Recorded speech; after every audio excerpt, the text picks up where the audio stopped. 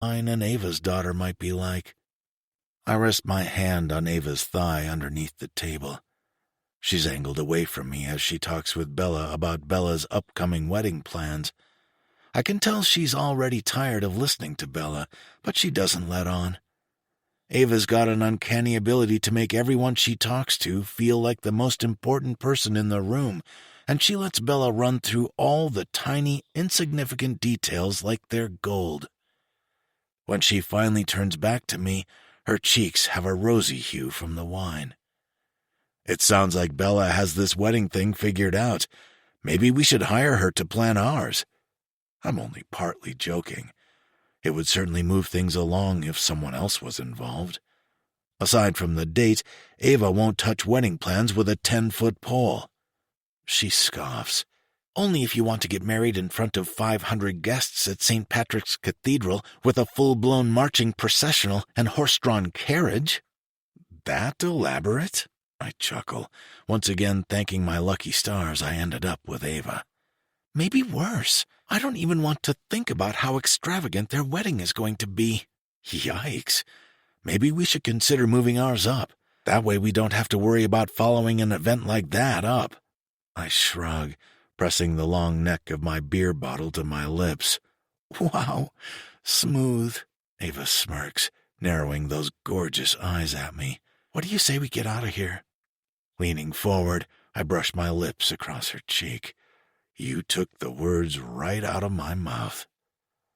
I've been on my best behavior with her dad and brother around, but now all I can think about is getting her back to my place. Ava gives me a look that tells me she agrees, and now I can't get out of here fast enough. We begin to say our goodbyes, and we're all standing in the foyer when my dad speaks with my mom at his side. I wrap my arms around Ava protectively, pulling her in until her back is flush with my chest. Alessandro, Sonia, we want to thank you both for opening your home to us tonight.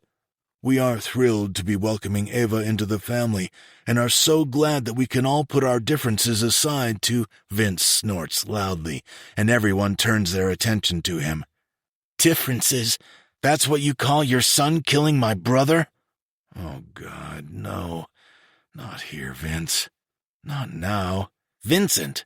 Alessandro's voice holds a strong warning, but Vince doesn't seem to care.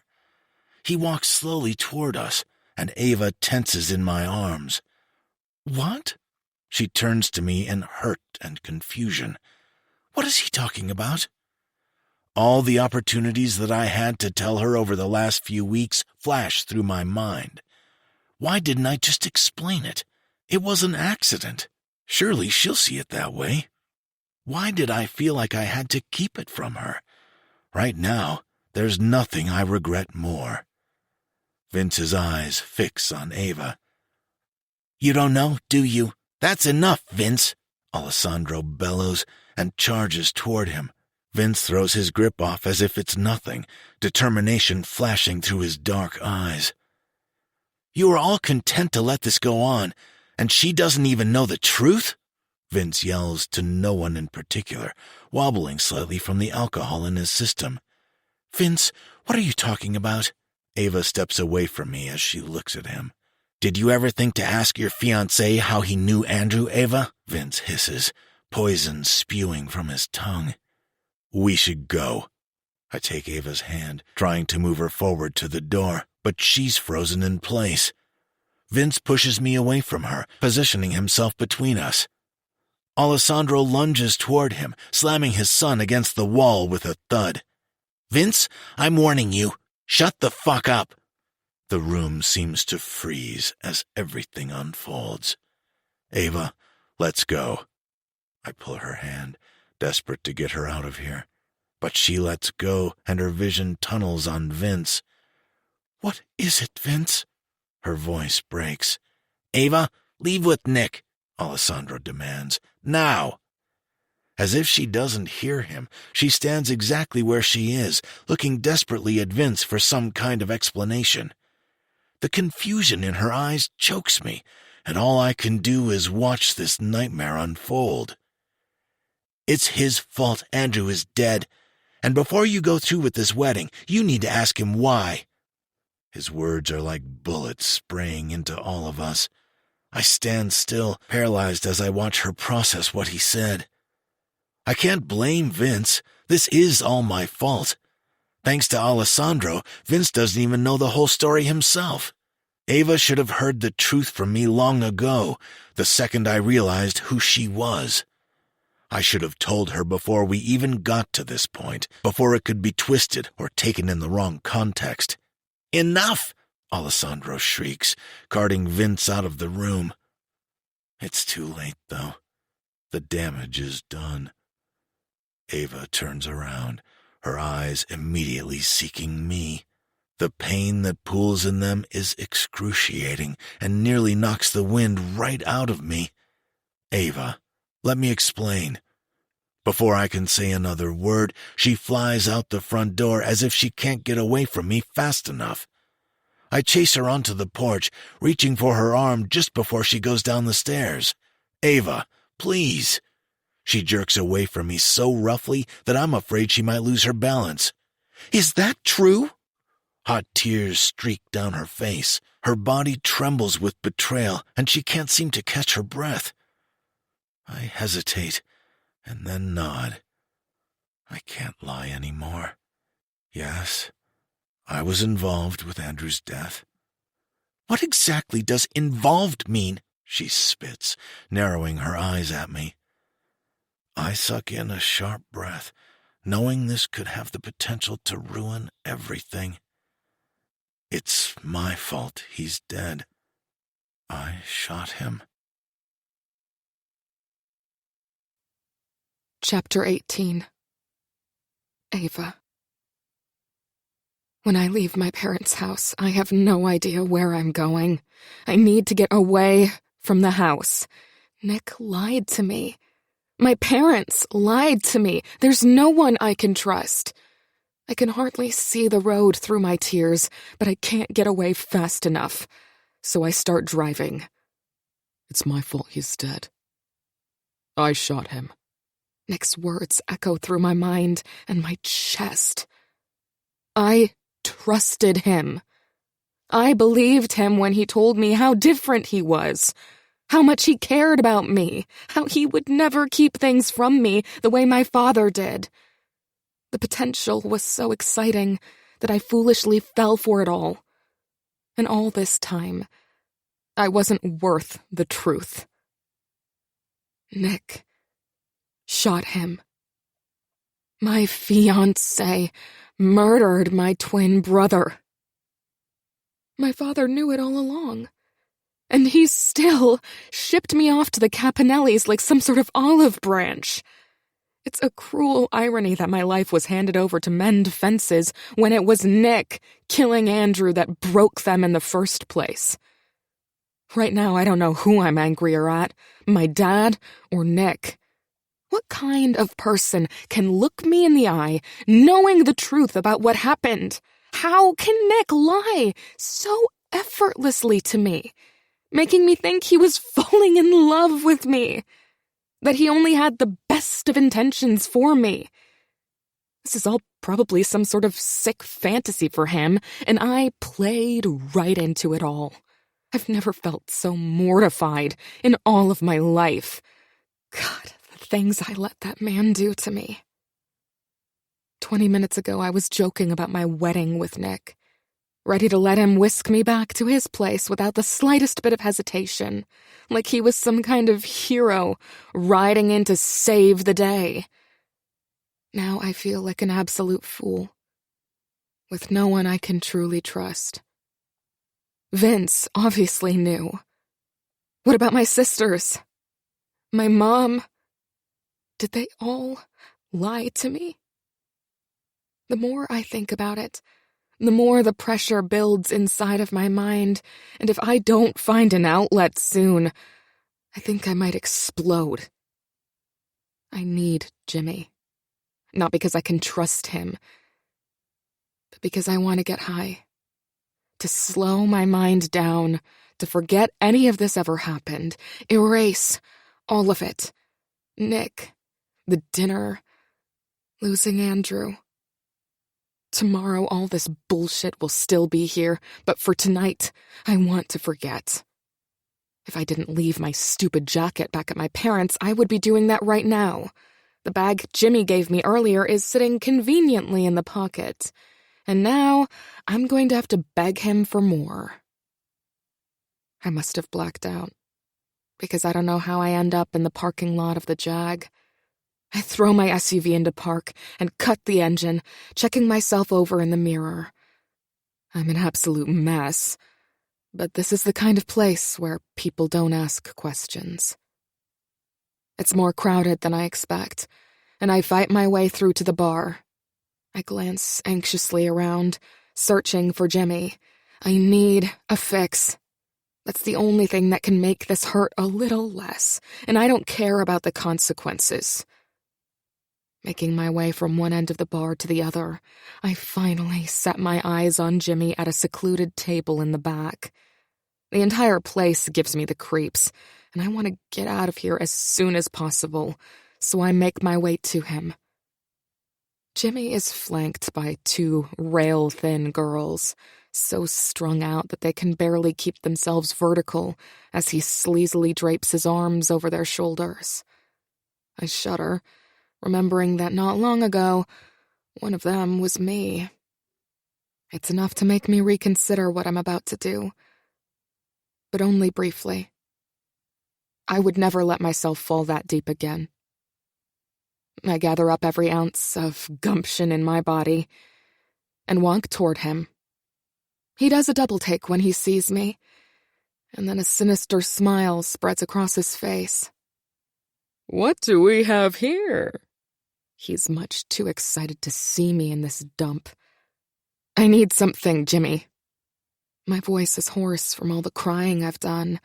I almost don't recognize it when it comes out. Jimmy chuckles. "Girls, can you give us a second?" The two women on his arms glare at me, and then stumble away in their doped-up state. I bite my lip, knowing this is my last chance to reconsider. I could call Nick to pick me up and go home. Yeah, call the guy who lied about murdering my brother. That's a great idea. Instead, I slump into the chair across from Jimmy, propping myself against the table on my elbows. "What happened to what I gave you earlier? Out so soon?" Jimmy arches an eyebrow at me. "It's at home. I can't go get it, and I need something now." Jimmy considers my words for a second, and then laughs. "Oh, how the mighty fall! What was it you said to me earlier? You're clean?" "Never mind, I'll find someone else." I stand up, ready to go. I didn't come here to be ridiculed. I'm well aware of how pathetic this is. He grabs my arm roughly. "I'll give you what you want, but on one condition." I should have known he wasn't going to make this easy for me. "What?" I ask, afraid of what the answer might be. I can't pay him. I ran out without my purse.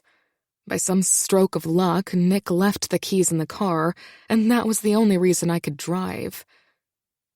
"Do it now. In front of me." "What?" My voice shakes. He can't be serious. "I want to watch you. I'm not going to let you run out of here again and let my good shit go to waste. I want to see your face the second it hits your system." He leans in. "I used to love to watch you get high." His harsh whisper bristles across my skin, and I squeeze my eyes shut. "Get up, Ava. Get out of here and run. Go back to Nick." I should. But my brain and my body are on two completely different pages, and I can't make myself do it. "Fine." Jimmy reaches into his pocket and pulls out a bag of cocaine.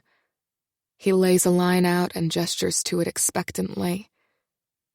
I stare at the line in front of me for a few seconds. There won't be any going back after this. But what exactly do I have to go back to? The second I get home, my father will hand me off to marry a murderer, and that will be it. None of this makes any difference. I'll still have to marry Nick, despite the fact that he killed my brother. And my father will make sure of it. But this, right now, this is my choice. It's something I can control. So I let out a deep breath, committing to my misery. Without another thought, I lean down and sniff the powder into my nose. It hits me almost instantly, washing over every inch of my body like a tidal wave. A wretched smile twists on Jimmy's face as he watches the sensation take hold of me. Within seconds, my world is spinning. I leave him to be with the girls from before and go to the bar to order myself a drink. I can feel the drugs pulsing through my veins, everything in hyperdrive as I sit down. Time passes both fast and slow as I sit at the bar. I'm so wrapped up that I don't register anything that happens around me. "What's a pretty thing like you doing here all alone?" A deep voice says from the chair next to me. I'm not in the mood for company, and I turn to the man intending to tell him so. He's handsome, but nothing like Nick. Lighter and longer hair, a few more freckles, and patchy facial hair. He certainly looks like better company than Jimmy, though. What makes you think I'm here by myself? "I've been watching you for a while. And trust me, no man in his right mind would leave you alone in a bar for this long looking like that." His eyes travel up and down my body, and I'm as uncomfortable as I am annoyed under his gaze. Are you trying to hit on me? "Is it working?" His smile is genuine, and I am desperate for anything to occupy my mind, so I don't completely shut him down. Why don't you ask me that again in a few drinks? "What's your name?" He asks, scooting a little closer. I consider lying for a minute, but it doesn't make much of a difference at this point. Ava? "I'm Nick." Am I hearing things? It's like I can't escape the constant reminder of him. I wince at his words, and then twist my lips into a smile. You look more like a Sean. Can I call you Sean? "You can call me whatever you want, babe." We spend the next few hours talking and drinking. I'm not exactly enjoying myself, but he's a warm body who doesn't know who I am or what's going on in my life, and he takes my mind off of it all. It's closing time. You guys want to settle up?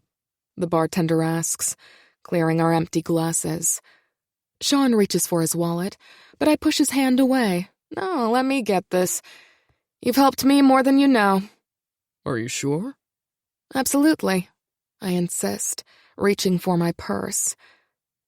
Damn it. I don't have it. I forgot it back at the house. The sparkling ring on my finger catches my attention, and a vengeful, hideous thought crosses my mind. This could be the perfect fuck you to Nick. Despite every shred of reason I've got left screaming at me to stop, I slide it off my finger and onto the bar top. Both the bartender and Sean stare at me in shock. I don't have any cash on me, but will this do? "We'll call it even," the bartender says, reaching for the ring. My heart skips when it disappears, but I ignore the twinge of regret I feel and fully commit to my misery. "Why don't you let me take you back to my place?" Sean says, helping me off the bar stool. For a moment, I consider it. Eventually, I'll come out of this state of mind, and I'll need something else to distract me from the shambles my life has turned into. And the longer I can put off having to see Nick, the better. She's already with someone. A dark, menacing voice comes from behind me. This time, I know exactly who it is, and my heart jumps into my throat. I'd recognize that voice anywhere. Sean, or Nick, or whatever the hell his name is, chuckles. Maybe she's tired of her boyfriend. Fiancé, actually. Nick growls, picking up my left hand, expecting to see his ring. When he doesn't, he clenches his jaw, and a sinking feeling grows in the pit of my stomach. I think it's time to go home, Ava. There's nothing in the world as sobering as a pissed-off Nick. You don't have to go anywhere with him if you don't want to, Sean says, angling his head toward me. Nick's hands clench into fists, and the reality of the situation hits me. The drugs, the alcohol, giving my ring away. Nick is only getting angrier by the second, and it won't bode well for me, or for this guy who's egging him on. Let's go, Ava, Nick demands, grabbing my arm. Sean steps forward. Hey, man, don't be so rough with... Before he can finish the sentence, Nick's fist lands squarely on his jaw and knocks him backward. Stay the fuck away from her. Nick! I shriek, latching onto his arm as I try to pull him away. Get your ass outside. Nick, please stop, I beg. He leans close to my ear, voice so low it sends a threatening rumble through my body. Get your ass outside before I drag you out of this place. Do you understand? I manage a meek nod and hurry to the door. Nick is close at my heels, and it might be a hallucination, but I swear I can feel the anger radiating off of him. You can be as angry as you need to be, but you can't pull this shit. He growls from behind me. You have no right to do this, I say angrily through my tears. The words are jumbled in my head, and I can only hope they make sense as I say them. I'm not a child. I fumble with the keys, but Nick quickly snatches them from me. Are you high right now? I can't bring myself to face him. I hate him for lying to me, but I also hate the idea of disappointing him, and it's an unfair paradox. He grabs my chin, forcing me to look up at him, and on instinct I reach out to slap him. He catches my wrist firmly before I can make contact, and I cry out in pain. You're not going to do this, Ava. I messed up, but that doesn't mean you get to throw all your progress away. You owe it to yourself to let me explain. I open my mouth to speak, but nothing comes out. There's a raging battle inside of me like I've felt before. Part of me doesn't want to give him the time of day after all the chances he's had the last several weeks. But another part is desperate to hear what he has to say. The push and pull is relentless, and my mind spins out of control. Ava, please, get in the truck, and I will tell you everything. I swear. His voice cracks with emotion. Now you want to talk? You've had weeks to tell me the truth, and now that you've been caught, it's a priority.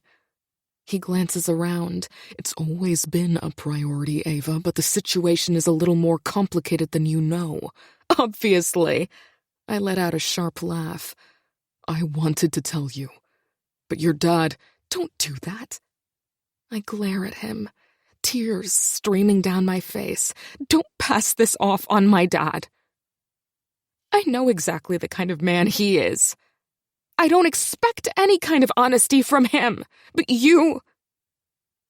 That's all you've been preaching to me for weeks. How I can trust you. How different you are. Nick is silent because we both know I'm right. You're a grown man, Nick. And you could have easily chosen to tell me before we got to this point. You're right. He looks up at me with a brokenness in his eyes. I'll tell you everything you want to know, please. Just get in the truck and let me get you home. I hesitate, but nod. He opens the door for me and I climb inside. What had happened? I ask once he starts to pull out of the parking lot. Not now. You need to be sober to hear the whole story. I wait for him to reach out and put his hand on my leg like he normally would, but he doesn't. His eyes are locked on the road, jaw flaring every once in a while. And all I can do is cry. Chapter 19. Ava. When I wake up the next morning, I feel like I've fallen off a cliff. My entire body aches, my throat burns, and my eyes are so heavy that I can barely keep them open. It's been so long since I've felt like this, and I never thought I'd feel like it again. I blink several times, trying to adjust my surroundings. Why am I in Nick's room? Why am I wearing his t-shirt? Did I stay over at his house? The reality of what happened last night hits me out of nowhere.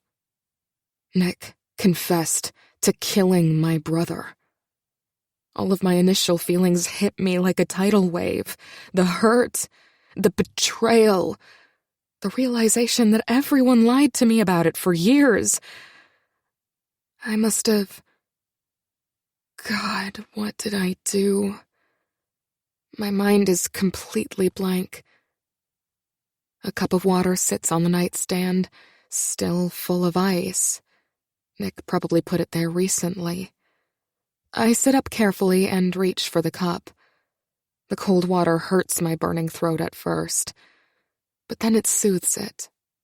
It does nothing to help the splitting headache I have, though. I haven't felt like this since... The night comes back to me in small pieces, and every bit of it is gutting. Everything was great at my parents', and right as we were about to leave, it all blew up. The confrontation with Vince, Nick's admission, me going to the Jag, and finding Jimmy. I can almost see the line of coke he laid out for me, and almost feel the way my body tingled at the sight of it. I would give anything to erase what happened next, but it's so vivid in my mind. The other guy at the bar, the way his head snapped back when Nick punched him, our fight in the parking lot. I cradle my head in my hands in frustration. How did I let things spiral so out of control? I worked so hard over the last several months, and now all of it is gone in one moment of stupidity and selfishness. Right now, I'm not sure who I'm more upset with, myself for breaking my recovery, or Nick for making me feel so safe, all while keeping this monumental secret from me. It's not like this is a little white lie. Nick played a part in Andrew's death.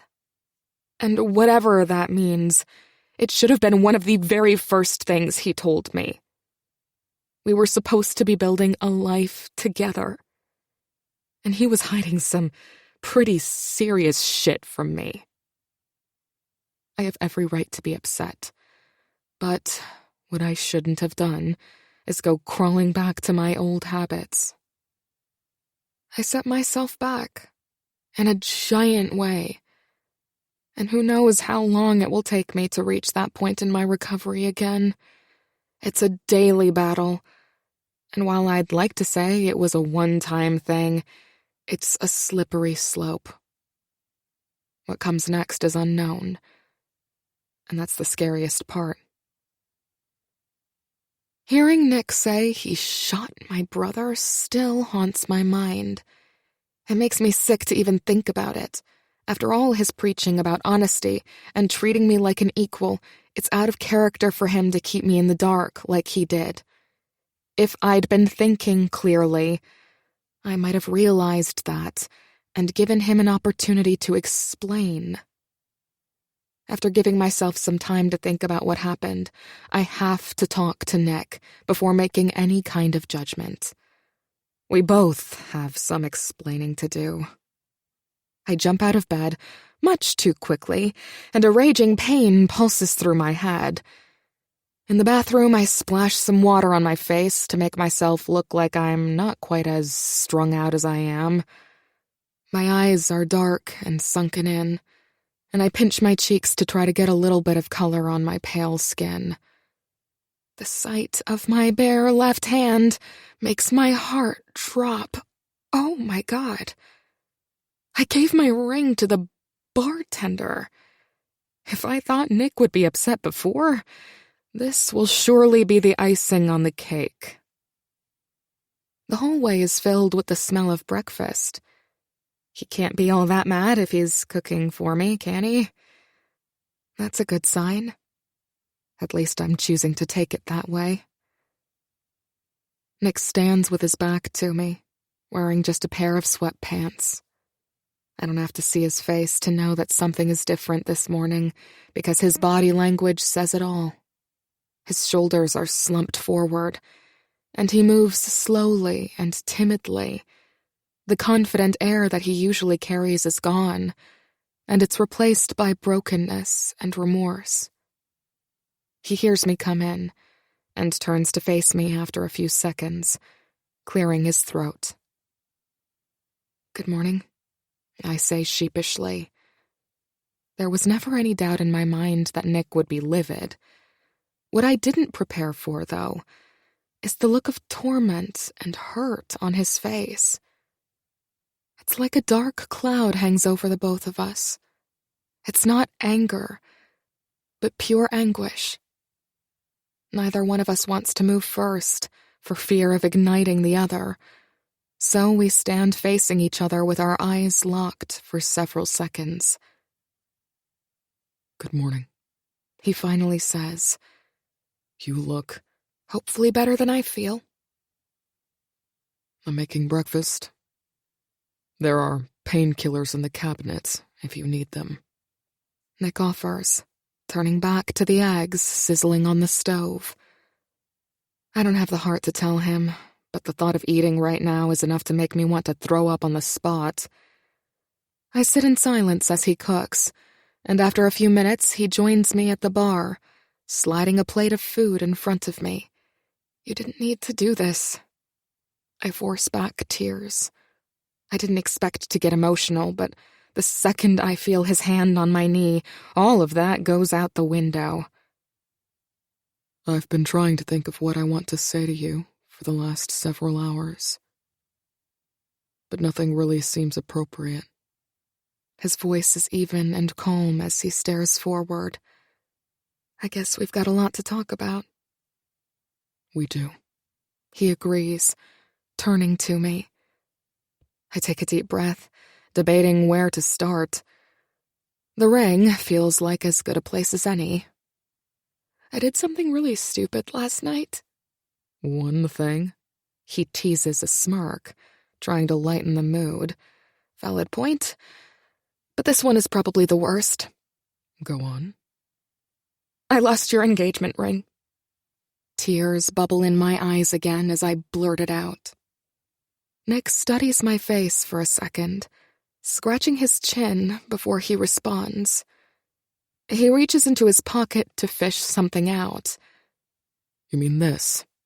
He holds the oval-shaped sparkler in front of me, and my heart slams into my chest. "How did you... Where..."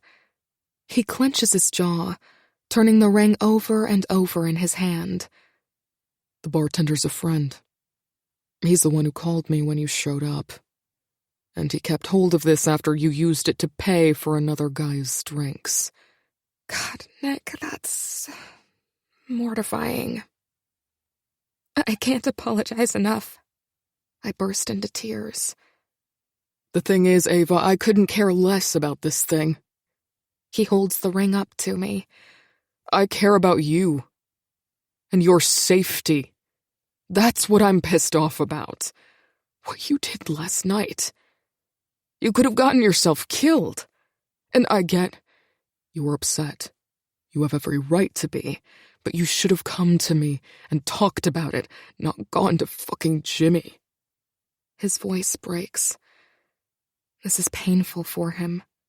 Having someone so concerned for my safety is a whole new experience for me. With my parents, it was always about how my behavior reflected on them. I owe you an explanation. I'm going to tell you everything that happened with Andrew. And I'm going to set this here. He puts the ring on the countertop. And after we talk about all of this, you can decide whether or not you're going to put it back on. I nod. But if you do, some things are going to have to change. I'm sorry I didn't tell you this from the beginning. I assumed your dad did. I didn't find out that you didn't know the truth until a few weeks ago, and I've been trying to figure out the best way to bring it up ever since. He starts. I knew Andrew for a long time. I should have recognized you the moment that I saw you that night because your faces are so similar. I don't know why I didn't. Nick hesitates. He was one of my best friends. Mine too, I say. Nick squeezes his eyes shut, as if he's getting himself up for what he's about to say. 4 years ago. Nick. What the hell? The sound of someone banging on the door wakes me up abruptly. Usually it's Leo, having forgotten his keys. I throw some shorts on and stomp out of my room and down the hall. I'm annoyed as hell when I open the door. Bro, seriously, you've got to start... It isn't Leo who stares back at me, though. It's Andrew. He paces on the porch, frantic and looking like he hasn't slept in days. What's going on? I ask, confused to see him standing at my door at 3 o'clock in the morning. I need help. His voice is hoarse. Come inside. I usher him in, looking around to be sure that no one is watching us. What the hell is going on? I screwed up, Nick. I took the deal from the MS-13 dude. He runs his fingers through his hair, continuing to pace back and forth in my living room. Are you out of your damn mind? I bark. Do you have any idea how dangerous it is? A few weeks ago, he came to me about this whole thing. He'd royally screwed up a weapons shipment for his dad and was trying to get it replaced before anyone caught wind of it. MS-13 is a gang. They don't run things like we do in the Mafia. It's fast and loose, and you can't take much of what they say as truth. So when he told me about the deal they offered him, I knew it was bullshit. They said they would replace his guns for him. All he had to do was go to their supplier and get the replacements, plus their next shipment. Getting involved with them in any capacity is a death trap, but Andrew wouldn't listen. I know, he says. I should have listened, but shit, Nick, it's bad. His panic pulses, and he's bitten off more than he can chew. What he tells me next, though, I never could have been prepared for. What happened? You should have seen this place, Nick. Guns fucking everywhere. Most I've ever seen in my life. No way they can keep tight inventory on that shit. I figured... My heart nearly stops. Andrew, tell me you didn't steal from them. I only took a few. I didn't think they would even notice they were gone. And my dad would have been ecstatic if I brought home more than we paid for. He's always talking about what a screw-up I am. For once, I wanted him to trust me like he trusts Vince. His voice is pained, and he's almost in tears. He's under a lot of pressure, but I don't understand how he could have been so damn reckless. But they did, and now their supplier's after me, and so are they. I told you I'd get you the guns, man. Now I'm pacing too. We have to figure this out, fast. You don't mess with these kinds of people, and I'm furious at Andrew for dragging me into it. There's no way you could have without my dad finding out. And this is better? They're going to kill you. Of course they were going to find out. These are weapons we're talking about, thousands of dollars worth of weapons. They're not going to kill me, Nick. He pulls a gun out of his waistband.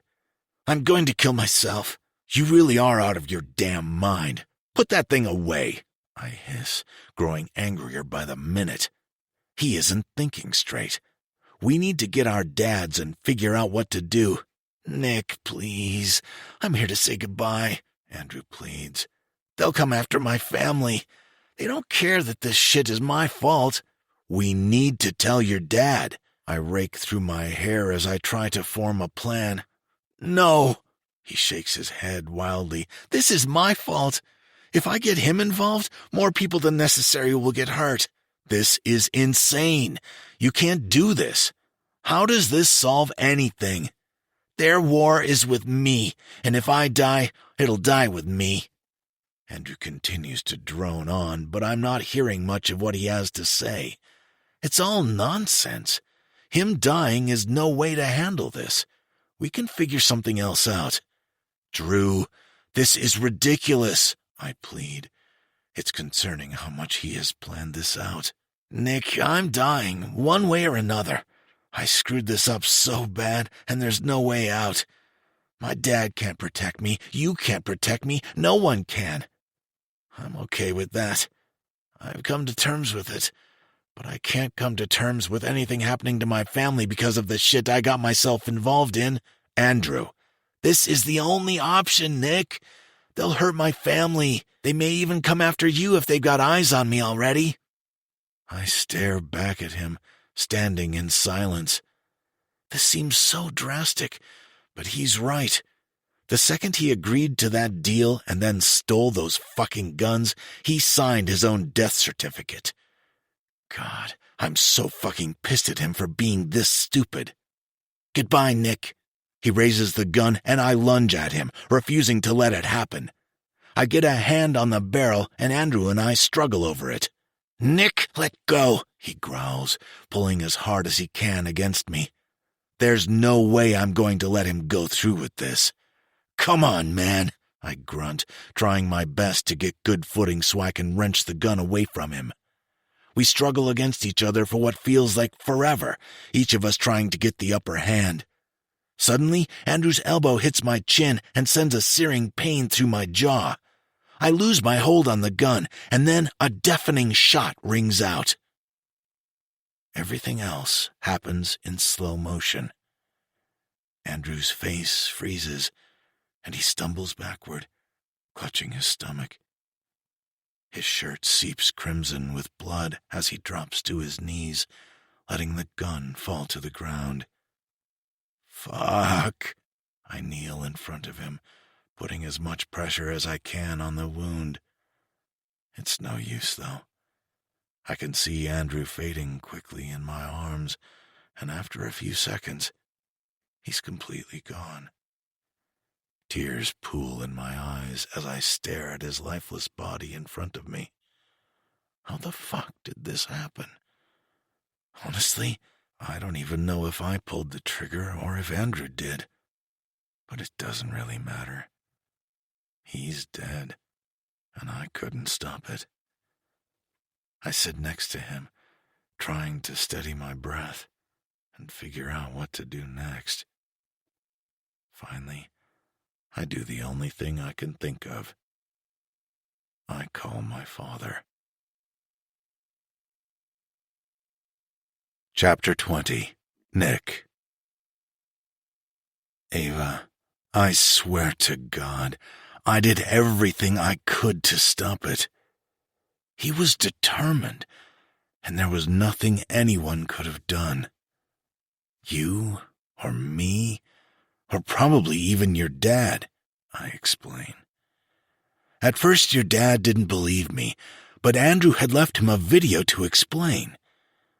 After that, We stopped working together completely. There was just too much animosity. And obviously, Vince still blames me. Ava hasn't said a word since I started telling my story.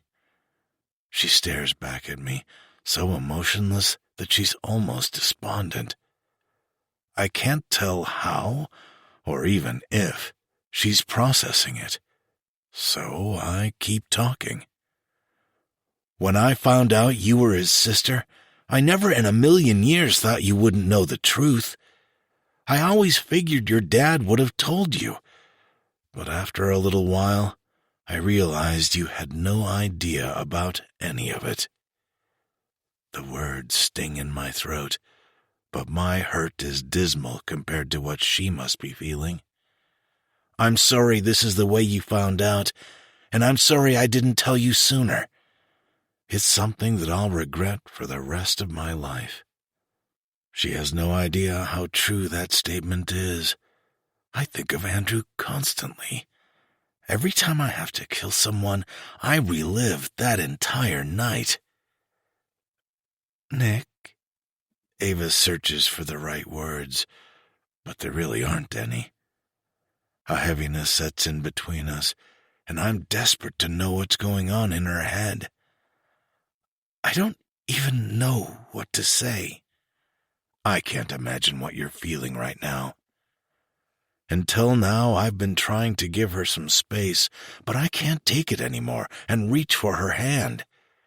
It surprises me when she doesn't shy away, and a sliver of relief hits me. Thank you for telling me. Ava purses her lips. I'm sorry that I didn't give you a chance to explain. Losing Andrew is like a pressure point for me, and when something triggers it, it's like I black out. Ava buries her face in her hands, heavy sobs racking her entire body. The sound of her whimper guts me, a blade straight to my insides. Hey, I scoot closer, wrapping my arms around her as she cries. She turns into me, burying her face in my chest, and I stroke her hair gently. It's okay, Aves.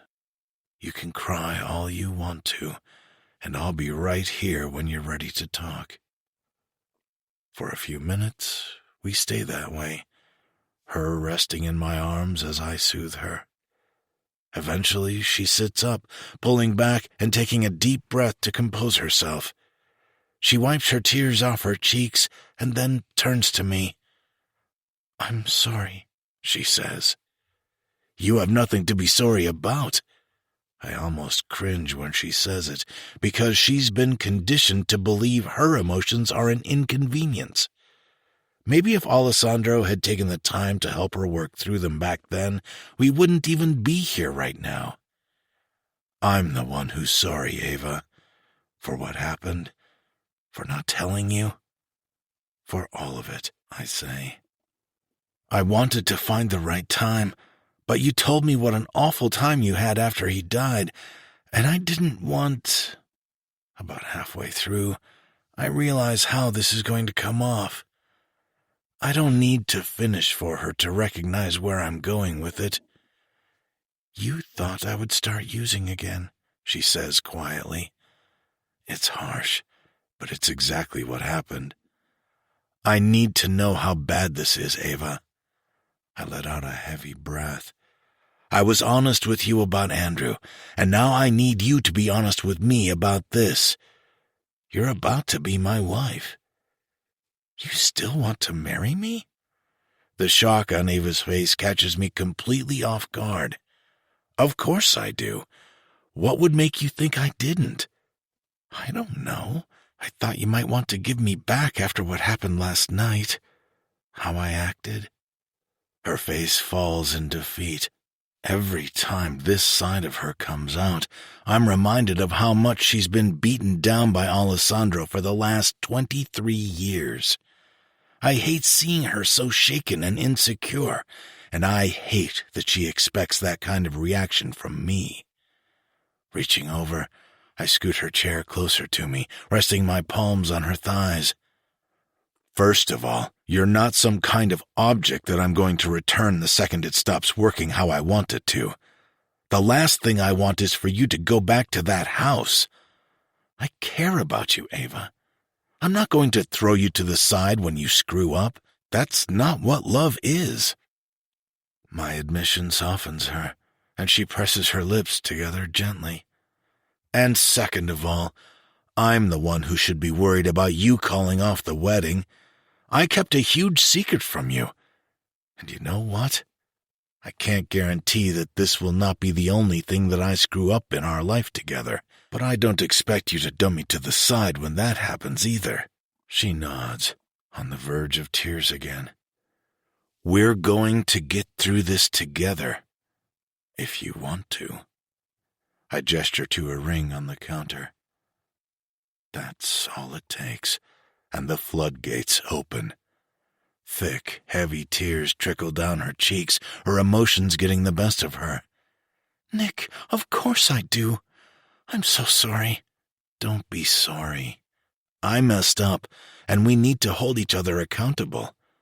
Although, in the future, I hope you choose another method besides giving your ring to a bartender and getting high.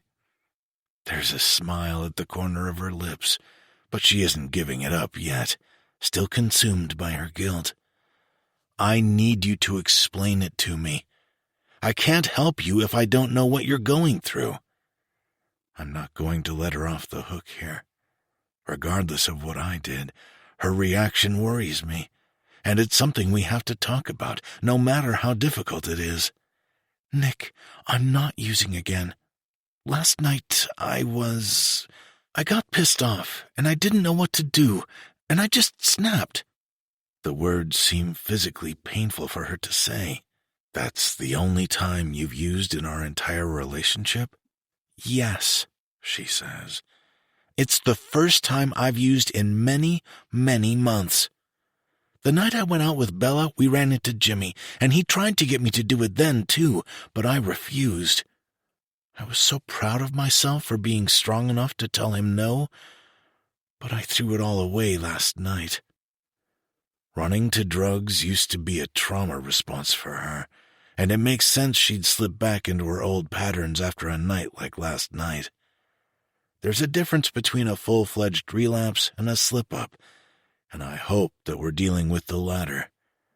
You didn't throw it all away, Ava. It was a mistake, a terrible mistake, but there are going to be bumps in the road. What matters is how you come back from it. No one expects you to be perfect, and you shouldn't expect that from yourself either. What I have to ask next makes me anxious, both for her reaction and for the answer. How bad did it get? A darkness washes over her, and I can tell she doesn't want to tell me. Ava. I cup her chin, slanting it up so that I can see her. Nothing you say is going to make me think less of you. I just want the truth. It was bad, she finally says. For several months after Andrew died, I was rarely sober. I was using constantly because it was the one thing that brought me any kind of relief. I didn't care about the pain or the embarrassment or what I was doing to anyone else. Painful memories swarm in her eyes. How did it start? I press. Losing Andrew was like losing a huge part of myself. He was the only one who ever protected me, and I felt lost without him. Right before that, things had gotten serious with Jimmy, and in the beginning, I really thought he was trying to help me. But all he really wanted was somebody to get high with. At first, I didn't mind because I could forget. My dad lost his mind, and he tried everything he could think of to get me to stop. He tried to beat it out of me. And when that didn't work, he threatened to throw me into his prisoner cells for a month so that I knew how good I had it. She swallows, biting back her tears, and rage wrecks my body. Fucking Alessandro.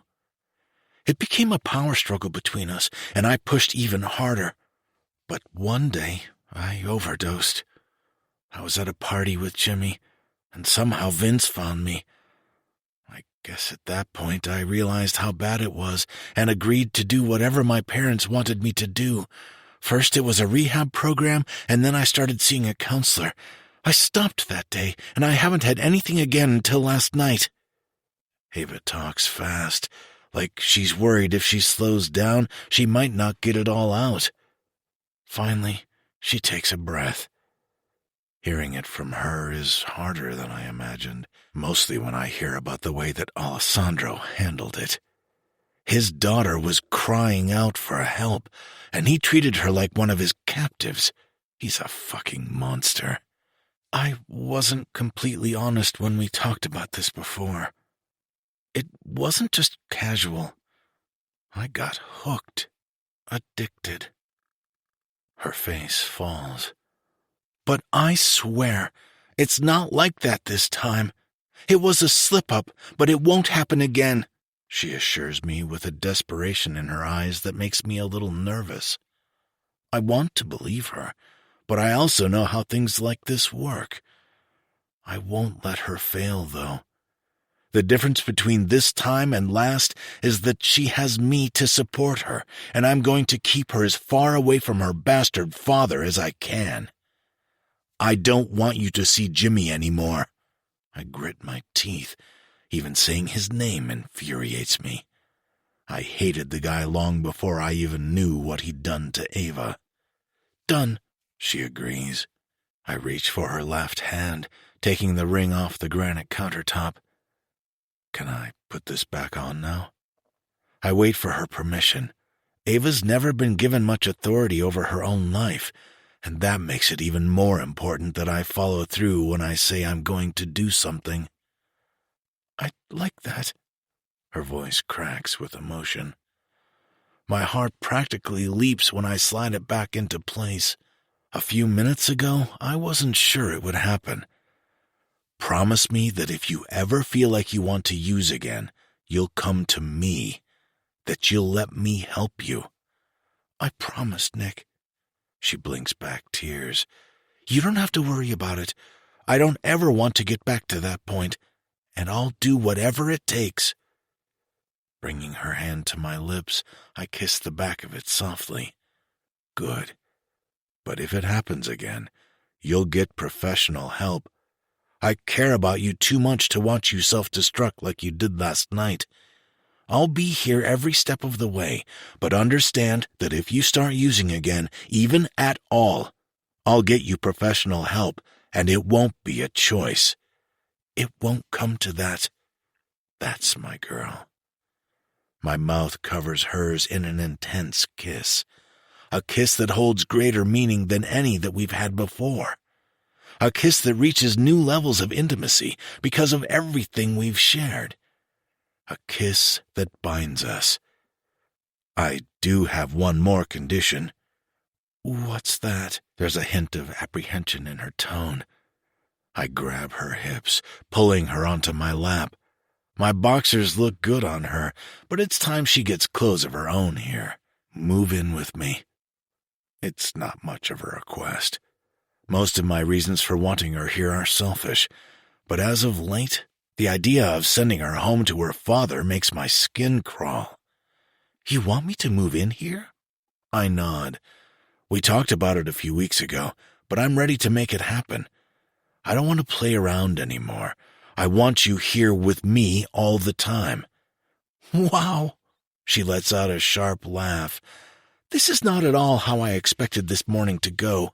It's not the kind of conversation you're used to, but it's how things are going to go with me. Like I said, I want us both to be accountable, but it's not my job to make you feel bad about what happened. If I had to guess, you've already been doing that. I can't read her expression as she weighs my offer. She's not really going to fight me on this, is she? Nick, my dad won't go for that. At least not until we're married. I don't give a shit about your dad, Ava. Do you want to move in with me? Ava reaches out, resting her hand on my cheek as her thumb sweeps across it. I want to be here with you, Nick, 100%, every day for the rest of my life.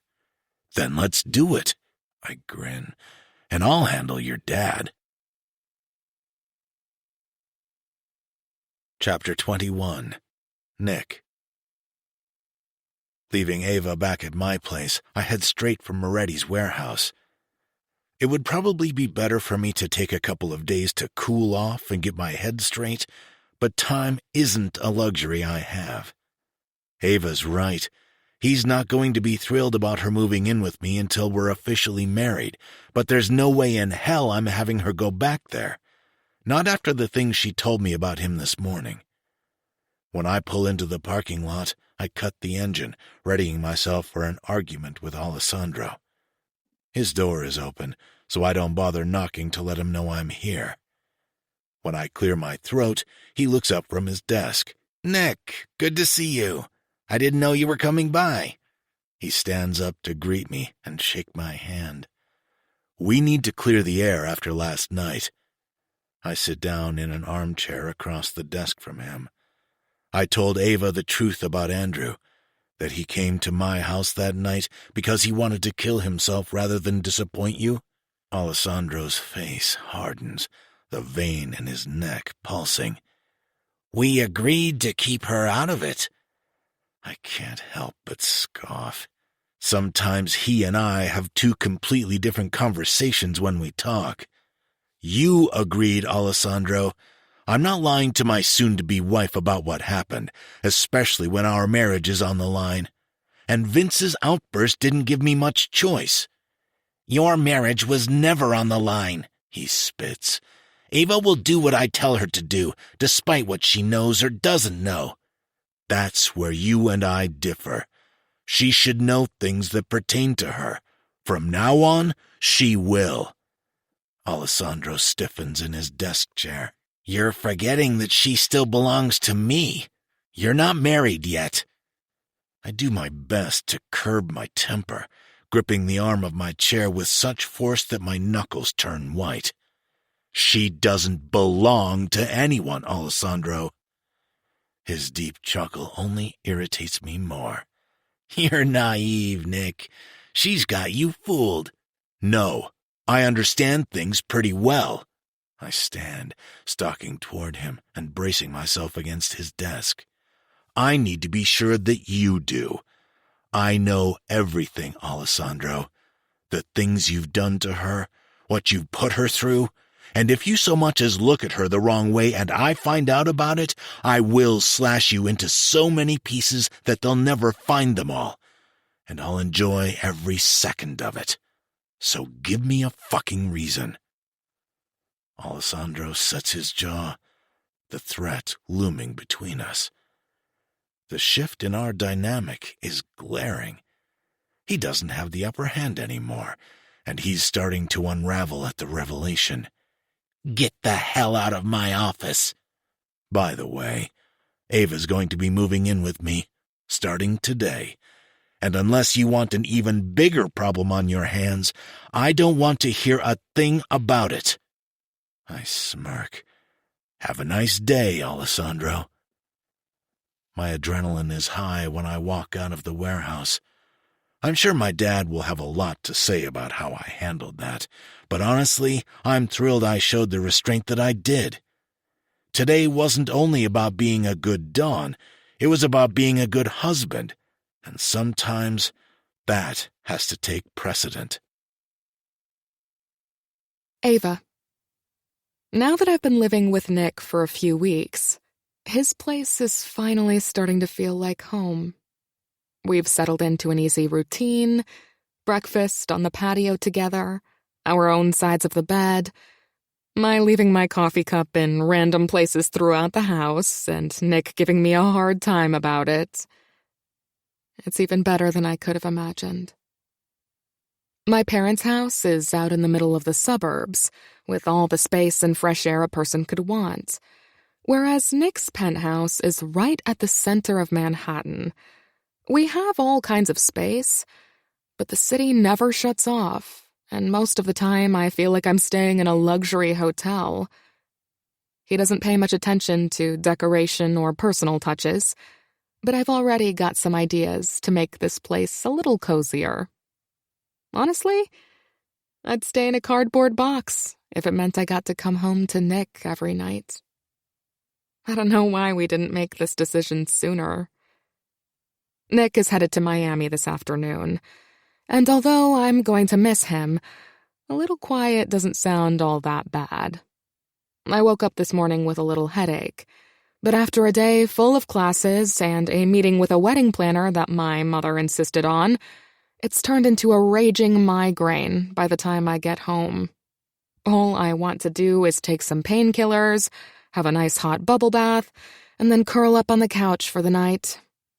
When I get inside, though, all I can manage is to find a sappy Hallmark movie and collapse on the couch. I type out a message to Nick letting him know that I'm not feeling well, and I'm going to lie down, and barely get it sent before my eyelids become unbearably heavy. Maybe I'll feel better after a nap. When I wake up an hour later, I'm a little disoriented. The TV is off, and I remember falling asleep to a movie about a billionaire who falls in love with a small-town bakery owner. Not to mention that I have the distinct feeling that I'm not alone. I want to sit up, but the throbbing in my head and my achy body say otherwise. It takes me a second to realize that Nick is sitting at the end of the couch. He's hacking away at his laptop, and my feet are draped over his lap. I've never seen him wear glasses before, but it's definitely a good look on him. If the thought of moving didn't make me want to vomit, I might make a move on him. You really should lock the front door when you're here by yourself. The corners of his mouth lift into a barely detectable smile, but he doesn't look up. So creepy men don't sneak in and watch me sleep? Precisely. He smirks, shutting his laptop and turning to face me. How are you feeling? I'm fine, I insist, propping myself up. The sudden move makes my head feel like it's going to explode, and it hurts to talk. You don't look fine. Nick presses the back of his hand across my forehead. And you're burning up. How does your head feel? It hurts. A lot, I admit, although it feels a bit better as I reposition myself on the couch so that I can snuggle into his chest. Nick frowns, wrapping me into a tight embrace. Why didn't you tell me you were so sick? I thought it was just a headache. Why aren't you in Miami? I ignore the question. Because I came home to check on you before I left and you were burning up. So I canceled my trip.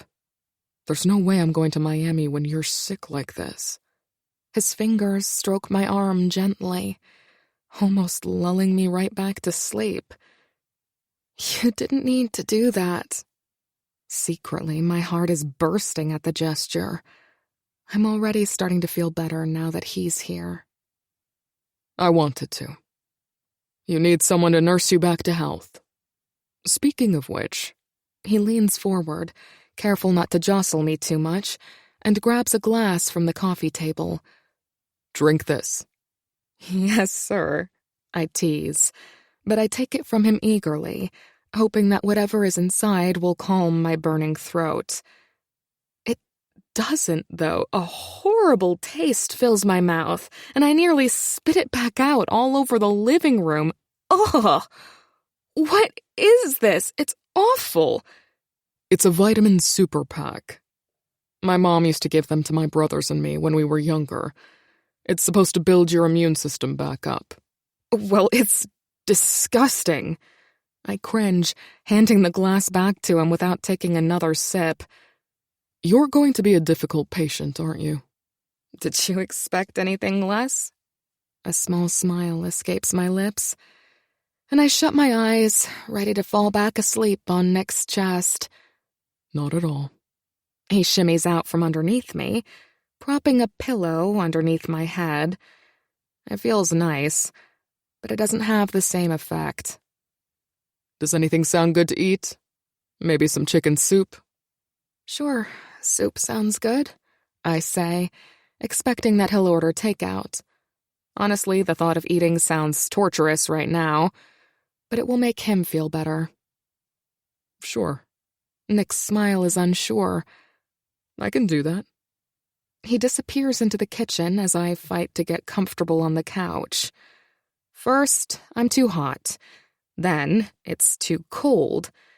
Even the thought of moving makes my entire body ache. It's been a while since I've been this sick, and it couldn't have come at a worse time. Between searching for a new internship, classes being in full swing, and all the wedding planning, I have too much on my plate to slow down. Next week, our families are hosting an engagement party for us, and while I'm looking forward to it, a part of me wishes we could sneak away and do things on our own terms. On top of that, Nick had to cancel his entire trip to take care of me. He'll never admit it, but he's under a lot of stress as he's preparing for his new role. He's gone for nearly an hour without a word. I drift in and out of sleep during that time, wondering what could possibly be taking so long. The cafe in the lobby of our building even has chicken soup. Did the delivery driver have to kill the chicken himself? After what seems like an eternity, Nick emerges from the kitchen with a tray filled with food and a bouquet of flowers. Okay. He sighs, setting the tray down on the coffee table and arranging a few things. This is my first attempt at making chicken soup, so got me a little slack. A wave of emotion strikes me as I stare back at him, realizing that he's made the soup himself. This man canceled his entire work trip to take care of me, has waited on me hand and foot, and now tried to make me chicken noodle soup, even though he hardly knows how to turn the oven on. And that's just in the last few hours. Nick is incredible. He's everything I could have ever asked for, and then some. No one has ever cared for me quite like he does. Not even my family. Why are you looking at me like that? He laughs anxiously, running his fingers through his hair. Nick, I love you, I blurt, admitting my feelings to him for the first time. Nick bites his lip, letting out a sharp laugh as he sits down on the couch next to me. Is your fever making you delirious? You just told me you loved me. I shake my head. It's not. I meant it. I love you. I love you too, Ava. He leans forward, resting his forehead on mine. And we stay like that for a few minutes, taking it all in. Now will you please eat this so you can get some rest? Nick tilts his head at me, offering me a spoonful of chicken soup that smells like heaven. Of course. The moment isn't glamorous. We're not at a fancy restaurant or on some grand adventure. We're sitting in sweats on the couch in our living room. But it's perfect all the same. Chapter 22. Ava. By the time Friday rolls around, I'm feeling much better. I even get up early so I can make some breakfast before Nick heads to work. He's been home with me all week, nursing me back to health and taking care of anything that came up. Yesterday, he couldn't avoid going into the office for a little while, but it was the first time he left me all week. I'm just starting to mix up some waffle batter when my phone rings. I rush to get it so it won't wake Nick up and pick up without looking at the number. Hello? Hi, sweetheart. I nearly have a heart attack hearing my father's voice on the other end of the line. It's been weeks since we've even spoken, and it isn't like him to call me out of the blue. Hi, Dad. How are you? Is everything okay? Oh, everything is fine, sweetheart. I've been meaning to call for the last few days. Oh, really? I'm weary of his sudden interest in me. This is new, and it's suspicious. Yes. Terry Bradford called me a few days ago. He said he has an internship open at his office next semester, and that he's been waiting for your call. I swallow a lump in my throat. Oh, yeah, Jimmy mentioned something about that. Sounds like a good opportunity, but I'm not sure that's something I should be doing right now. Nick wants you to quit school? The way he twists my words has me jumping on the defense. No, nothing like that. I'm going to finish. I don't know if it's a good idea. With my history, with Jimmy, there are a lot of internships out there, and... Oh, nonsense, Ava. It's a great opportunity. Jimmy has nothing to do with it. You should be flattered that Terry would consider you for something like this. Maybe. I set up an interview for you. He will be expecting you at 11 o'clock. My eyes widen. Dad, today is really not a good day with the engagement party tonight. And I don't really... Ava, it's rude not to respond. Terry is a friend of mine, and I was completely mortified when he said you didn't even bother to call. The least you can do is go and see what it's all about. Sure. There's no harm in that, I say reluctantly. Good. Let me know how it goes. He hangs up without waiting for a response. I throw my head back, swallowing a groan. Why do I let him do this to me? I look at my watch, realizing that it's close to 10 o'clock now. I don't have any time to spare if I'm going to make it to Bradford and Chambers by 11. There's no way I'm going to show up late and run the risk of pissing my dad off even more. I put the waffle ingredients away and grab a banana on my way to the bathroom. I don't have time to shower, so I slip on a professional-looking black dress and run my fingers through my knotted curls. I lean against the counter, applying a healthy coat of red lipstick and smacking my lips so that it's even. Wow, you certainly look better today. Nick comes into the bathroom shirtless and sweaty, having just finished his workout in the home gym. He sneaks his arm around my waist, sweeping me into him as he peppers me with salty kisses. Where are you off to, dressed like that? His eyes rake over me as he holds me out in front of him, hands on each of my shoulders. I blush under his gaze. Thank you. I laugh anxiously. He isn't going to be thrilled when he finds out where I'm headed. I'm going to Bradford and Chambers. I have an interview at 11. Nick's face falls and his entire demeanor stiffens, as if he's preparing for a fight. Your what? I thought we talked about this. We did. I nod, turning back to the mirror to finish my makeup so I can be on my way. But my dad thinks it's a good idea if I go. It's a really prestigious firm and... It might be prestigious, but it's also a direct line between you and your drug-dealing ex-boyfriend. He reaches for my wrist, spinning me back around, so I can't avoid his stare. Ava, you know how I feel about Jimmy. I don't want that scumbag anywhere near you. And if you're working for his father, it's easy access. I'm sorry, I obviously wasn't planning to follow up on Jimmy's job offer, or I would have told you about it sooner. My dad set this up without even talking to me first. How am I supposed to say no? I don't think he means to look at me as condescendingly as he does. Pretty easy, actually. You don't have to listen to him anymore. I don't care who he's friends with. Jimmy didn't tell you about the offer to help you, Ava. He wants to see you fail.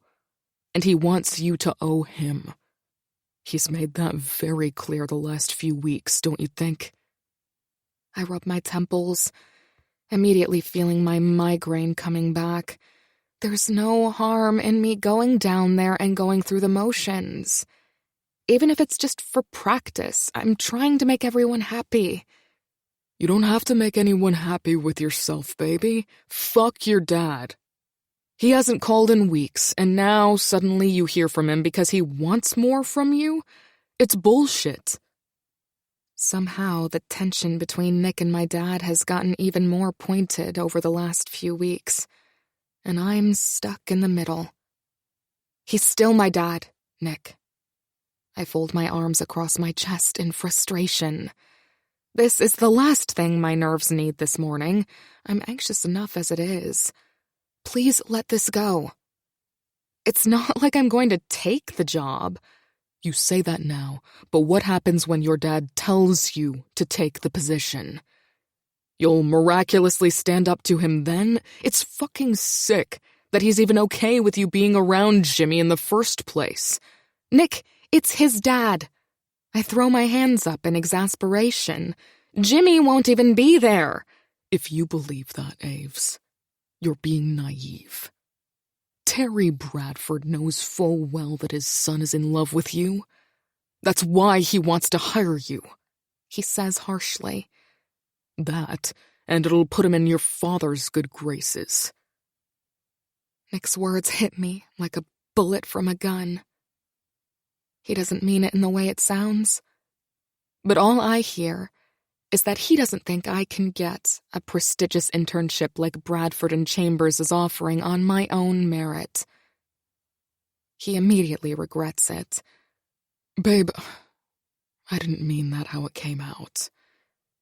You could work anywhere you want, and you deserve to be somewhere that hires you for more than your connections, and you're in such a good spot right now. Are you sure it's healthy to put yourself in a situation where you'll be around Jimmy and that kind of temptation? You don't think I can resist getting drugs from Jimmy if I see him again? I say flatly. That stings worst of all. I've been fighting this as hard as I possibly can, and to hear that he doesn't have faith in me is a tough pill to swallow. No, that's not what I said. Nick holds his hands up as he backtracks, remorse in his eyes. I need to get going. I take a quick breath and grab my phone from the counter. I need to put some space between us before things get worse. I'll see you later. Ava, please. Nick follows me. I'm sorry, that's not what I meant. I trust you. I'm only... I hold my hand up to quiet him. That's bullshit, and you know it. I'm working as hard as I can to turn it around, and you can't throw my addiction in my face every time we're arguing. You don't get to bring it up when it's convenient for you. I told you, I have no intention of taking the internship. But I'm going to go down there and meet with him because my father asked me to. I'll talk to you later. I hurry out of the room before he can stop me again. Nick. When I arrive alone at Ava's parents' house for the engagement party, the place is already packed. Having to mingle and make small talk without her sounds miserable, so I duck into Alessandro's office to hide out until she gets here. I wasn't thrilled about this party to begin with, and after my argument with Ava this morning, I'm absolutely dreading it. She dodged my calls and texts all day, and I wanted to hash this out, not pretend that everything was completely fine between us in a room full of our father's closest friends and soldiers.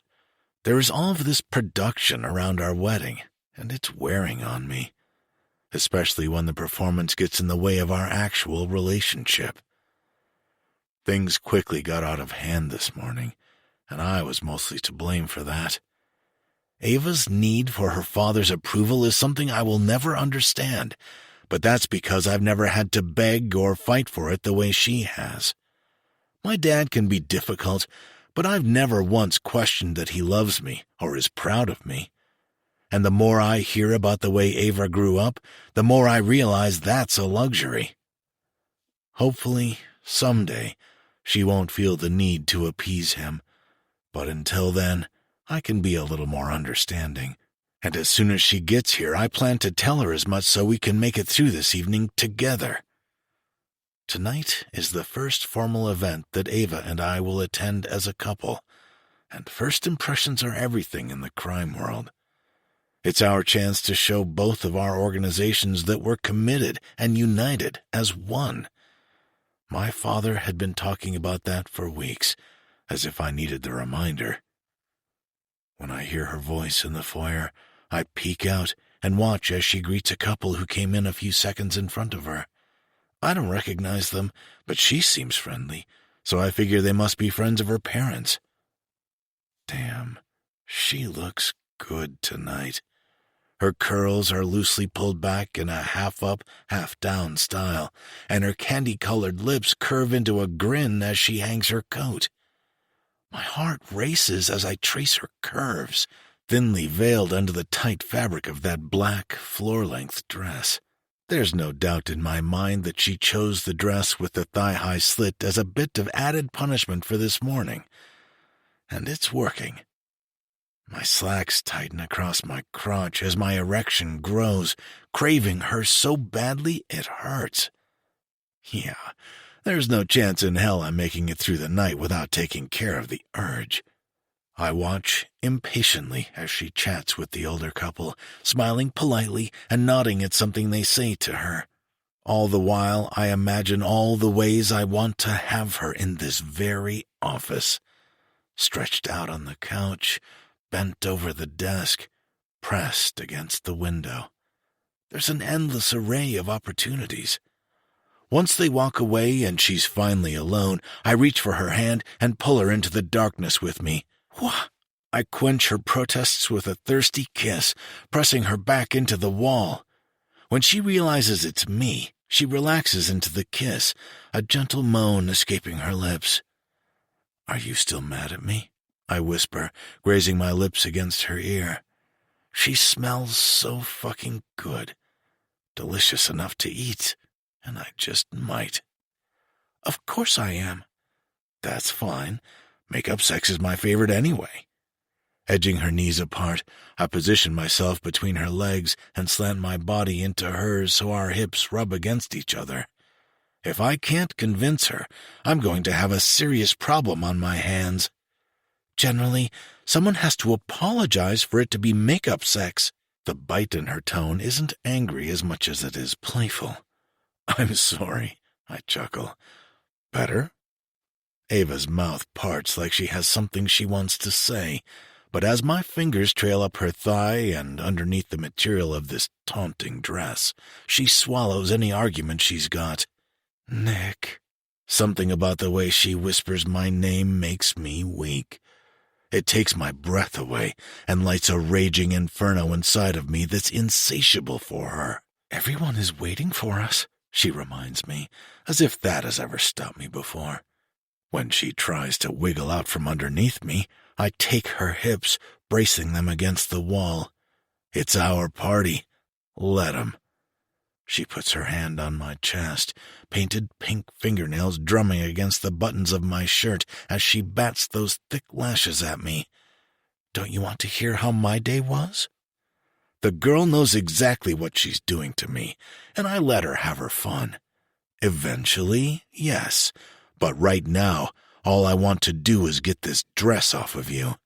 "Nick, seriously?" She slides away, this time successfully. "This is my father's office. He could walk in at any second." "Then lock the door, if that's what you're worried about." I'm not going to be talked down easily. Ava might have started this game with her outfit choice, but I'm going to finish it. "You're impossible." Ava steps to the door and reaches for the knob. At first, I think she's about to walk out on me, but instead, she trips the lock. "You've got 10 minutes. I let out a sharp laugh, stalking toward her. My arm slips underneath her ass, and I set her on the edge of the desk. Loosening my tie, I dropped to my knees in front of her and nudged them apart. I only need 5. Chapter 23. Nick. "Thank you," I say, taking my drinks and sliding a few bills across the counter to the hired bartenders. Our parents went all out for this party, catering the event and bringing in a whole slew of vendors. With the Moretti estate as big as any venue, this party is like a mini wedding itself. I'm having a good time, but all I want to do is get Ava home. A few stolen minutes in Alessandro's office were nothing but a tease, and I'm even more frustrated than I was to begin with. I spot Ava across the room, but as I start to make my way over to see how much longer we have to stay, I'm intercepted by Vince. "Hey," he says gruffly. "Hey." The last time Vince and I spoke, he accused me of murdering Andrew, and I definitely don't want another scene like we had that night. "I wanted to say," Vince mumbles, scrambling for words. I know where he's headed with this, but I want to hear him say it. "I reacted badly the other night. I didn't understand the truth about what happened with Andrew. And if I had—" "Hey, man." I hold up my hand to stop him. "I get it. I probably would have reacted the same way. I'm sorry if I caused problems with my sister," he says genuinely. "You didn't. It was a conversation I should have had with Ava a long time ago, and that's on me." "Yeah, I heard you paid my dad a visit last week, too," he says. I don't respond. I expected news of our little exchange to get out, and that reactions would be mixed. "I respect the way you handled the situation, the way you stood up for her," he says. "My dad always has some sort of ulterior motive where Ava is concerned." "What do you mean?" Vince shakes his head. "Look, all I can really say is that you need to be careful who you trust around here." He glances around the room as if he's worried he'll be caught saying too much to me. "Your dad?" The marriage treaty was his plan from the very beginning. Why is he not happy with it now? "He likes to use Ava as a distraction," Vince says quietly, his voice barely audible over the hum of the party behind us. "I don't know what he's planning, but you need to keep a close eye on things. She'll wind up getting hurt if we don't take care of this soon." "We?" I raise a curious eyebrow at him, his insinuation surprising me. "Don't let it go to your head, Caponelli. I still can't stand you, but I'm willing to compromise where my sister is concerned." "Noted," I laugh, taking a drink of my whiskey. This is progress for me and Vince. At least we can agree on one thing. Alessandro isn't going to hurt Ava anymore. "I'll let you get back to your party, but I'll be in touch soon." Vince slaps me on the back and disappears.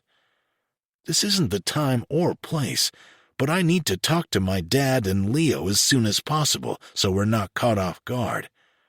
Alessandro is a loose cannon and needs to be dealt with. The only advantage I have is that he doesn't know I'm suspicious of him. Ava. Well, there's the blushing bride herself. Jimmy grins. He saunters toward me as if he owns the place, his father next to him. Somehow, I've managed to avoid both Jimmy and Terry for most of the night, but he must have been lying in wait. The second Nick leaves me to get a drink, he pounces. "Hi, Jimmy," I say politely. I can't get away from this conversation fast enough, especially considering Nick will be back at any second. "Mr. Bradford?" Please call me Terry, he says. I was sorry to hear things didn't work out at our office. We were really looking forward to having you. I really appreciate your offer. I give him an awkward smile. The timing is a little off for me. Exactly as I told Nick, I had no intention of taking the job with Mr. Bradford. I was able to appease my dad and still follow through with what Nick and I decided. And honestly, that feels like a major win. After Nick ambushed me in the office, I didn't have a chance to tell him. I hope you find a good placement. Mr. Bradford smiles. Now, if you excuse me, I need to go find your father. He excuses himself, slipping through the crowd, and Jimmy and I are left standing alone. There are about 1 million other places I would rather be. Jimmy makes me uneasy. It isn't that I don't trust myself around him, it's that I don't trust him. For whatever reason, he seems hell-bent on driving a wedge between Nick and me. I look around anxiously to see if I can find Nick, but he is still on the opposite side of the room. I haven't seen you around the last few weeks, Jimmy observes, standing uncomfortably close. I'm surprised that your gatekeeper even let you out of the house tonight. Is he the reason you turned down my dad's offer? I turned it down because I don't think it's the right place for me. And honestly, I don't see how this is any of your business. Relax. I'm teasing. That's what friends do, right? They tease each other. Although you and I have never really been good at the friends thing. We were much better as a couple. We were a pretty shitty couple from what I remember. I scowl, and I was a completely different person back then. Yeah, keep telling yourself that. He smirks, but then his expression softens. You can do much better than that guy, Ava. Why don't you tell your dad you don't want to do this? Because I do, Jimmy. I love Nick. Jimmy nearly spits out his drink. I'm sorry. Did you just honestly say you love Nick? You're practically strangers. My lack of response doesn't seem to bother Jimmy, and he continues. This is a business deal for Nick. He stands to inherit 2 very powerful organizations the second you say I do. I'd be doing everything in my fucking power to make sure the wedding happened too if I were in his shoes. Don't kid yourself into thinking he actually cares about you. Jimmy's words are like venom, burning as they hit my ears. He's trying to get to me, but it still stings. Don't listen to him, babe. Nick's arm snakes around my waist territorially, and I've never been happier to feel him next to me. If I had wasted my opportunity with you and was staring at your fiancé right now, I'd be jealous too. Jimmy chuckles, finishing the rest of his drink and setting it on a nearby table. Trust me, Caponelli, I am far from jealous of you. The 2 of you have only known each other a few months, and now, all of a sudden, you're rushing to the altar. Seems a little convenient to me. When you know, you know, Nick says confidently, tightening his grip on me. What's Ava's favorite movie?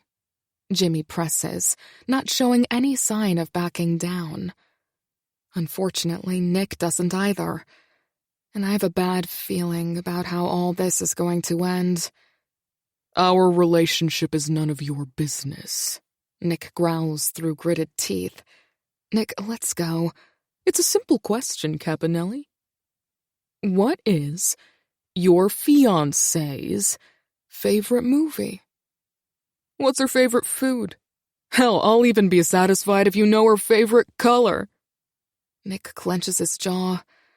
I'm impressed with his restraint, but if Jimmy pushes much further, this won't end well. I get that she's good in bed, but you should know a little more about a girl than her favorite position before you pop the question. Jimmy's wry smile sends a rush of chill across my body, and a pit forms in my stomach. Before I know what's happening, Nick jerks away from me and rears his fist back, landing it squarely on Jimmy's jaw. Jimmy returns the hit, and a fight breaks out.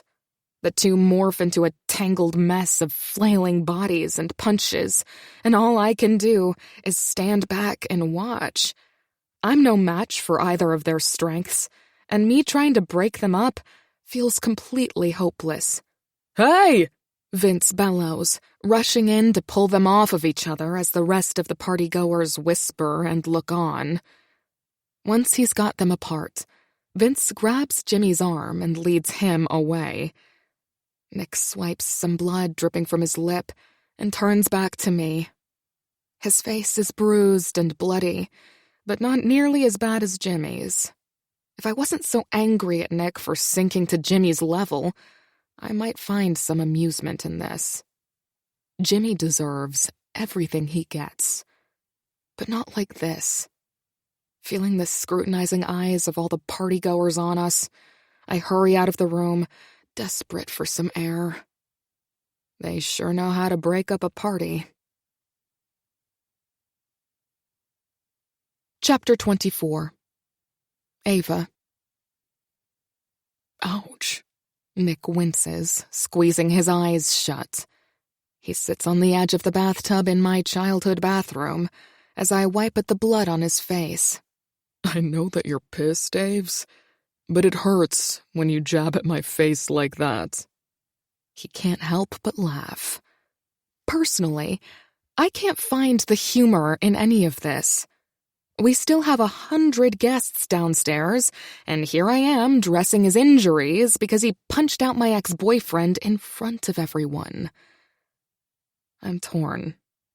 I loved seeing him come to my defense like he did, but impulsive and hot-headed is probably not the impression Nick wants to give to my father or his future soldiers. Not to mention, it was embarrassing to watch the two of them fight like overly testosteroned high school kids while everyone looked on.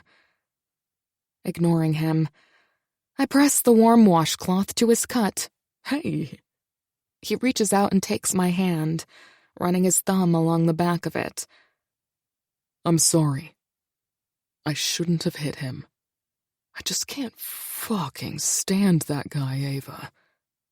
I know. I sit down beside him on the edge of the tub, which is why I didn't take the job. Nick's eyes widen. You what? Nick, that's what I was planning to do all along. I explained that I was only going to the interview to make my father happy. They offered me the spot. I turned it down, and then spent the rest of the afternoon looking for other options.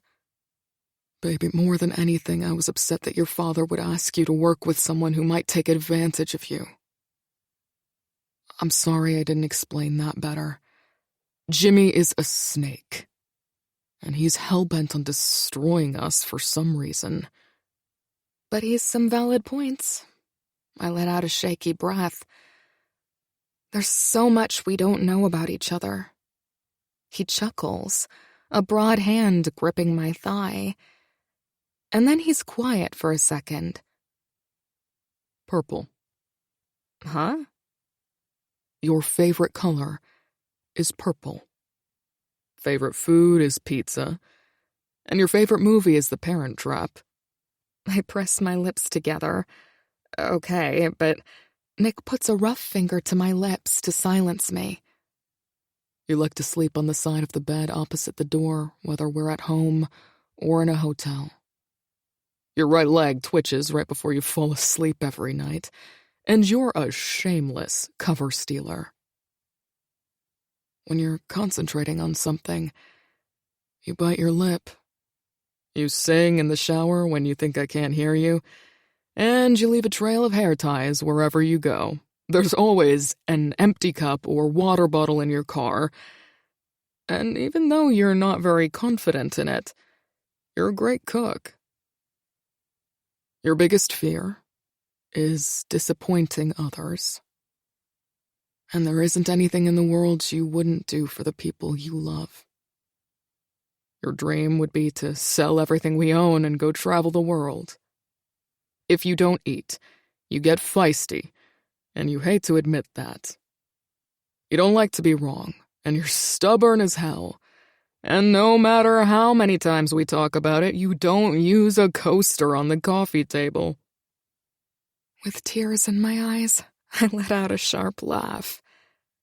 You're driven and ambitious and adventurous.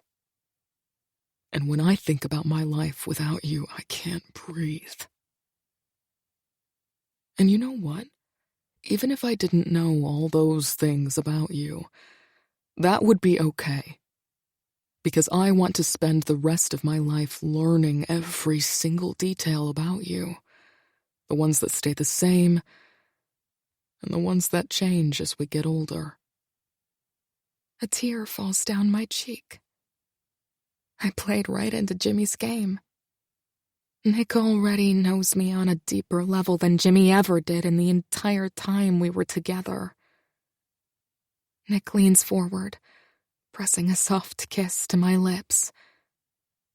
This is a big change for both of us. But no matter what Jimmy tries to make you believe, I love you. And I'm so excited about our future together. Why are you so good to me? I rest my head on his thick shoulder, our hands intertwining. Because you deserve it. And I plan to spend the rest of my life convincing you of that. For the record, I wasn't upset that you had a fight with Jimmy. He deserves that, and worse. But maybe having it in front of our guests, in the middle of our engagement party, wasn't the best idea. Nick stands up, glancing at himself in the mirror and running his fingers over the cut above his eye. Girls are still into scars, right? Oh, yeah. I laugh, especially when you get those scars trying to defend their honor. Perfect. He winks. You ready to get out of here? Absolutely. By the time Nick and I get back downstairs, the crowd has dispersed. The fight broke up the celebration, and only a few guests and our families are left. We say our goodbyes quickly and head home. We spend the rest of the evening tangled up together in the sheets. Every time we make love, it amazes me how balanced he is. Powerful and commanding, collected and intentional, gentle and attentive. He moves my body into any position he wants with ease, knowing exactly how to get to me with each touch. I'll never get tired of the feel of his lips on mine, as if he's starved for me and can never get enough. He makes me feel so thoroughly loved that by the end of it, I can't even keep my eyes open. When I wake the next day, I'm lying on his chest in the same position I fell asleep in. Careful not to wake him, I wriggle out from underneath his arm to get ready.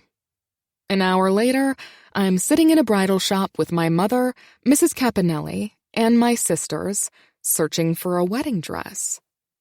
Bella chose this boutique, and it must have nearly 1,000 options.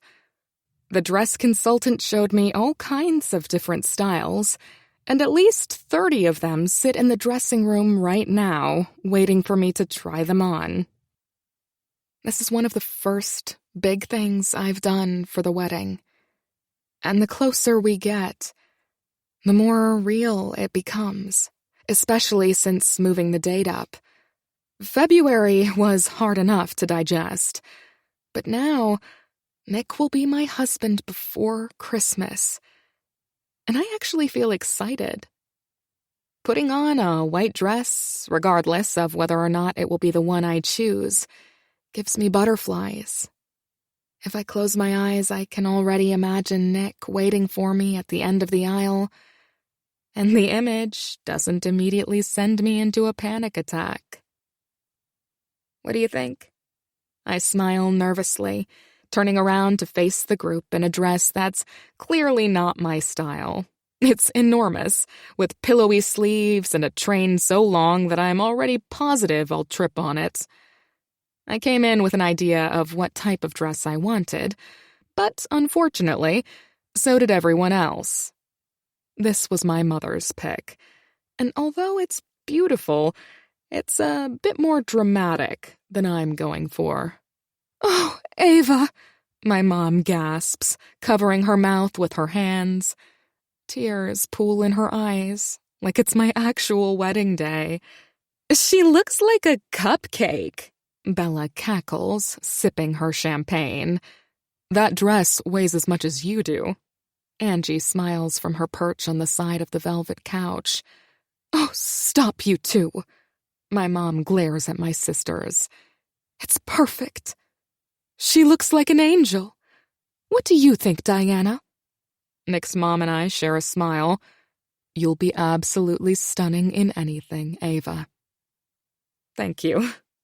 I spin back around, holding some of the fabric up as I look in the mirror. "You guys don't think it's a little big?" Bella and Angie dissolve into giggles. "Mom, it's enormous. And Ava is trying to be nice, but she thinks it looks hideous." Bella stands up and goes to browse through a row of dresses. She stops at one, pulling it out and holding it up against her body. "How about this one?" The dress is incredibly sheer, skin-tight, and a little too skimpy for my liking. Bella's trying to get a rise out of my mother, and it works immediately. "Isabella," she scolds, shaking her head. "How about something in between the Queen of England and a stripper?" Angie quips. "Try the one I picked out." "Let's get you out of this and try something a little simpler." The consultant smiles, turning back to the dressing room. The sound of glass shattering rings through the store. I'm not well versed in my dad's business, but I know enough to recognize gunshots and screeching tires. Bullets riddle the front windows of the shop, pouring in from somewhere outside. Screams fill the air and people drop to the ground, searching for cover and protection as glass fragments rain down. A few seconds later, everything is still and quiet again, gun smoke and dust settling in the air. Frantically, I sit up, searching for everyone else, and the movement causes a searing pain in my ribs. I look down, noticing the crimson-red stain soaking through the dress. As I clutch the wound, blood seeps through my fingers, and I start to tremble. "Ava!" I hear someone say my name, but I can't tell the direction it comes from. Suddenly, my arm starts to tingle, and my vision gets spotty. I try to take a deep breath, but the air gets stuck in my throat, and I slump to the side. Everything around me goes black. Chapter 25. Nick. I take a swig from the coffee cup sitting in front of me. We've been sitting here long enough that it's cold, and our server is nowhere to be found. My dad, Leo, and I are having breakfast. For as long as I can remember, we've had a standing Saturday morning meeting as a point of catch-up, but in light of recent developments, we had some serious business to attend to. Vince didn't have any idea what Alessandro was planning, but he said we should be on the lookout. I rub my forehead, trying to force a headache away. Even before my conversation with Vince, I've been overwhelmed with all that's on my plate. Leo shifts into the booth with a frown. "One of our spies says Alessandro met with Asnikov last week and didn't mention it. Why the fuck is he meeting with the Russians and not telling us?" I growl. Alessandro is turning out to be quite a problem. Loyalty is law in the organized crime world, and Vince coming to me behind his own father's back has me uneasy. He wouldn't take the risk unless there was some major shit going down. My dad clears his throat. Until now, he's been silent. "Is it possible Ava is involved?" "What?" I spit. "Of course she's not involved." The idea is as funny as it is ridiculous. There's no way in hell Ava has anything to do with what her father has going on. That's not me being jaded or biased. It's reality. Easy, Nick. My dad holds his hand up. I had to ask. You know her better than anyone, so I trust your judgment. No, he didn't have to ask, and the fact that he did only irritates me more. Maybe he's trying to use the Russians against us, Leo says, scratching his chin. Alessandro has always wanted more control, and maybe he thinks if he blinds us with this arrangement he came up with, we'll start a war with the Russians. Then we have no choice but to merge under any terms he wants. If he wants full control, why would he hand Ava over to be in the crossfire? My dad asks. He couldn't care less about Ava. We should have realized that the second he was so quick to change the deal, I snarl, still sore about the memory. Alessandro is a fucking coward, and if I wasn't marrying his daughter, who, for whatever reason, still feels attached to him, I would have offed him already. Look, I think we all need to take a breath here. I don't want to make any rash decisions, my dad says. If it was up to Leo and I, we'd act big, and we'd act fast. My dad is much more controlled, though, and it's probably good that we have him to keep us level. My phone buzzes on the table next to me, and my mom's number pops up. She'd gone with Ava to try on wedding dresses this morning, and I love that the two of them are getting close. When I pick up the phone, there's an urgency in her voice that makes my heart stop. Nick, honey, there was a shooting at the dress shop while we were there this morning. I need you to meet me at the hospital. My throat goes dry, every bit of air sucked out of my lungs. What happened? Are you okay? I'm fine, Nick, but they just took Ava in the ambulance to Mount Sinai. You need to go to her. My mom's voice breaks as sirens wail in the background.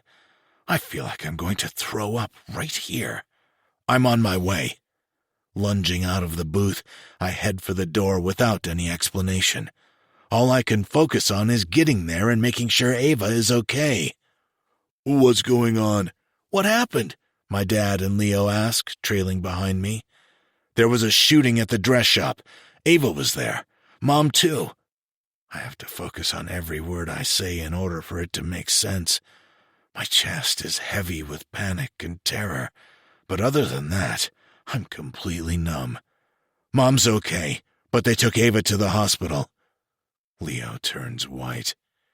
Just as a precaution, right? She's okay?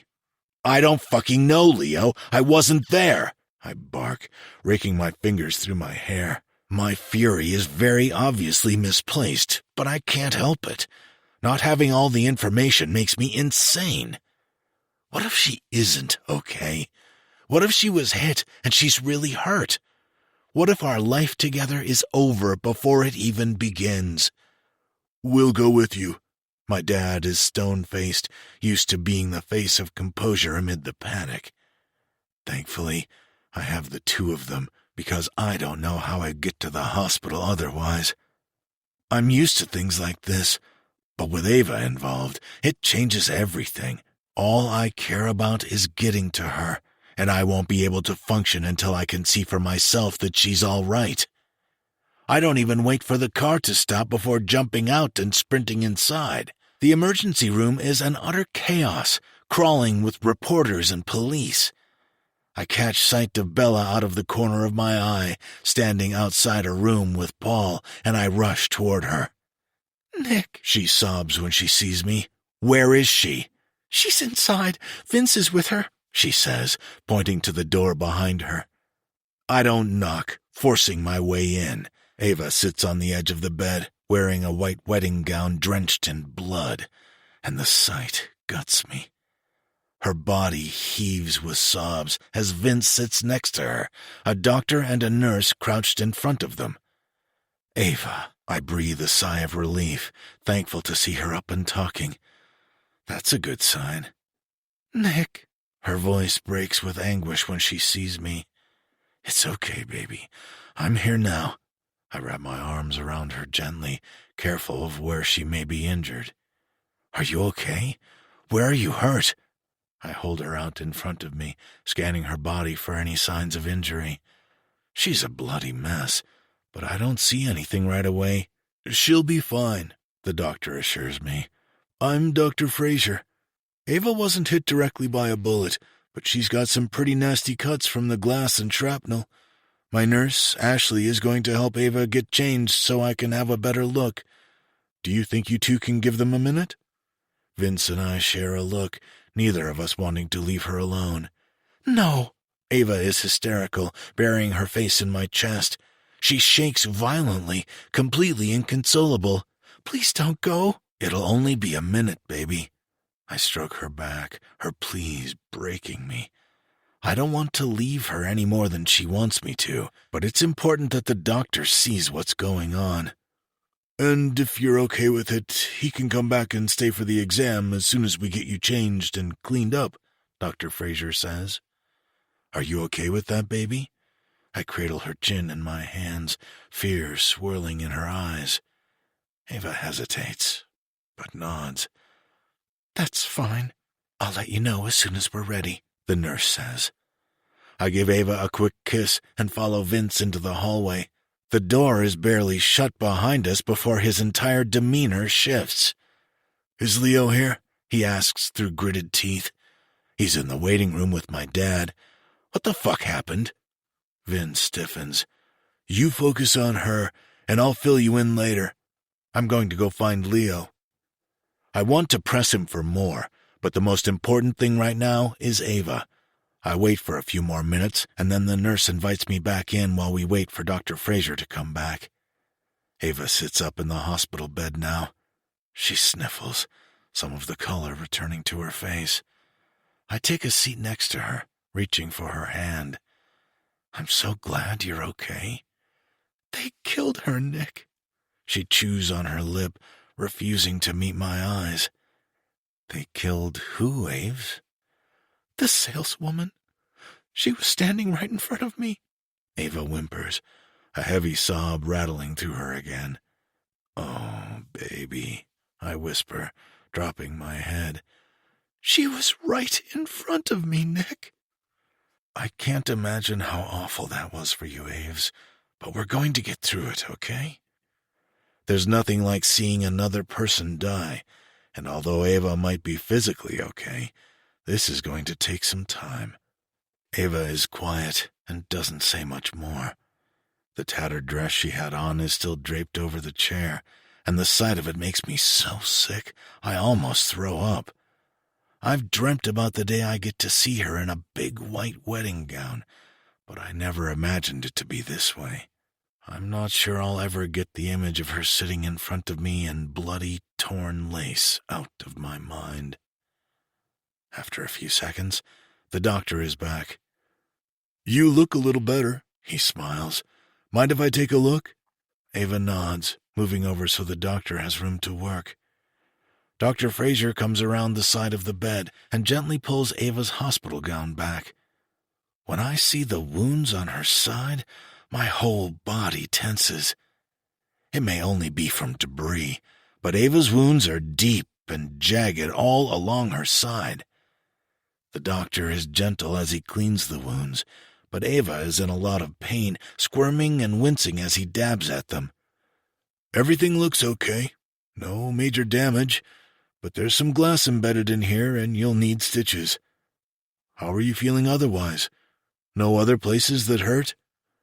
I'm feeling okay. Ava's voice is shaky. No headache or anything like that? She shakes her head. Good, he nods. I'm confident that you lost consciousness from the shock and not because of any of your injuries, so as soon as we get your cut sutured, you'll be able to go home. You'll need to take it easy for a few days, and you can expect to be pretty sore for a while. It's all very normal, but if you notice any signs of infection or major bleeding later tonight, then come straight back in. Okay, Ava says, clinging onto my hand. Thank you so much, Dr. Fraser. I stand to shake his hand, letting out a huge sigh of relief. Ava is calm enough that I leave while the doctor stitches her up, and I speak with the detective on the case. He doesn't have much information except that it was a drive-by, and he assures me that they're pulling security footage. Hopefully my guys will get to it first. I want the police as far away from this as possible so I can handle it myself. There's no lawful punishment strong enough for what happened today. Once Ava is ready to go, we collect her things and head out. She's calm now, but completely drained. Over by the front doors, Alessandro is talking to my dad, Leo, and Vince. He's about the last person I want to deal with, but it seems unavoidable. "How are you feeling, sweetie?" he asks when he sees us. The insincerity in his voice nearly kills me. "I'm okay," she answers, tightly gripping my hand. "Why don't you come home with me? Nick has a lot to deal with, and your mother and I can keep an eye on you while you're recovering," he offers. "I want to go home," she says, "with Nick." "Are you sure?" he asks, and turns his attention to me. "Aren't you going to Las Vegas tomorrow?" "I'm not going anywhere." "I'll take care of her," I say through gritted teeth. She needs to be with someone who sees her as more than a pawn. "Nick's right, Dad. No sense in changing things for her now," Vince cuts in. "I'm sure he'll take good care of her. Is that what you want, Ava?" Ava nods as Alessandro clenches his jaw. "Why don't you wait for me right over there, baby? I'll just be a second," I suggest, pointing to some chairs in the waiting area. When she doesn't put up a fight, I'm a little surprised, because usually she'd want to be included in the conversation. "What have you got so far?" I ask, without taking my eyes off of Ava. Leo hands me a playing card that has the Asnikov family symbol on the bottom of it. "This was left on their car out front." "This is your fault," Alessandro hisses. "This is about the hit you guys made a few weeks ago." "Are you sure it doesn't have something to do with you? They didn't mention anything when you met last week?" His jaw twitches as he realizes he's been caught. "I don't like what you're insinuating." "Give me a reason, Alessandro. Give me a fucking reason." "Nick, you need to take Ava home. Everyone is stressed, and this is no time to discuss this. We'll meet first thing in the morning," my dad intervenes, and it's a good thing he does, because Alessandro and I are damn close to coming to blows. "Call me if anything changes," Alessandro spits. He takes off without another word or even a glance at Ava, the daughter he's supposedly so concerned about. Chapter 26. Ava. After the trauma of the day, all I want to do is crawl into bed, preferably with Nick's arms wrapped around me, as I sleep. The hospital gave me some Valium to help me relax, but so far it isn't working. It might have calmed my body a bit, but it's done nothing to quiet my mind. I can't get that vision out of my head, and I'm not sure I ever will. The sounds of splintering glass and my sisters screaming. The look on that poor woman's face when she fell against me. The smell of gun smoke and blood, a combination that still makes me nauseated. The memory is so vivid that it strangles me. Desperate for a little air, I go out onto the balcony off our bedroom, bracing myself against its wrought iron railing. Below me, cars pass and the streets are full of tourists. It almost feels surreal how easily life continues. A woman died, and life continues as if nothing happened. She was someone's daughter, someone's friend, and now she's gone. Nick wants me to believe that this isn't about us, but I know better. I watched as he scoped out the parking garage when we drove in, opting for a space closer to the entrance than our usual assigned spot. I watched as he held me back, refusing to ride up the elevator with another group and insisting we wait until we could go ourselves. I watched as he double-checked the locks on all the doors behind us, even tripping the deadbolts that we rarely ever use. He's worried about something, and that scares me more than anything. After a few minutes, I hear the bedroom door open, but don't turn around. I can tell by the footsteps it's Nick. When he comes out, he approaches slowly, leaning against the railing next to me and giving me a bit of space. After a few minutes of quiet, he reaches over and sets his hand on top of mine. Leo brought over your prescriptions. I'll keep them with me, but let me know if you need anything. Okay? I nod. I can tell by the flat tone in his voice that he's concerned about me taking the medication, and so am I. Are you doing okay? He asks, thumbs sweeping across the back of my hand as he holds it. The question sounds disingenuous, but he doesn't mean it that way. He wants to help, but I don't know if I'll ever actually be okay again. I just can't get it out of my head, I admit. He swallows, an unreadable expression on his face. I wish that I could tell you it's going to get easier. But you went through something really traumatic, and sometimes that takes time to work through. How many people have you seen die? Nick hesitates for a second. More than I would like to admit.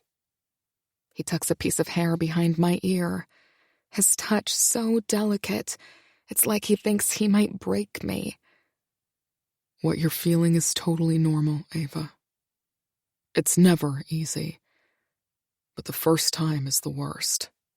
The first time, I repeat, realizing that this probably wouldn't be the last time. Nick doesn't respond, because there isn't much to say. This is my reality now. Or maybe it always has been. Do you know who did it? I don't want you to worry about that. Your focus needs to be on getting better. I am going to worry about it, I argue. A woman died in my arms today, all because you and I are getting married. That doesn't bother you at all? Of course it bothers me, Ava. I would rather die than have you in danger like you were today. He cups my chin in his hand, gently angling it toward him. Look at me. What happened today has nothing to do with you and me getting married. It has nothing to do with you, period. You have to trust me. In the scheme of things, our marriage doesn't mean all that much. Certainly not enough for someone to want to kill either of us. Something bigger is going on. And I need you to trust that I am going to take care of it. If it has nothing to do with us, then who does it have to do with? My father? I don't know who it is yet, but I swear to you, I won't stop until I do. And I will make sure whoever killed that woman today pays for it. Nick sets his jaw, a distance in his eyes that I don't quite know how to take. He's defended me before. He's made promises and even threats regarding my safety. But the weight of this one feels different. It feels personal and intimate on a completely different level. I want to believe him, but I'm not convinced. The way I see it, the shooting is directly related to us, and the thought that someone might be trying to kill me is paralyzing. Why don't I get a bath ready for you? It might help you relax, he suggests, effectively ending the discussion. I won't get more information out of him right now, and I don't have the energy to argue. I nod and follow him into the bathroom. A bubble bath does sound relaxing, and hopefully it will help quiet my mind so I can get some rest. Nick runs the water and leaves me for a few minutes to undress and get settled. I have to be careful not to get my bandages very wet, but they are high enough on my ribs that I can keep them out of the scalding hot water. I stare at my skin where the nurse cleaned off the blood, but I still feel like I can see it. Like I'll never be able to get it all off. Like I'll never feel completely clean again. I scrub at my skin, but it isn't working. My mind knows that the blood is gone, but my body still feels it there. I scrub and scrub until my skin is almost raw. All set? Nick's face falls when he sees me frantically washing my skin. Ava, what's wrong? There is no way I can explain this to him. He comes over and kneels beside the tub, taking the loofah from me and holding both of my hands in his. You're okay. Nick soothes me, kissing the back of my hands. I'm going to get in there with you and help you clean it off. Okay? I nod. At least if he's with me, I won't be left alone with my own thoughts. Nick slips his clothes off quickly and steps into the tub, positioning himself behind me. He rubs my skin gently with a washcloth, up and down my body, grounding me until I slowly come to my senses. Nick drains the tub and fills it with clean water so I don't have to look at the blood anymore. I lean back against him, and he drapes his arms over me. Bubbles cover both of our bodies as we sit, melting into each other. My mind clears with his touch, and suddenly I'm overcome with a need for him. It hits me like a brick wall, and a loud ache builds inside of me. I need Nick to make me forget this day ever even happened. As I drape my head back against Nick's shoulder, I press my hips against him. He sweeps a kiss across the exposed skin on my neck, hands traveling all over my body as the realization of what I want dawns on him. I moan into his touch, dissolving all other thoughts in my mind besides the feel of his skin on mine. Ava, are you sure? I lift my chin, crushing my lips into his and silencing his protest. That's the only invitation he needs. Nick leans forward, nipping my earlobe softly. One hand trails down my chest, over the swell of my breasts and along my stomach. His touch is gentle, but it's almost too much for me as a deep, sweltering heat winds through my body. I'm impatient, but Nick is calm and intentional as he rubs and massages my body.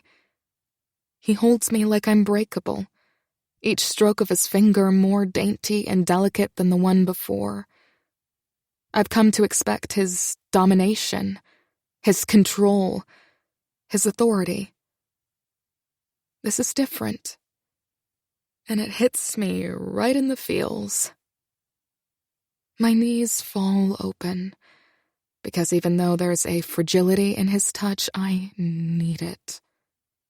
His fingers creep up my thigh until they reach my core, and he tenderly traces my entrance. Without much weight, he slips a finger inside of me, swirling and twisting as I buck against him. He moves at a gentle, indulgent speed that satisfies me as much as it surprises me. Please, Nick. The intensity of my request feels more intimate than usual. Because I don't just need Nick in the physical sense. I need him to make this okay. I need him to make me forget. I need him to hold me, like he believes we can make it through this. Nick grunts, shifting himself in the tub as he grabs my hips. He lifts me up, positioning me on top of him and guiding me down. I love feeling him against me, our bodies pressed together, morphing into one. His lips trace designs on my stomach and breasts as his fingers still slide along my curves. He's careful to avoid my cuts, softly kissing each bandage. Draping my leg over the edge of the tub, I press farther into him, begging him for more. He's steady, but in a way that puts me in control, and he follows my lead. When I moan, he quiets me with a kiss and slips his tongue into my mouth. There we go. He coaxes, easing me down on top of him and slipping into me with a slow, deep plunge. It takes my breath away at first, and his body tenses against mine. No matter how sweet and gentle he wants to be, he can't deny his own desire, and his pace intensifies. Still, he's careful. Our bodies rock against each other, moving in a perfect, uninterrupted rhythm. With each thrust, he gets deeper and deeper, filling me up and erasing every dark and depressing thought in my head. His fingers dig into my back, holding me in place as he pushes against me, and I slip further and further into a euphoric bliss. I had no idea how badly I needed this. How badly I needed him. Nick is my refuge, saving my life time and time again. Finally, we collapse against each other, panting and breathless. Even if for a brief moment, the pain of today is gone, and I'm safe in his arms. Chapter 27. Nick. It takes me hours to get Ava finally settled enough to rest. Once we get home, the shock and adrenaline wear off and reality sets in. She's horrified and scared, and there's a part of her that feels guilty that she even survived. I know from experience that those emotions are hard to sit with, and it shatters me to watch her go through it. Unfortunately, there isn't much I can do to help besides be with her as she processes it. Not being able to fix this for her guts me.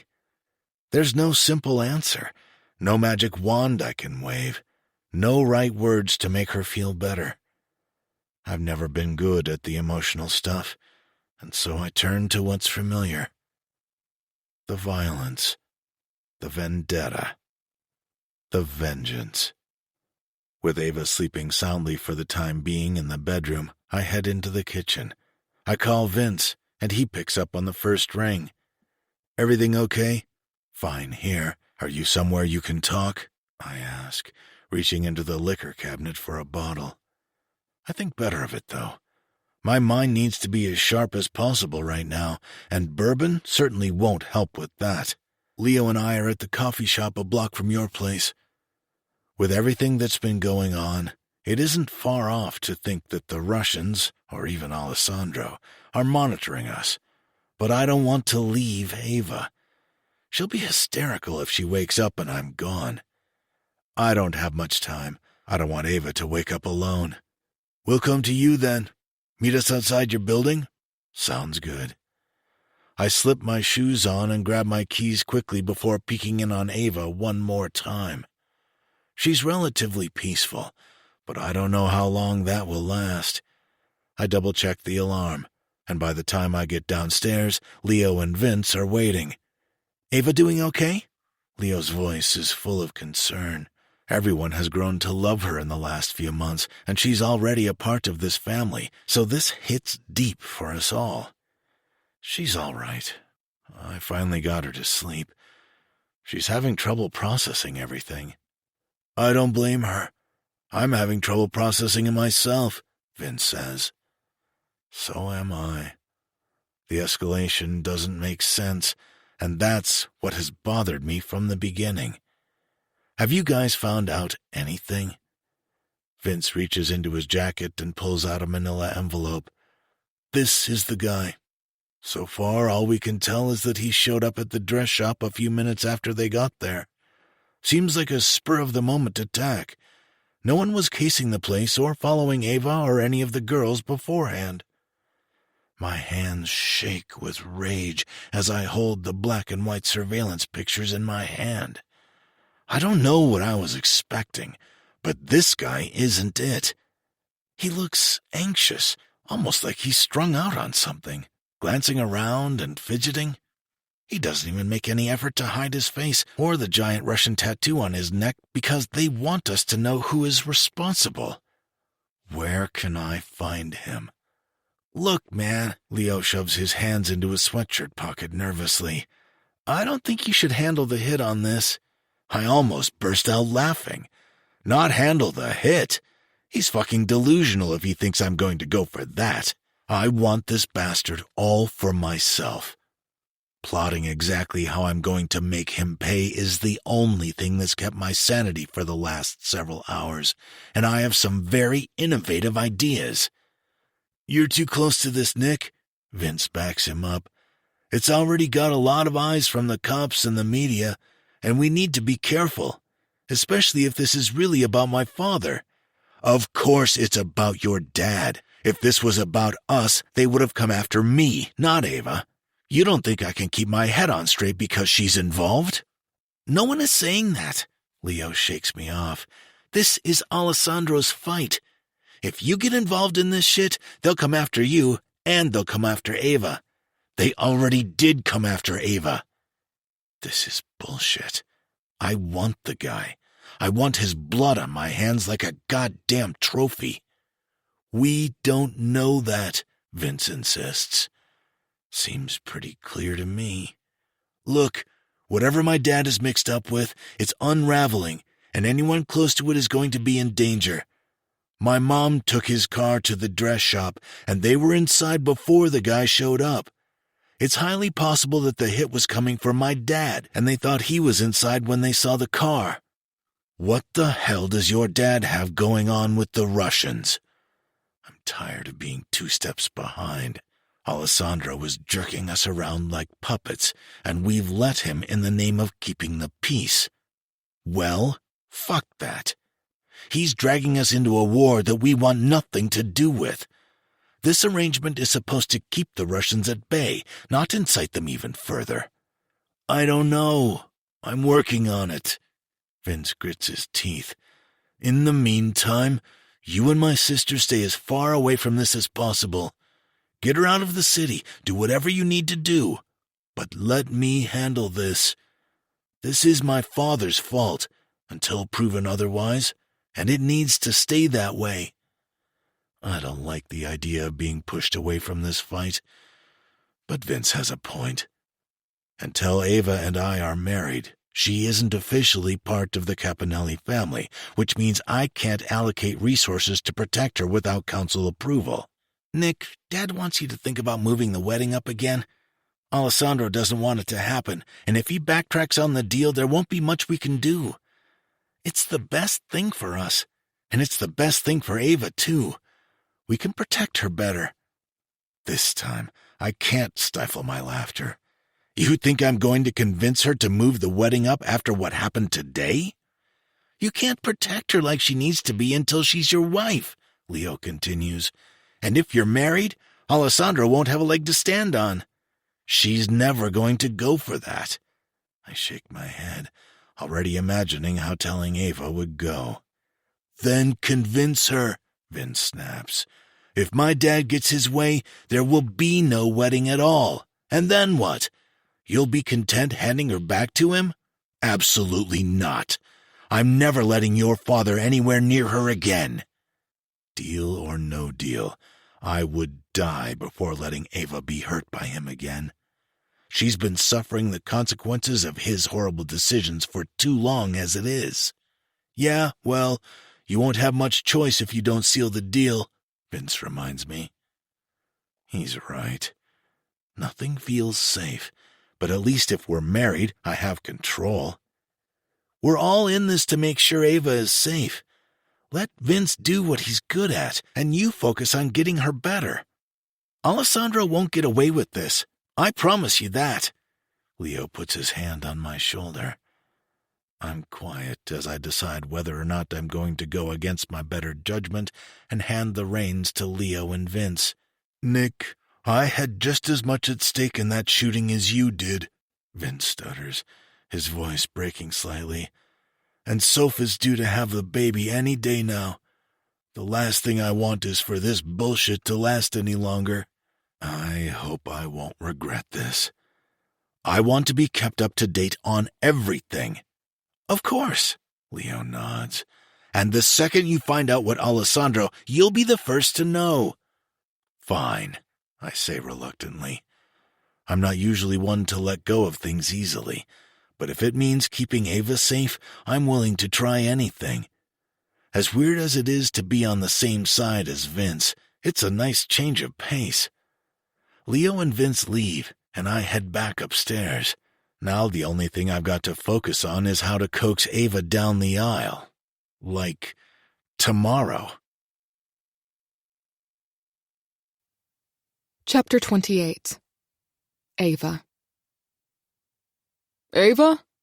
Nick calls, shutting the door to the penthouse quietly.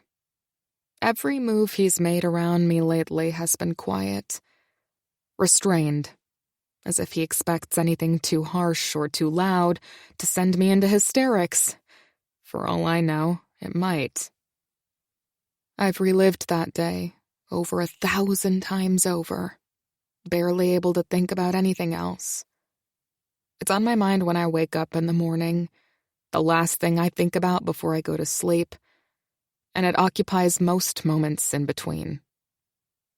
The bullet-riddled bridal shop, the shredded, bloody wedding gown on my body, the look of horror on the consultant's face when she realized she'd been hit. The images have plagued my nightmares for days. Nick refuses to leave my side, no matter how restless I am, and neither one of us has gotten much sleep. Each time I have a nightmare, I wake up cradled in his arms. I don't think I've slept a solid hour in the week since the shooting. He'd finally made it into the office today, but only at my insistence.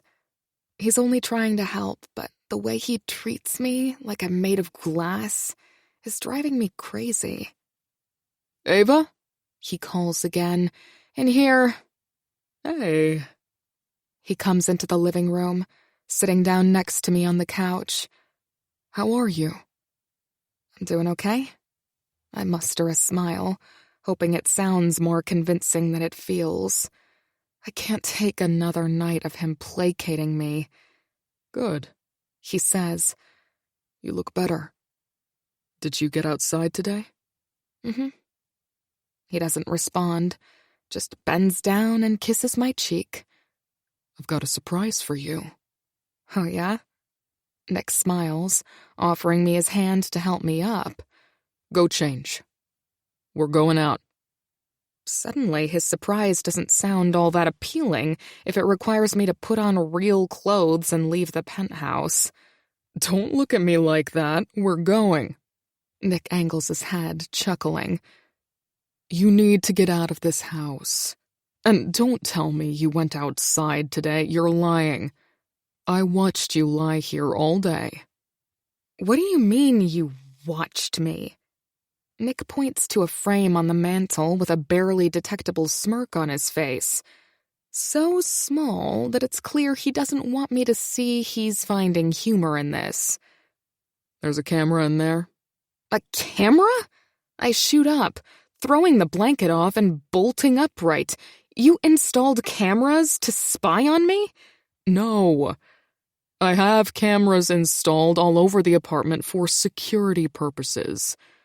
And they were here long before you were. So relax. Nick takes my hips possessively, pulling me closer to him. It's the first time he's manhandled me since the shooting, and God, it feels nice. We had sex in the bathtub that night, but other than that, he's been treating me like a porcelain doll. Feeling his firm hold on my body again is enough to make me consider whatever it is that he has in mind. Besides, I'm worried about you. I understand you're still processing what happened, but it isn't healthy for you to stay cooped up here all day thinking about it. You need to get back into the swing of things. Keep yourself active. Busy. And that will help. I promise it will. His lips find mine in a deep kiss. A cool ache consumes me the second he pulls away. But there's a charge and energy through my body that I haven't felt in days. His kiss is like magic. There is a box on your bed. I want you to go change into what's inside and meet me here in 15 minutes. No more questions, no more protests.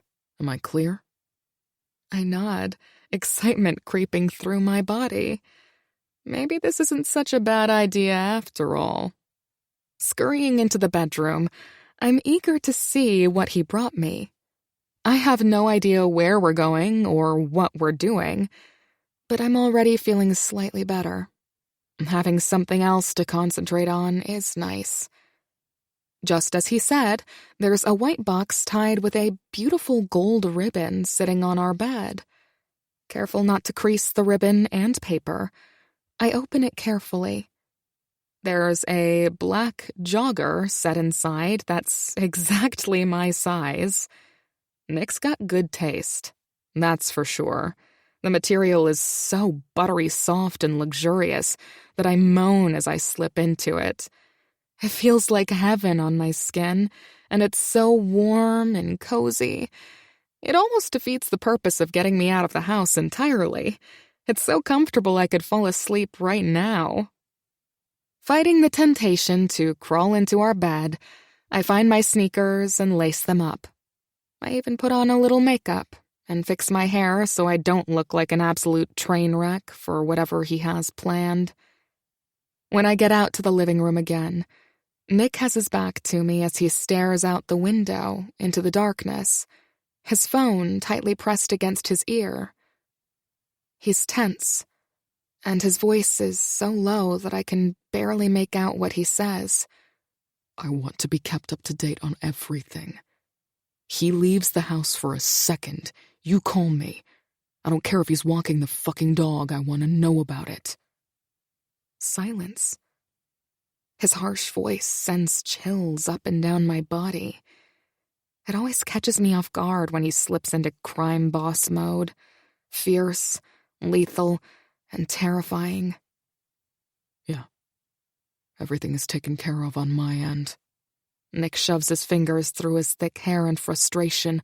Don't fuck this up, Vince. This may be our only shot. Vince? My brother, Vince? Got it. Talk to you soon. Nick shuts the phone off and whirls around. Startled by his sudden move, a small gasp escapes my lips. Hey, baby, Nick says, his demeanor taking a hard turn. You look incredible. Ready to go? My head tells me to let it go, but my mouth has other plans. Why are you talking to my brother? Nick's brow furrows into a frown. He starts toward me slowly, each step making me more anxious. I have no idea why. Nick's never made me feel scared in the entire time we've known each other. But I can't push the feeling down. You were listening to me on the phone? Stop avoiding my question. I hold my ground. Why are you talking to my brother? He sighs heavily. Ava, Vince and I are working together to figure out who was behind the shooting at the dress shop. There is no reason to get worked up. I figured you'd be happy we're getting along. In reality, I am, but I can't help but feel like I'm being kept out of the loop about something. I didn't tell you because it's still such a sore subject for you. Seriously, Ava, I wasn't trying to hide it from you. Call Vince, and he'll tell you the same thing. Of course, there is a simple explanation. Why wouldn't there be? Why does my mind and body jump to the worst-case scenario so fast?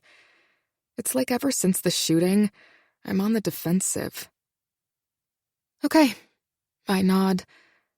Sorry, I guess my nerves are still a little on edge. Nick wraps his hand around the back of my neck, drawing me into him as his lips find mine. I'm sure they are, which is exactly why we're doing this. I want you to be able to relax and forget about everything for a while. Does that sound okay? That sounds incredible. I smile. Where are we? He silences me with another kiss. No questions, remember? We drive for a while, and the entire time I try to figure out where we're headed. It's nearly midnight, and most places won't be open. Nick offers no hints, and I can't even tell what part of town we're in through the darkness, so I'm totally baffled, which seems to be exactly what he wants. When Nick finally stops the car, we're in the middle of nowhere. I climb out of the truck, shivering in the stiff breeze. Even in the sweats, it's a cool fall evening, and the wind is relentless out in an open field like we are. Wait for it. A smug grin stretches across his face, thrilled with himself for whatever he's pulled off. I wait patiently, but nothing happens. Nick scowls, and I have to stifle my laughter.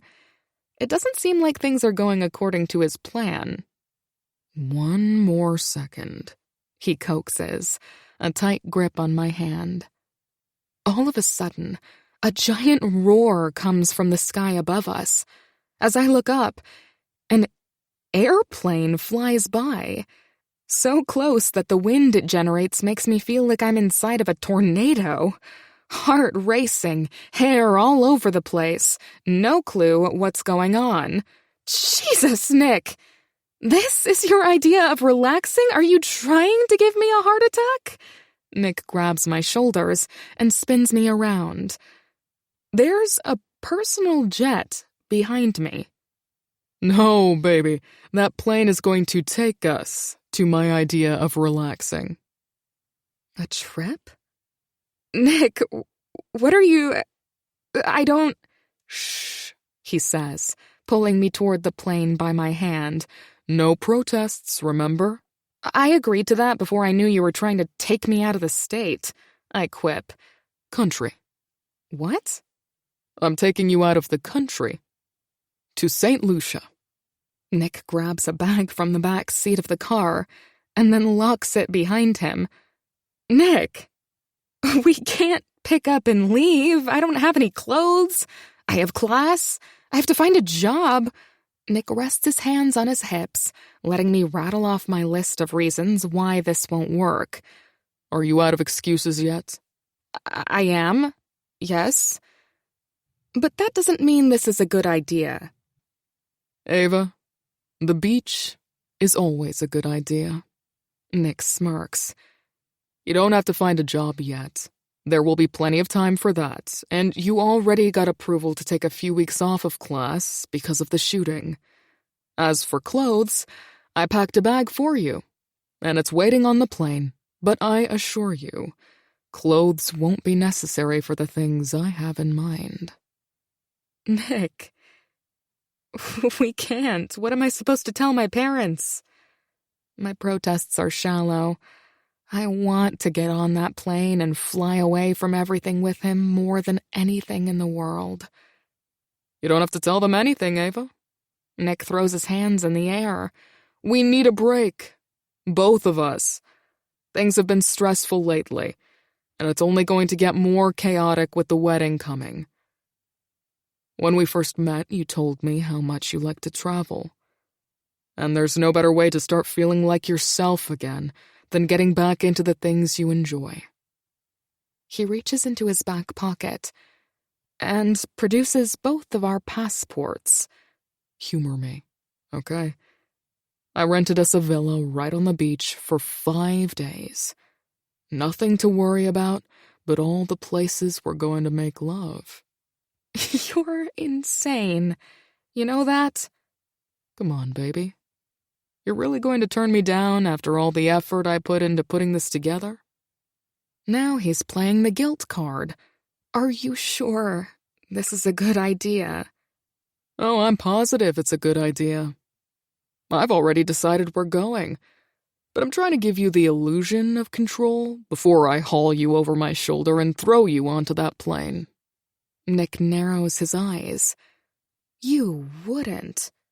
He shrugs, closing the distance between us in one smooth stride. His arms wrap around my waist, and he effortlessly tosses me over his shoulder, exactly as he promised. Nick, I giggle. Oh, go! Just let me walk. I can hardly get the words out because I'm laughing so hard. Nope. You had your chance. Nick slaps my butt lightly. Now we're doing things my way. Chapter 29. Nick. The second we touch down in St. Lucia, it's like a huge weight lifts off of Ava's shoulders. I can almost see the stress melting away before my eyes. At first, I was hesitant about traveling so far away, but after seeing her reaction, I'm positive it was the right thing to do.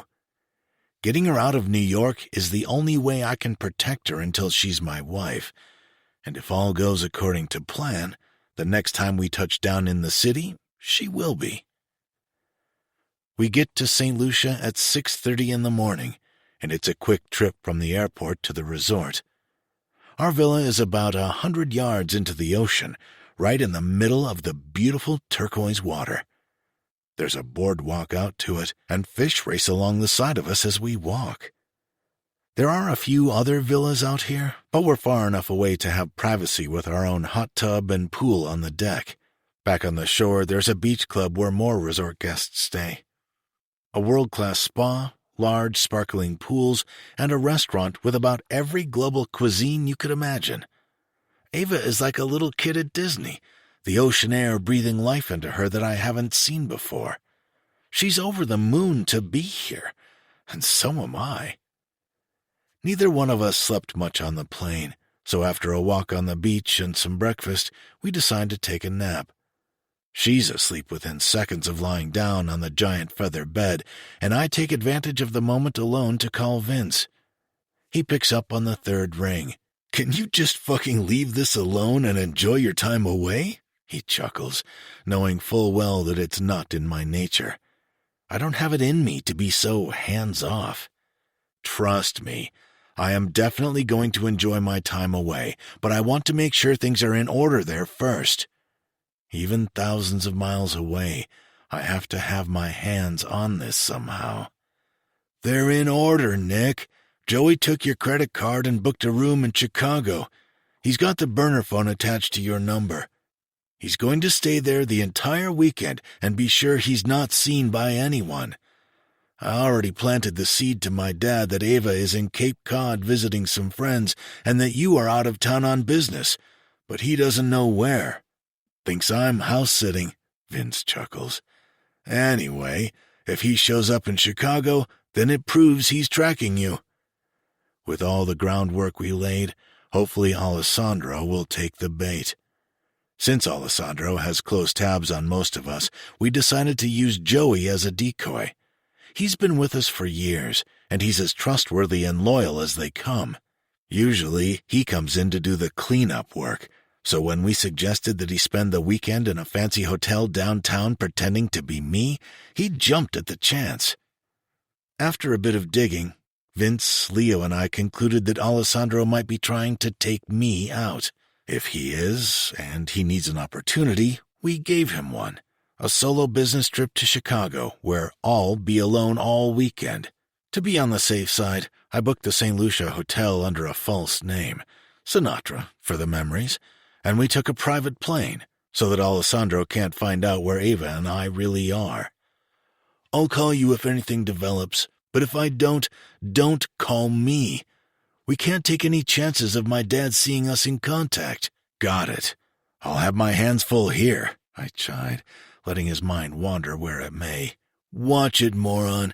That's my sister you're talking about. You're the one who told me to find something to keep me busy." Vince growls. "I'm hanging up before you say something that's going to make me slit your throat." "Fine. Keep me updated. I make my way back to our room to find Ava still fast asleep. Her sweats are draped over a nearby chair, meaning she's completely naked beneath the sheets, exactly how I want her. I bite my fist, trying to contain myself from ambushing her. We both need some sleep, and the rest can come later. Stepping out of my own clothes, I climb into the bed next to her and wrap my entire body around her protectively. She stirs, but then melts into me. Good morning. A sleepy smile plays at her lips. Shush, it's not morning yet. Go back to sleep, I try to coax, pulling her into me tighter and burying my face in the bare skin between her shoulder blades. Ava pulls out of my embrace, not having any of it. No, come on, she whines.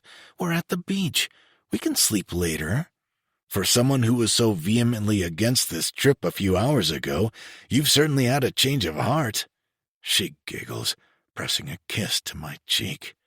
Please? Ava jumps out of bed and rummages around in her suitcase until she finds one of the swimsuits I brought. She slips it on and ties her long hair into a bun on the top of her head.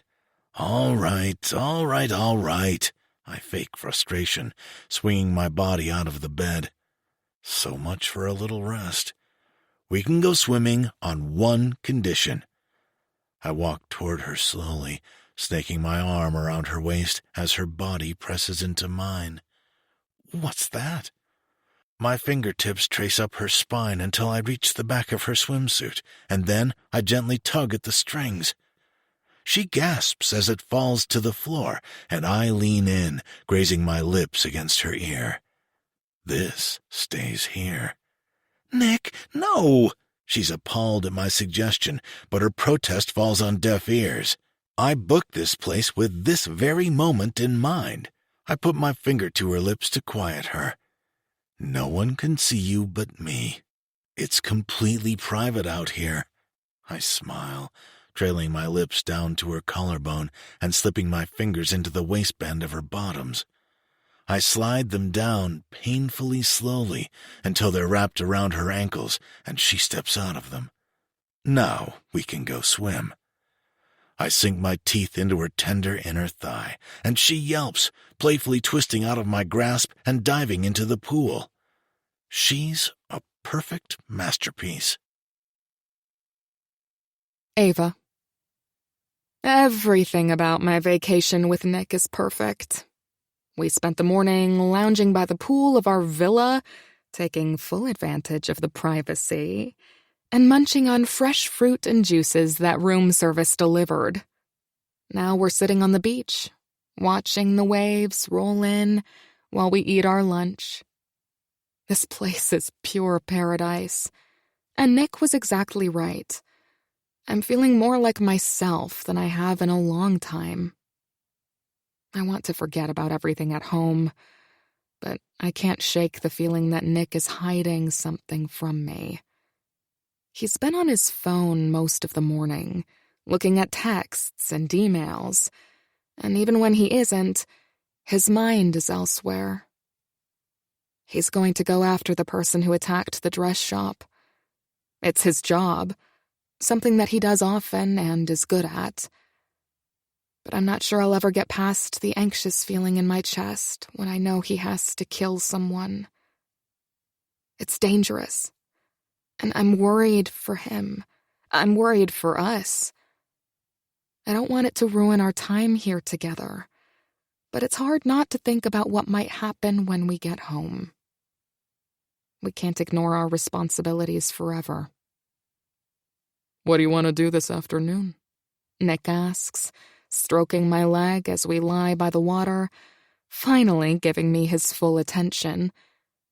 I don't know. Do we have anything we have to do tonight? He took a brief dip in the ocean, and his hair is still salty and damp as I run my fingers through it. It's a little longer than I'm used to, and I love it. We have reservations at one of the restaurants, but not until 8. The afternoon is all yours. He winks, stretching his arms high above his head. I pretend not to notice how the motion pulls his swim trunks down a bit, abs glistening in the sunlight. When his phone rings, the noise startles us both. Hold that thought. He grimaces. So much for the afternoon being mine. Hello? I can faintly hear the voice on the other end, but I don't recognize it. Whoever it is sets off alarm bells for Nick, though, because he stands up abruptly and walks farther down the beach so that I can't hear. I hate that he isn't telling me what's going on. He's promised over and over that he won't hide things from me. But over the last few days, it feels like that's all he's doing. Nick is on the phone for a while, and his call doesn't show any sign of ending soon. So I take it upon myself to enjoy our vacation. The water is beautiful, and the sand feels so soft between my toes that it's like walking on clouds. There's a little shack down the beach where you can rent water equipment, and I decide to snorkel. The resort is set along an absolutely stunning reef with thousands of colorful fish, stingrays, and even a few sea turtles. I've never seen anything like it in all of my life, and I swim until my skin gets pruny. When I finally make it back to shore, Nick is still on the phone, pacing next to our chairs. He's determined to make me relax, but maybe he needs a little encouragement in that area himself. I get an idea and come out of the water right as he's hanging up the call. You seem like you're having a good time. He grins, eyes locked on my chest. The swimsuit he packed for me leaves very little to the imagination. In fact, I'm not even sure it qualifies as a swimsuit. Dental floss would be more accurate. I am. It's beautiful out here. I smile, reaching out and snatching his phone out of his hand. What are you? Without another word, I throw the phone as far as I can out into the ocean. Nick looks at me like I'm absolutely insane, his eyes widening in horror as he watches it sink beneath the waves. He lets out a sharp laugh. Have you completely lost your mind? I turn back to him, taking his hand in mine and dragging him into the water. Do I have your attention now? Oh, yeah. You've got every bit of my undivided attention now, baby. But I think you just bit off way more than you can chew. Nick sprints through the water after me with a taunting smirk on his face. His arms sweep around me, and he tackles me into a wave. I'm no match for his strength, but I also don't put up much of a fight. Nick!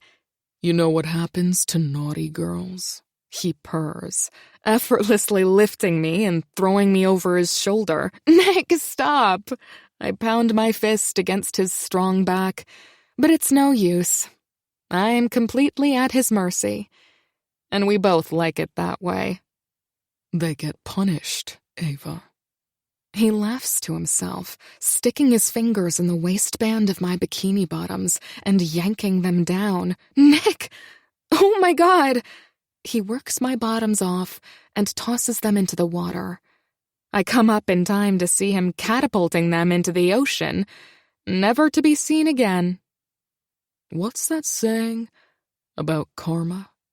He runs a rough finger along my chin, tilting my head up to give me a salty kiss. Chapter 30. Nick. St. Lucia brings out an entirely new side of Ava, and damn, could I get used to it. Without the heaviness and pressure of home, she's happy and completely carefree. I don't think I've seen her quite like this in our entire relationship. Easygoing is a good look on her, and as each minute passes, she's more and more at peace. The look in her eye makes me want to buy her a whole damn island so that we can do this more often. Or at the very least, a jet, so that it's accessible on a whim. After our romp in the ocean, Ava and I spend the day kayaking, snorkeling, and enjoying the resort. This place is heaven on earth, and I'm pretty sure we could be here for a month and never run out of things to do. When we finally drag ourselves back to the room, it's time to get ready for dinner. Ava hops in the shower, and as badly as I want to join her, I'll have to scrounge up some kind of phone, since mine is now sitting at the bottom of the Caribbean. Her tactic was dramatic, but effective. Without a phone, I have no way of staying in touch with what's happening back home, and it was nice to forget for a while. But now it's time to face the music. Alessandro was a manipulative bastard. I guess I already knew that, but Joey's phone call solidified it beyond my wildest dreams. Last night was the first night in our stakeout to catch Alessandro tracking me, and he'd fallen right into our trap. Apparently, I severely underestimated his hatred for me, though. I expected him to send some soldiers to prove a point by roughing me up a bit, but what I didn't expect was for him to send 2 prostitutes to the door in a blatant attempt to set me up.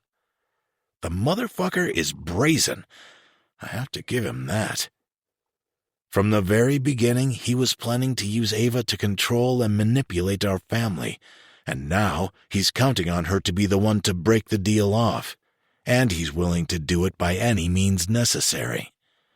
I'm sure his plan was to photograph me at the door with those 2 women and use the pictures to convince Ava that I'm cheating on her, that this really is just about business and I'm lying about my feelings for her.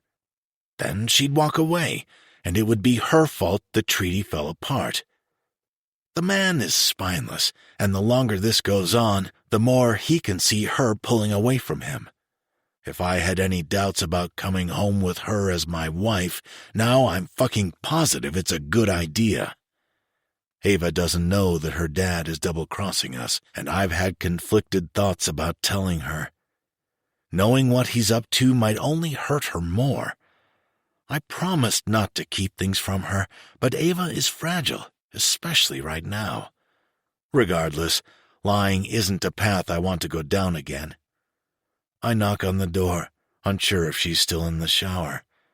When she doesn't answer, I push it open and go in anyway. "Aves?" I call, glancing around the room. A few of her dresses are strewn out across the bed, and from the bathroom, I can hear her singing. She's so happy and relaxed here that I almost can't bring myself to ruin it. I nudge the bathroom door open, and she's leaning against the counter in only her towel. Dark, damp hair cascades down her back as she does her makeup. Each time she leans forward, the towel rides up, and I get a glimpse of her perfect, bare ass. She's got no idea what a tease she is. Jesus Christ, this woman is everything. "What are you doing?" Ava raises an eyebrow at me. I was so distracted checking her out that I didn't even realize she knew I was here. I stammer, running my fingers through my hair. I was going to apologize for earlier. Apologize? For what? We had a great day.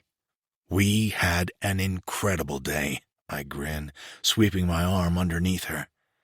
The towel doesn't provide much coverage, so when I do, my hand finds her bare skin, and it's all I can do not to strip the entire thing right off of her. Patience, Nick. It's physically painful to ignore the ache in my groin, but I'm in here for a reason. I set her up on the bathroom counter, edging her knees apart and positioning myself between them. But this is supposed to be about us getting away from everything back home, and I wasn't abiding by that earlier. I promise you that from now on, you are the only thing on my mind. Somehow I find that hard to believe, she says. Ava isn't stupid, and a simple apology isn't going to cut it. She's been taking shit like this from men for her entire life, and I have to prove to her that I'm different. There are so many details about her father that I've tried to spare her from because I knew they would hurt her. But now I don't have a choice. Ava, You are the most important thing in my life. Do you understand that? She bites her lip in anticipation, an uneasy look in her eyes. I made you a promise that I'll be honest with you, even if what I have to say is going to hurt. I pause. Your dad? He's into a lot of shit, Ava, and we don't even know the half of it yet. The subject already strikes a nerve, and she tries to pull away, but I don't let her. Ava, the truth is this vacation isn't just about you and me getting away from everything. That's part of it, but it's also because of what's going on back at home. Your dad was responsible for the shooting at the dress shop. He didn't pull the trigger, but it was in retaliation for a bad deal he made with the Russians. I needed to get you out of town for a while so we could evaluate the threat we're under. No, there has to be some mistake. My dad wouldn't. She shakes her head, but realization hits her as little pieces fall into place. He did, baby. My arms are loose around her waist as I stroke her back. He planned to use you to control our organization once we were married. That's what he promised the Russians. When she closes her eyes, a few tears trickle out, and I wipe them away. Ava, he can feel you pulling away from him, and so he is doing anything he can to protect himself. He knows he can't control you anymore, so he's desperate for another plan. How do you know all of this? Before we left, one of my men booked a hotel in Chicago under my name because we thought your dad was tracking me. Vince was monitoring. Vince? Yes, Vince knows about this. He's been working with Leo and me since we found out. She's quiet. Your father put a track on my credit card, which is how he knew about the room in Chicago. Then he booked 2 prostitutes under my card to convince you I was cheating on you, so you'd call off the wedding. That way he wouldn't have to come clean about what he had really been planning and could use you as a scapegoat. Nick, this doesn't seem right. He's a bad person, but he couldn't. Why would he do something he knew would hurt me? I need you to trust me, Ava. He's my dad, Nick. Her voice breaks. I know, baby. This isn't what you want to hear, but I wouldn't lie to you. He's too deep with the Russians. If he doesn't deliver, they'll be out for blood. They've already shown that with the shooting. And believe me, if they come back, they won't miss this time. Covering her face with her hands, she continues to cry as I wrap her in my arms and pull her into my chest. She buries her face into me, clinging to my shirt. Ava, I won't let anything happen to you, okay? Do you understand that? I am going to do everything in my power to make sure no one ever hurts you again. Not your father, not the Russians, no one. I plead with her, her tears ripping me apart. We're going to figure this out, but I need you to trust me. Can you do that? Yes, she whispers. I love you, Ava. I have since the second I met you, even before I knew who you were. And I'm going to make this right, okay? All of it. She nods, but I can tell she isn't sure. Honestly, I'm not either. But I sure as hell am going to do everything in my power to try. Chapter 31. Ava. When I was 8, I heard a noise out in our backyard.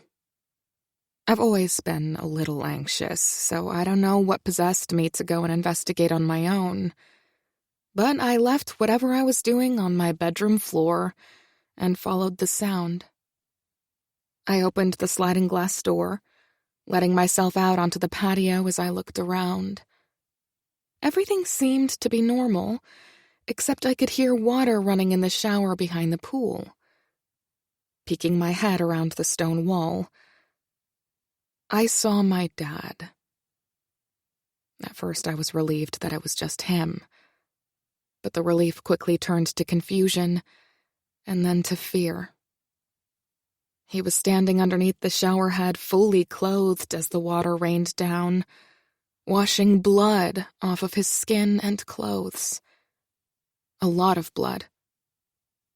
I must have been in some kind of trance because I don't know how long I stood there, trying to figure out what was happening. "Are you okay, Daddy?" I asked softly. He craned his neck in my direction, anger flooding his face. He shut the water off quickly and stomped toward me. If I had been thinking straight, I probably would have run. But instead, I stood with my feet cemented to the ground. The sharp sting of his hand hit my cheek, and then he grabbed my shoulders with a bruising hold. "You're not supposed to be out here," he hissed, shaking me violently. "Get in the house," he said, shoving me toward the still open door. "And don't tell your mother about this." When I finally got my bearings, I raced inside and shut the door behind me, squeezing my eyes shut to stop my tears, and hurried to my room. I didn't dare look outside again for fear of getting caught. That was my first real clue that something was off about my dad. That what he did wasn't normal, not like what my friends' fathers did. They were doctors and lawyers and stockbrokers. They didn't come home with blood all over them and take a shower outside so their families didn't see. So when Nick tells me that my dad is the reason I almost died, I'm not all that surprised. I want to be, but I'm not. All night I lay awake trying to remember little bits and pieces of my childhood. Until I met Nick, I hadn't realized how oppressive it really was. My dad never let my sisters or me anywhere near the business. He didn't even talk about it in our presence. We weren't allowed to ask about it or be involved at all. I always thought he was trying to keep us out of it, to keep us safe. But maybe that wasn't the case. I did have happy memories with my dad. Birthday parties and movie nights, and him teaching me how to ride a bicycle. When I was young, he used to let me get all dressed up once a month and would take me to do whatever I wanted, just the two of us. I idolized him when I was younger. But I was starting to see that I idolized the idea of him more. The father I wanted him to be. The one he was on occasion, but not the one he was most of the time. That was the person I remembered most. My father, the Iron Fist. I wanted more for my own potential family. And look how well that had turned out for me. I'm in bed with the mafia for life. Literally. Nick's not my father, though. And he's already gone above and beyond to show me how different things can be. It's reassuring to some extent, but it doesn't make the decision I have to make any easier. Every logical part of me knows Nick is the better choice, but my heart is still undecided. Even after all the terrible things my father's done, I don't want to believe he's capable of what Nick says. I want to overlook the bad and hold on to the few precious good memories I have with him. I want to believe he can change. That he didn't really mean it. That if he knew how badly he was hurting me, he might turn it around. If I choose to trust Nick and go through with this wedding, I have to be prepared to walk away from my entire family. From everything I've ever known. From any hope of ever reconciling with my dad. My dad will hate me. And for someone who has spent her whole life chasing his approval, That's a tough pill to swallow. I'd never in a million years expected my wedding to cause such a rift.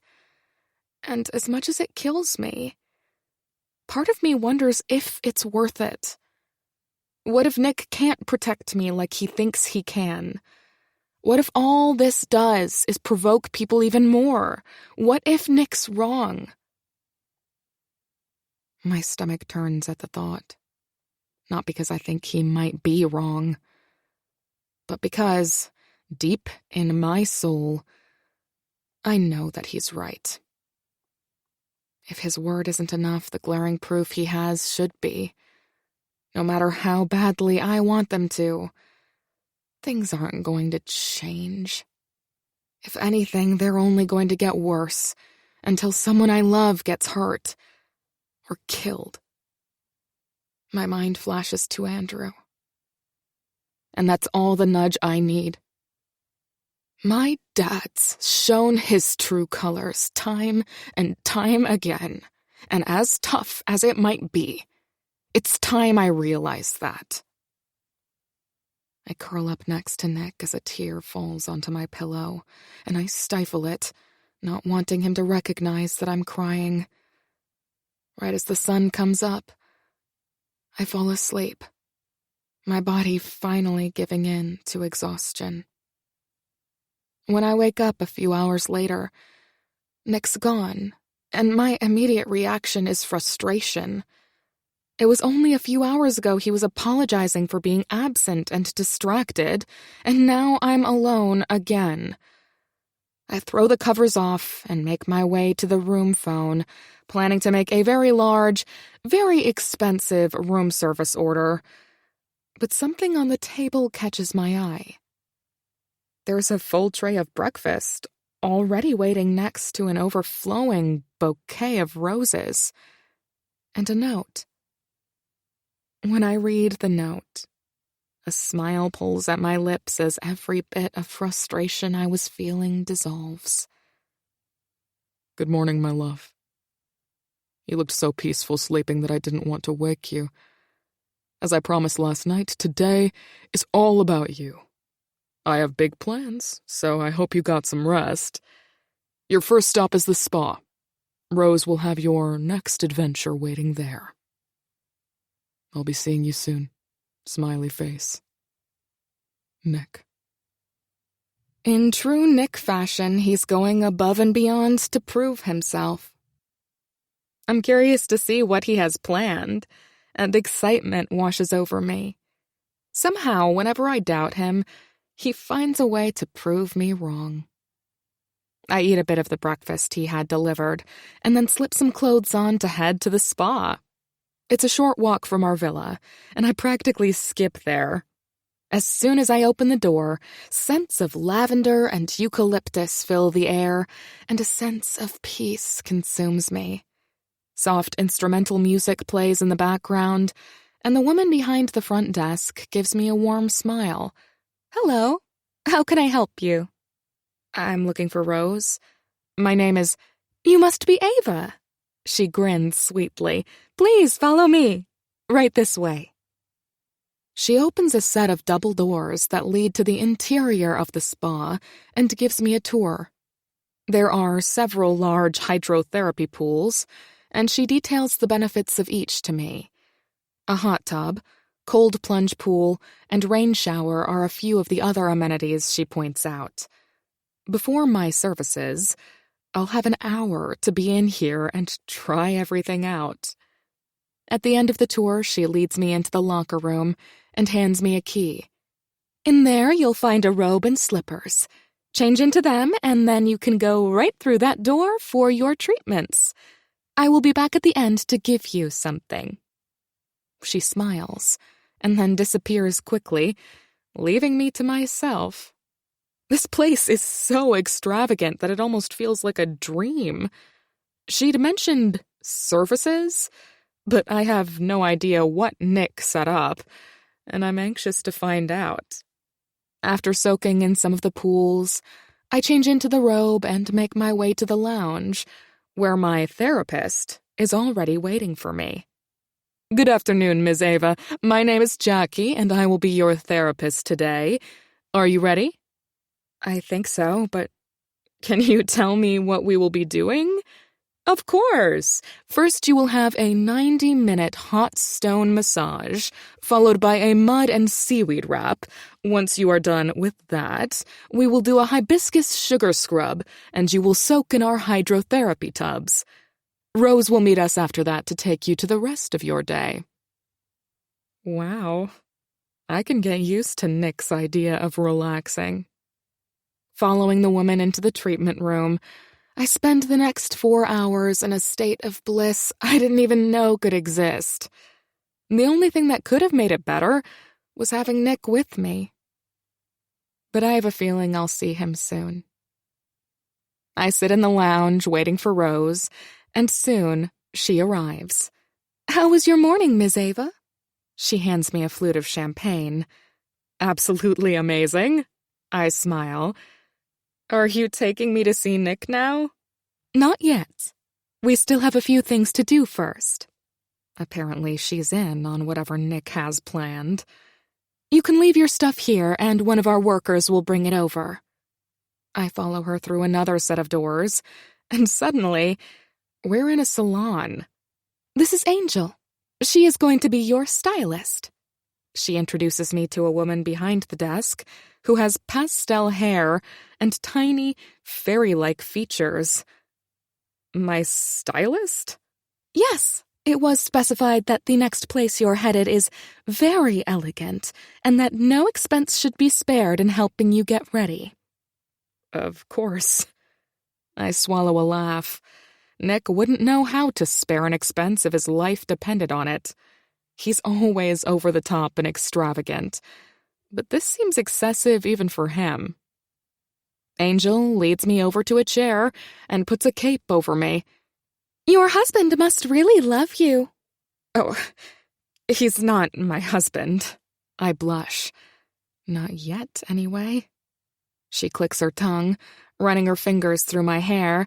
Well, you better make it official soon, sweetie. I've seen a lot in my time here, but this guy must be crazy about you for what he's planning. You know where I'm meeting him? Don't think you're getting anything out of me. She winks. Now let's see what we want to do here. She gets to work doing my hair, while another attendant comes in and does my makeup. Another gives me a manicure and a pedicure, and I feel like an absolute queen. Nick has to be spending a fortune on all of this, and I feel a little guilty. Wow! I exclaim when they finally turned me around and let me face the mirror. I walked in here looking like I'd just rolled out of bed, with my hair tied back and no makeup on, expecting a simple massage or something like that. Now, I look like I walked off the red carpet in Cannes. You look stunning, sweetheart. You'll absolutely knock him off his feet. She squeezes my shoulders excitedly. And now, for the grand finale. There's more? You didn't think we were going to send you out of here in your swimsuit, did you? Angel winks again and leads me into a room that's lined with clothing racks and floor-to-ceiling mirrors. There have to be at least 1,000 dresses in here, and the selection of shoes and jewelry puts any Bergdorf Goodman store to shame. I run my fingers along one of the racks of dresses, each material softer than the one before. Pick whatever you like. Angel grins, fanning her arms out around the room. Is she serious? There isn't enough time in the world for me to consider all the options in here. As if reading my mind, Angel grabs a short, white dress off of a hanger and thrusts it at me. Why don't you try this one? It will look beautiful with your complexion. By the time I come out of the dressing room, she has a pair of shoes picked out that are exactly my size. Whatever Nick has planned, this isn't going to be a normal date. Everything is too perfect, working out too well. Something about today is special. Angel dresses me up like her own personal Barbie doll, and when she's finally given her seal of approval, Rose leads me outside. We walk down the pathway, and she makes small talk, but all I can think about is the pounding in my chest. My heart knows something is coming. Surprises aren't my favorite thing in the world, and with all this build-up, I'm a little anxious. If you go right down those stairs, I think you'll find what you're looking for. It was a pleasure to meet you, sweet Ava. Enjoy your evening. Before I go down, I take a deep breath and step forward. Nick stands with his back to me, talking to another man on the beach. My heart skips, watching as the sun sets behind him, white sand all around us. It's like the most beautiful painting I've ever seen. I'm overcome with emotion as I realize what's coming. The day of pampering, the exotic location, the white dress. Our conversation last night. His pressed tuxedo is the final clue I need. It all makes sense now. Nick doesn't hear me coming until I'm almost down the staircase, and when he turns to me, his face lights up.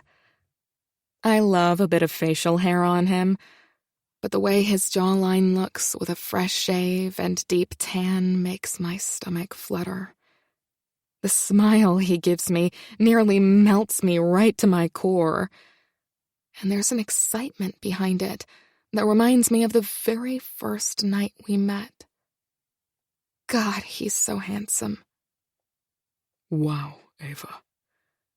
You look incredible. So do you. I smile. What are we doing here? Ava. He takes my hand without the slightest bit of hesitation. I've loved you since the second I met you. Nothing about our relationship has been conventional, and I know how hard it's been for you.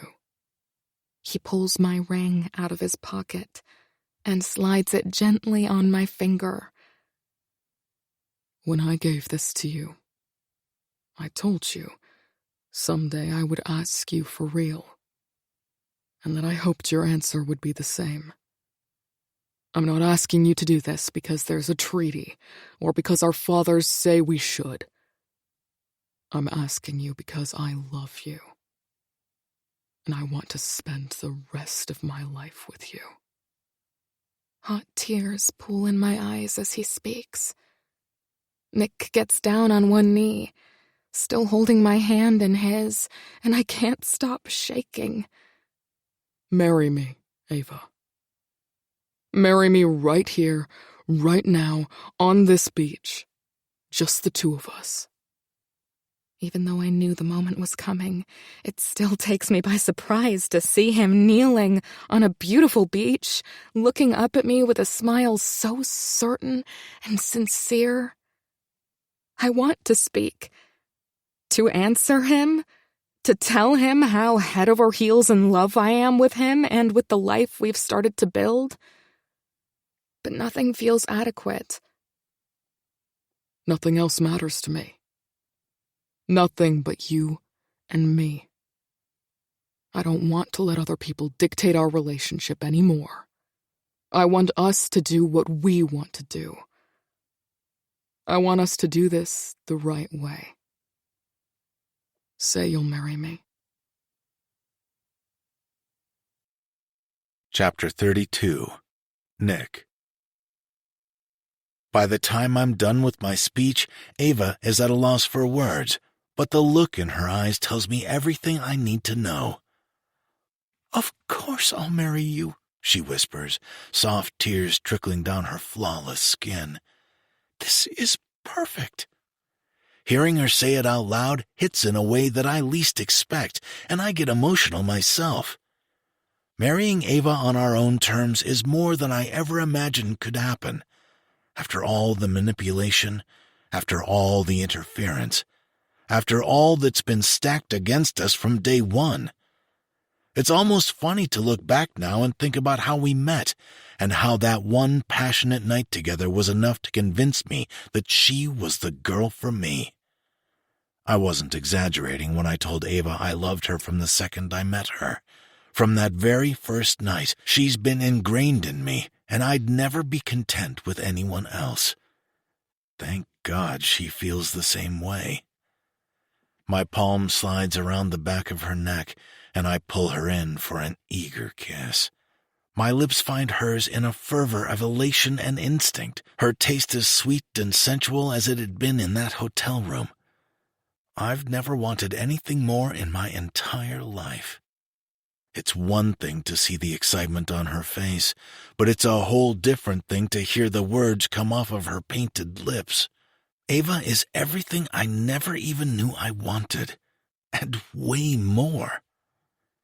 If she doesn't want me to take her right on this very beach, we're going to need to get this show on the road. The officiant, Oscar, joins us, handing us each one of the rings I bought earlier today. Hers is a simple band of diamonds, and mine is titanium, both engraved with today's date.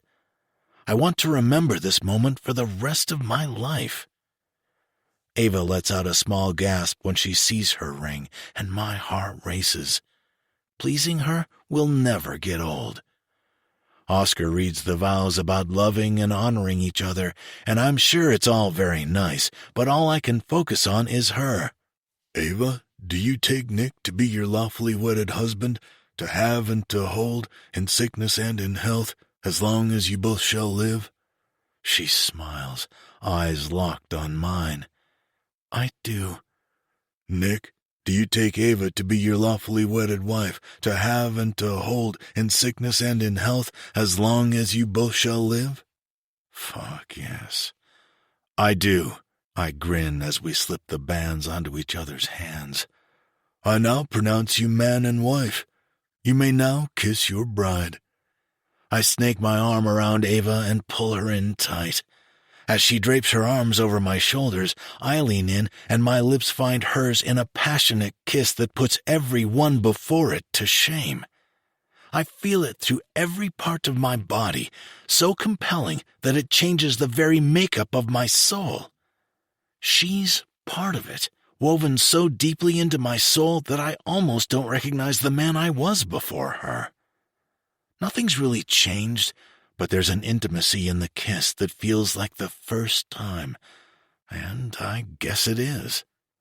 The first time as my wife. When we finally break apart, we're both breathless and smiling uncontrollably. Oscar has us fill out the license and signs it as our witness before leaving us to ourselves on the sandy shore. I can't believe we did that. She lets out a giddy laugh, covering her mouth. Believe it, baby. We're married. We're married, she repeats, a smile tugging at the corner of her lips. Let's go celebrate. I scoop her into my arms and carry her bridal style back to our villa. She pretends to fight me the entire way, but it's the first time I've ever really seen her smile without holding something back. The last days of our trip fly by in a blaze, mostly because we hardly leave the room. Ava and I try to soak in every last second of alone time we can.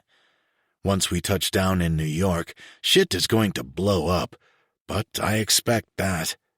By now, Alessandro must have heard that his plan was foiled, and I doubt he'll give up easily. Now, though, there's no way he can break us apart.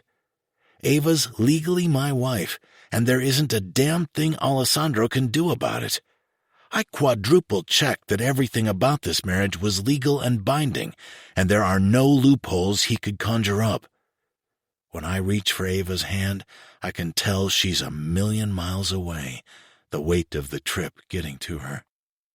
The truth about her father, our marriage, getting a bit of herself back after the shooting, any of those things on its own would be a lot, and she took it all in one fell swoop. What are you thinking about, Aves? She bites her lip, not answering at first. About our kids? she finally says. Kids? What? Did she... She must read the expression on my face because she immediately backtracks. I'm not pregnant. She shakes her head wildly. God, no, that's not what I meant. I was just wondering what their lives will be like. I always imagined I'd raise my children away from all of this. This is a conversation I need to ease into. I promise I will do whatever I can to give you and our kids a completely normal life. It's funny. I always thought my childhood was normal. I figured everybody's family was like that. The way your dad treated you, and continues to, is definitely not normal. Neither you nor our children will live like that. We'll have as normal a life as possible. Is it even possible to be part of the world and have a normal life? If we try hard enough, I assure her. My brothers and I played sports, went to public school, everything. And we always had a choice of whether or not we wanted to join. Our sons will too. I don't want to force this on them. You've already decided we're having sons? Absolutely. At least that's one thing your dad and I agree on. Girls are tough. I'm mostly kidding. Mostly. The thought of having a tiny Ava running around is more than I could handle. I had my hands full with her already, and if I had a daddy's little girl to worry about, I'd be a wreck. Her expression clouds when I mention her father again. What if my dad is upset that we did this? Now that a confrontation is imminent, the initial high of the wedding is wearing off, and the consequences are weighing on her heavily. I don't blame her, because I've been thinking about it too. He's going to be, I say definitively. There's no doubt in my mind Alessandro is going to raise hell when he finds out what we've done. But baby, none of this is about him. This is about us, you and me. Do you regret getting married? Of course not. She shakes her head. I'm happier with you than I think I've ever been. Then nothing else matters. Whatever happens next, we will face it together. Is your family going to be upset about it? I chuckle a little. My mom will probably be pissed that she wasn't there, but I think overall they'll be excited. They love you, and a big ceremony would have only attracted attention, maybe even another shooting. That's something everyone will understand.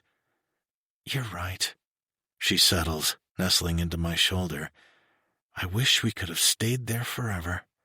Me too. I kiss her forehead. But responsibility calls. At least you still have another week off from class. That will be nice to ease back into the swing of things. Yeah, I'm going to try to find an internship in that time, though. I'm sure that will be easy. There are a lot of defense attorneys in the city. Actually, I had another idea. The only reason I was going to be a defense attorney was for my father, and that seems kind of pointless now. I was thinking about maybe working with victims of abuse, becoming a prosecutor and helping them confront their abusers and move on. I stare back at her in awe. That sounds incredible, Aves. It's a great idea. Thanks. She lets out a sigh of relief.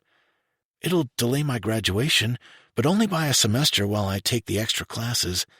And Columbia has a really cool program where you get to work directly with victims and help them through the legal process so that they can hold their abusers accountable. It's kind of perfect for me. Ava, that's amazing.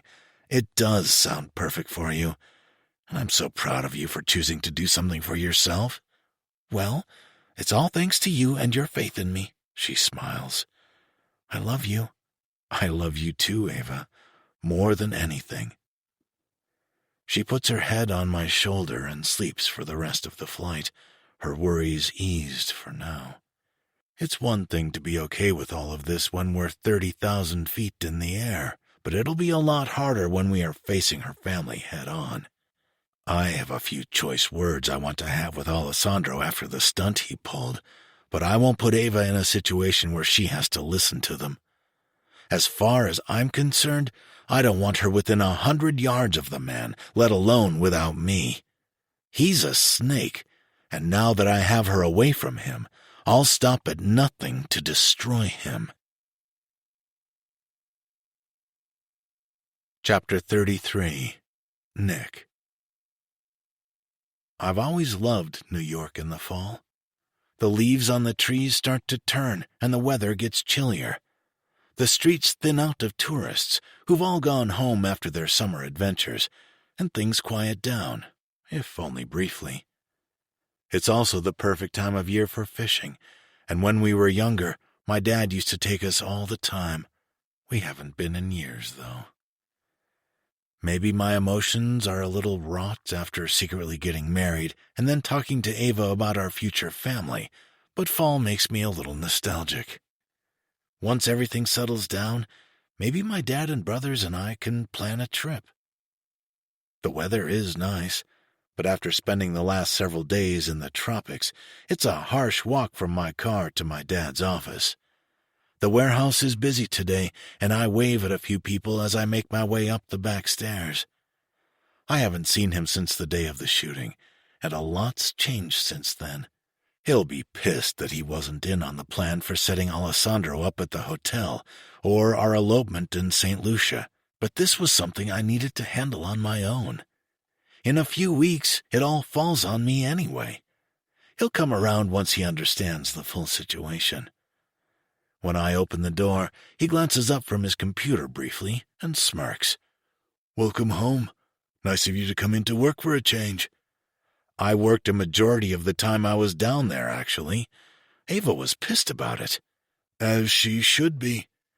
He shuts his laptop loudly and slides it to the corner of his desk. "You should have taken advantage of vacation while you had the chance. Once you're done, vacations come few and far between." "I'll keep that in mind." I let out a sharp laugh. He's right. I can count on one hand the number of times my dad has taken a real vacation since he took over from my grandfather. We traveled plenty, but it was always wrapped around the business in some way. "How have things been here?" "Chaotic." He shakes his head with a sigh. "You'll be happy to hear the Morettis put a hit out on the Russian who shot up the dress shop." Vince told me. For the most part, though, Alessandro's lying low, which I figure results from his botched plan to frame me for cheating on his daughter. For all of his faults, the man isn't stupid and probably has figured out that something is up. "I'm not so sure." My dad frowns. "I've known the Asnikovs for a long time, and a move like this will only fuel their fire. Everyone's upset, but I'm worried the hit is going to put everyone in even more danger." "Yeah, I wanted to talk to you about that." I shift my weight, crossing an ankle over my knee. This isn't exactly how I planned on telling my father that I was married, but nothing about mine and Ava's relationship has gone according to plan.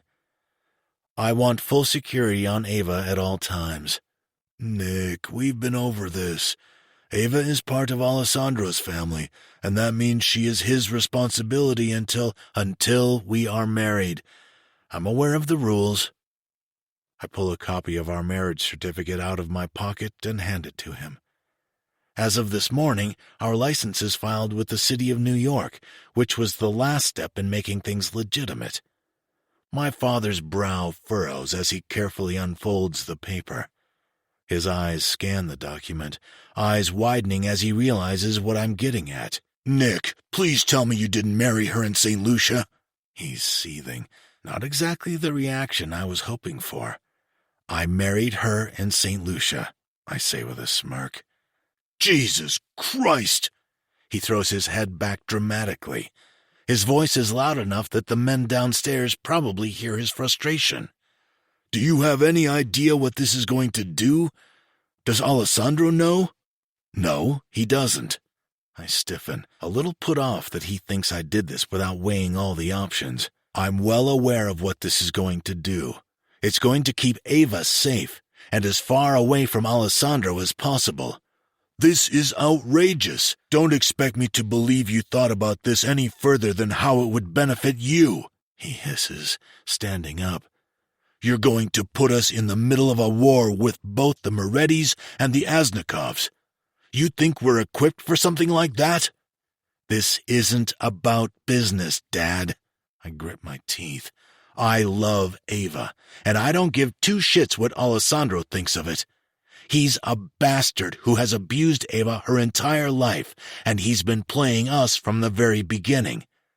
Leo said you wanted us to move the wedding up anyway. I don't know why you are so angry about this. He rubs his jaw. I'm angry because I'm still in fucking charge around here, Nick. You should have talked to me about this before you went ahead and did it. What, so you could tell me not to? No, he barks. So we could figure out the best course of action to get the wedding moved up. We, at least, needed it to look like we were working with Alessandro instead of you running off and getting married in a foreign country. You really did it? Leo appears, a goofy grin plastered on his face, holding a bag of bagels. He's got no idea what he walked into. You knew about this? My dad bellows. Sure, we've been working with Vince and... Leo stutters, looking back and forth between me and our dad. The two of you have been working with Vince Moretti behind my back? My father's voice hinges with suspicion. Yeah, he's been feeding us information about Alessandro. That's why we knew that Nick needed to get Ava out of the country. Leo sets the bag of food down and takes the empty chair next to me. Somebody better start explaining what the fuck is going on and why I wasn't made aware of it. Look, Dad, Alessandro was never going to let the wedding happen. Vince said he's gotten himself into some deep shit with the Asnikovs, and he can't deliver. His only hope was getting Ava into our family and using her to feed the Russians information. When he saw that Ava and I truly loved each other and he wasn't going to control her anymore, he changed his tactics. My dad taps his fingers on the desk, processing what I've told him. The treaty has always been a cover. He wanted to hand us to the Russians on a silver platter. He's been trying to drive a wedge between Nick and Ava from the beginning so that they would end things and he could be kept out of it, Leo adds. You married Ava before he could stop you? Yeah. Vince tipped us off a few weeks ago, and we've been careful about it since. We had to be sure Alessandro was spying on me before we could do anything. So when Ava and I left, we sent a guy to sit in a hotel room in Chicago booked under my name. Alessandro sent a bunch of hookers there to make it look like I was cheating on Ava. My dad's never been one for performative action. That's Alessandro's specialty. Why the fuck wouldn't he just say the deal is off? Why go to all this trouble? Because he's trying to save face, Leo says. He needs the Russians to believe he is doing everything he can to help them infiltrate us, and if he calls off the deal, he goes down as the bad guy. The Asnikovs will eat him alive. That's what the shooting was about, my dad says flatly. I nod. Mrs. Moretti took his car that day. Vince thinks that the Russians thought it was him in there, not even realizing it was a bridal boutique, and were trying to send him a message. Did you explain all this to your new wife? My dad turns his attention to me. More or less. I left out some of the details, but I told her that he was trying to set us all up. She must be devastated, he sighs, rubbing his chin. She's having a tough time with it, but she understands. She knows Alessandro is using her as a pawn and doesn't really care what happens to her. It sounds even more harsh as I say it out loud, reigniting my anger toward him. I'm still pissed you two decided not to tell me about this. My dad glares at us. But I understand why you did it. We'll just need to be prepared for whatever is to come. Alessandro won't take this lying down. But I'm not taking any chances where Ava's safety is concerned. That's why I want to get men on her immediately. He's going to try to see her now that we're home. And she hasn't told her family that you're married? I shake my head. Let's keep it that way for now. I'd like to feel all this out with Alessandro. I don't want to wait, but I'm not really in a bargaining position. I've already lied to my dad about most of this, so I expect that he'll keep me under his thumb for a while. What about Bella's wedding? Both families will be together, plus the Savinos, and this affects them as well. That could work, I say. It's only a few weeks away, but that feels like a lifetime when I want to shout the news of our marriage from the rooftops. In the meantime, you better make sure that this document is legit. He hands it back to me. When Alessandro finds out about this, you want to be sure there are no loopholes and everything was done legally. I looked into everything, but I'll get it to the lawyers. I fold the certificate up carefully and put it back into my jacket pocket. I'll get some men for security for Ava. Make sure she knows, though. I want her aware of everything that is going on, so Alessandro can't argue that we've forced her into anything. It has to be on her terms. Good idea, Leo nods. It's hard to admit defeat, but my dad's reaction only proves we should have brought him in sooner. As confident as I feel, I still have a hell of a lot to learn from him, and he thought of things that hadn't even crossed my mind, so I'm thankful for his support. We'll certainly need it if Ava and I are going to war with Alessandro. Ava. There's nothing that ruins the vacation high quite like having a doctor's appointment the very next day. It's even worse because the appointment is to follow up on my wounds from the shooting that I've been trying to forget ever happened. Thankfully, I don't have to go to the hospital to be seen, and my appointment is with my primary doctor. The follow-up is to check on my mental state as much as my physical wounds. But I can't think of anything that will depress me more than having to rehash the details of the shooting and how I feel about it all with her. Dr. Chapman has been my doctor most of my life, and she knows the ins and outs of what I've been through. I can already tell this will set some alarm bells off in her mind. But honestly, who is in a good mental state after a gruesome 45-minute wait just to be seen? Finally, a nurse takes me back to pull my blood and vitals, and then I wait for Dr. Chapman. "Good morning, Ava." She smiles, washing her hands and then taking a seat in the chair. "Hi, Dr. Chapman. How are you feeling? Wounds healing okay?" "I think so. I don't have much pain anymore, and they seem to be closed." Dr. Chapman kneels next to me. "Let's have a quick look, then." Her hands are cold as she runs her fingers along the outline of my wounds, and I try not to watch. After spending the last several days in a swimsuit, I've started to get used to the scars, but they're still awful looking, and a very tangible reminder of the danger I'm in. "Everything looks really great, Ava," she says, standing up and snapping her gloves off. "They're healing up nicely, and I don't see any signs of infection. I'll send you home with an ointment you can put on them that might help minimize the scarring." "Great." I give her a tight-lipped smile. "Is that all for today, then?" Before she responds, I hop off the table, ready to get out of here. But the look on her face stops me. "Actually, there's something else I wanted to talk to you about." Okay. I sigh. Here we go with the antidepressant speech. It's not the first time she's suggested them to me, but I have no interest in going on medication, for my own reasons.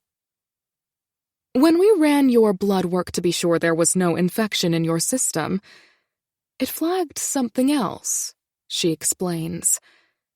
"Ava, your HCG levels came back pretty elevated. They're consistent with someone who is about 12 weeks pregnant." What? My head starts to spin, and I feel so dizzy that I can hardly breathe. Pregnant? There has to be some kind of mistake. Are you sure you didn't get my test mixed up with someone else's? We are very careful about that sort of thing, Ava. We'll confirm with an ultrasound in a week or so, but you're definitely pregnant. But I lose my voice in the middle of the sentence. Birth control is effective, but it's not always 100%. And it's also probably why you didn't notice your late period.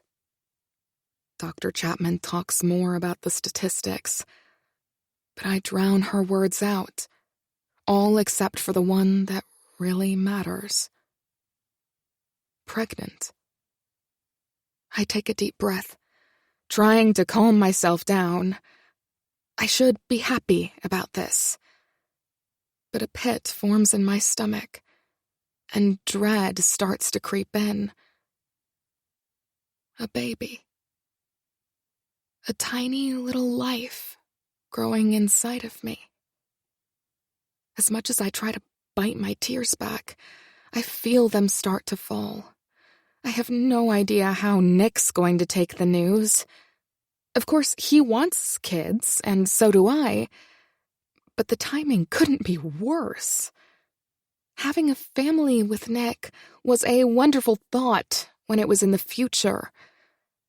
But now that it is an imminent reality, right in front of me, literally right inside of me, it paralyzes me.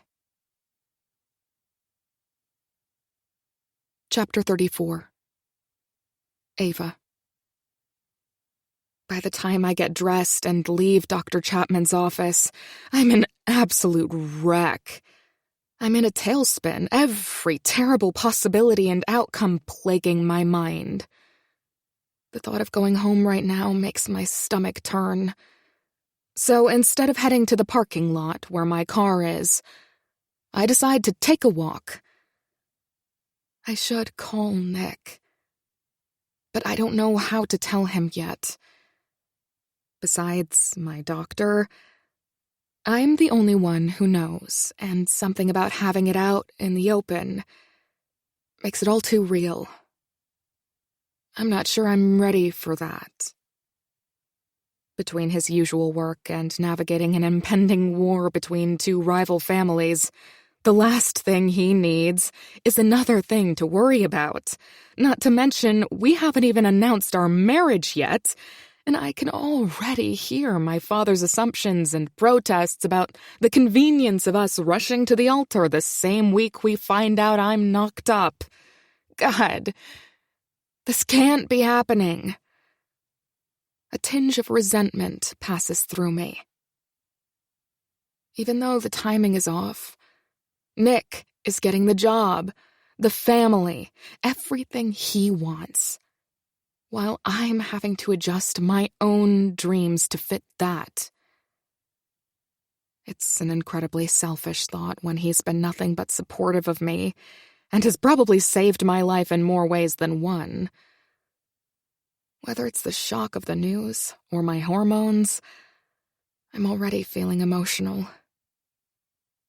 Distracted by the news, I don't pay much attention as I walk, so I don't even notice someone calling my name until I feel a hand on my shoulder.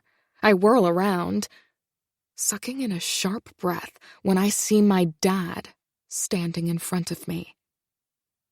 Him? Really, universe? On top of everything else I have to worry about today? Sorry, Ava. He grins. I didn't mean to scare you. I was calling your name for a while.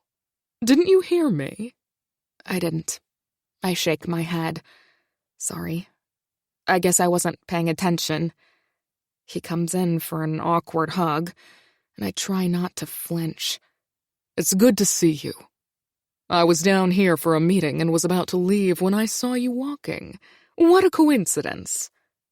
We haven't so much as spoken since the shooting, and after everything Nick told me, I'm uneasy to be around him. Maybe I'm paranoid, but this doesn't feel random in the slightest. Is he following me? Do you have time for lunch? He asks. I'm kind of in a hurry. I have a few interviews for internships coming up that I need to get ready for, and I promised Bella I'd go with her to pick out some flowers for the wedding this afternoon. Coffee, then. There's a stand right over there, and we can sit somewhere and catch up. I've hardly seen you since you moved in with Nick.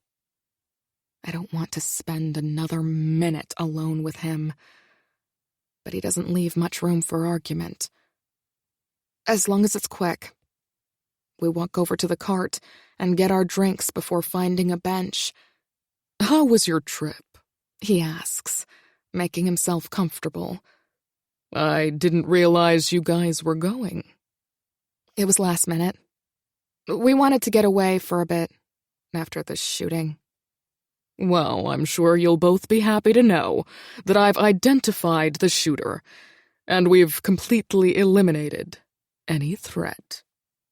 I almost have to laugh at the way he wants to be a hero for solving a problem that he caused.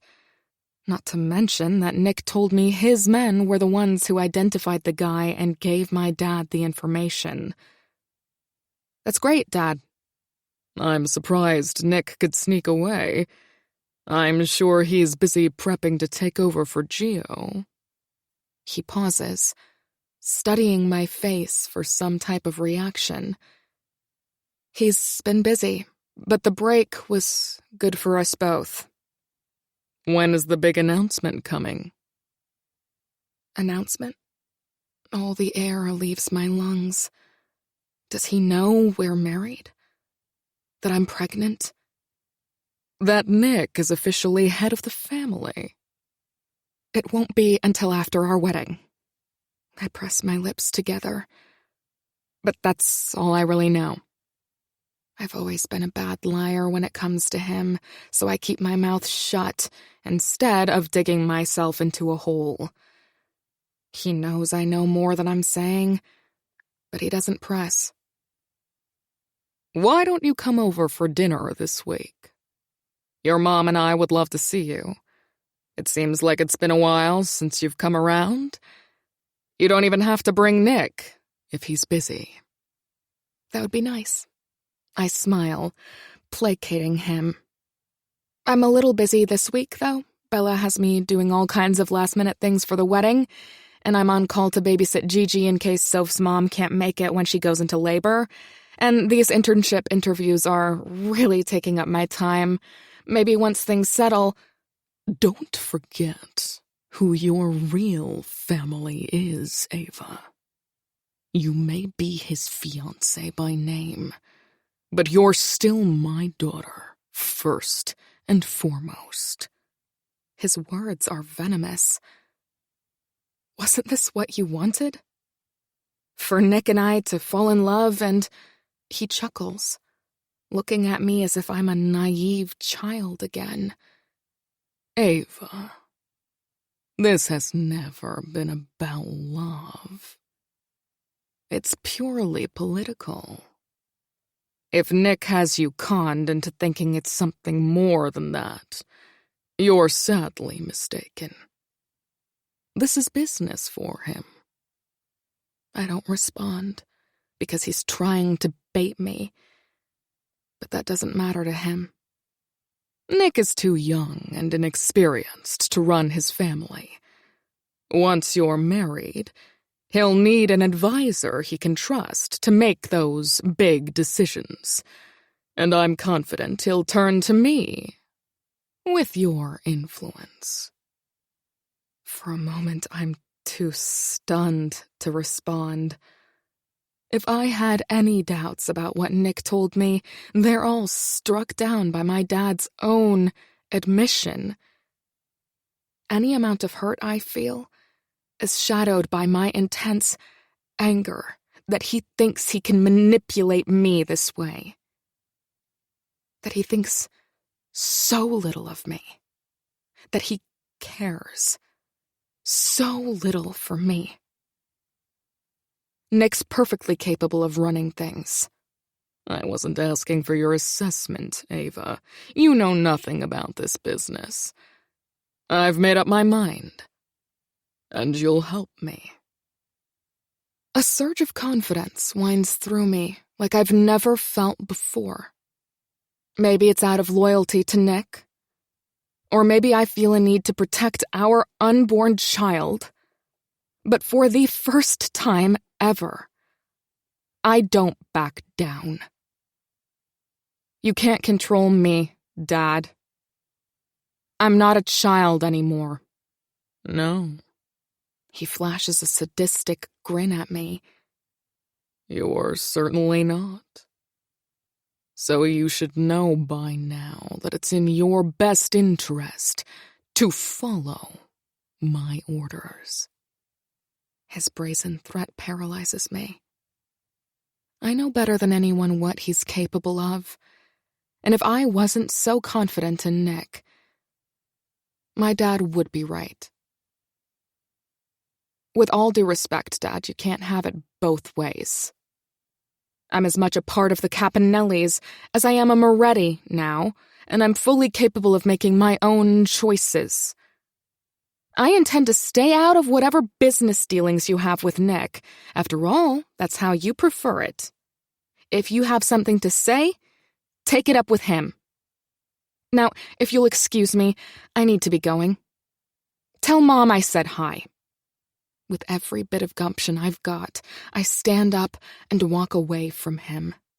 Come out of your glass house sometime and tell her yourself, he calls after me, drawing the attention of several people passing on the street. Adrenaline pulses through my veins as if I've just won a gold medal. I don't know what came over me, but standing up to him feels good. Really good. And I'm never going back to the way things were. Chapter 35. Nick. The first couple of days that Ava and I are home, we're like two ships passing in the night with everything we've got going on. Between our battling schedules, we're barely able to talk, let alone see each other.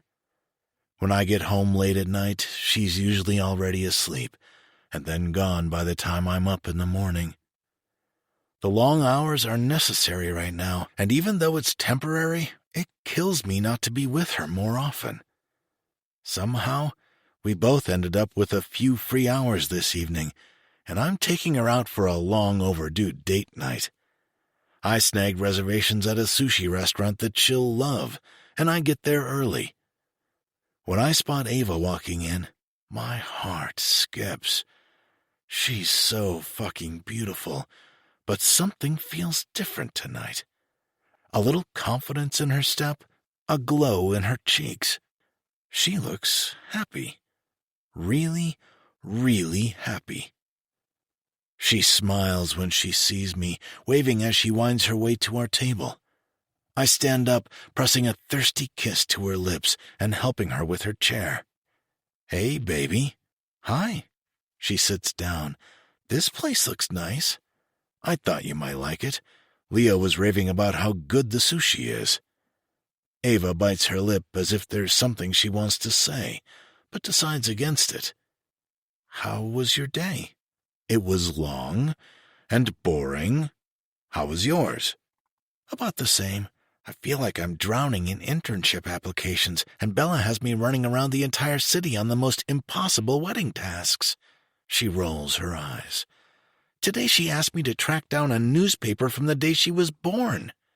I let out a sharp laugh. For what? Exactly my question. Did you find it? I asked, handing her a menu. Of course I did. Ava smirks. The library keeps archives for 30 years. You're not underestimating my abilities, are you? Ava, I chuckle. The very last thing I would ever do is underestimate you. You always find a way to come through. The server comes over to the table, pen and paper in hand. Are you guys ready to order? Whiskey for me, and a Cabernet for you? Water is fine for me, Ava says, quickly waving me off. I give her a strange look. They have a huge wine list. We can take more time if you want to look. That's okay. I'm good with water for now. Okay. And what would you guys like to eat this evening? The server asks.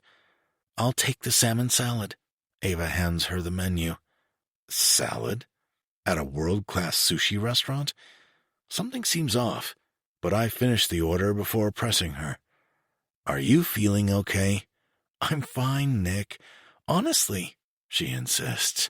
I have to fit into my bridesmaid dress next weekend, so I'm watching what I eat and drink. Her answer sounds very unlike her. but she's been under a lot of pressure with her family, so I don't make a big deal of it. Do you think Bella's excited? Ava smiles. I think it's going to be the greatest day of her life. Thanks to you. You've gone way above and beyond your maid of honor duties. Bella's wedding has been like a full-time job for Ava lately, and it'll take a lot of stress off of her plate once it's done. I just want it to be special for her. I've been meaning to talk to you about the wedding, I start. I haven't had a chance to tell Ava that we'll be announcing our own marriage at the wedding yet, and it's better if she finds out sooner rather than later. About what? You and I are going to announce our marriage at the reception. It's the perfect time with our families, plus the Savinos being there. She lets out a sharp laugh. You're kidding, right? You can't seriously think that's a good idea. It's not exactly the reaction I was hoping for. I thought she'd be ecstatic to finally have it out in the open, but she's angry. She crosses her arms, leaning forward onto the table as her dark eyes narrow. It's the best we've got. We decided that— Who is we? My dad and me. Her eyes widen. You told your dad that we're married? Yeah, I grimace. Without much time together the last few days, I haven't had a chance to fill her in. I had to tell him so I could get protection on you. Who else knows? Leo and Zane and Vince? Probably my mom. Ava gives me a vicious glare. So pretty much you get to tell whoever you want, and I'm not allowed to tell anyone, right? Ava, don't be ridiculous. I had to tell them so that we could be sure your dad didn't find out until the right time. And now the right time is on the biggest day of my sister's life? She lets out a sharp laugh. No, I won't do that.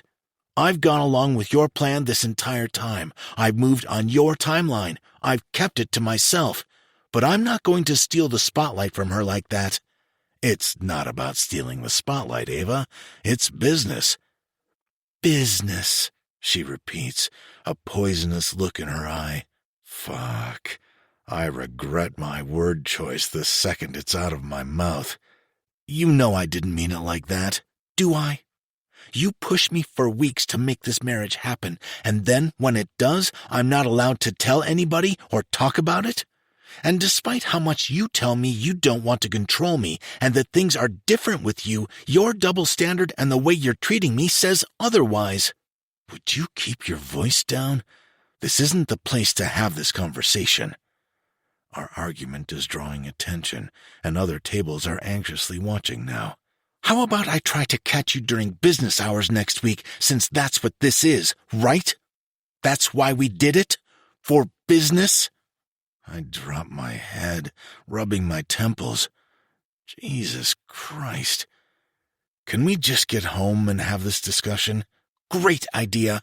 I've completely lost my appetite. Neither one of us seems to cool off on the ride home, especially Ava. She's out of her car and rushing inside before I've even parked the truck.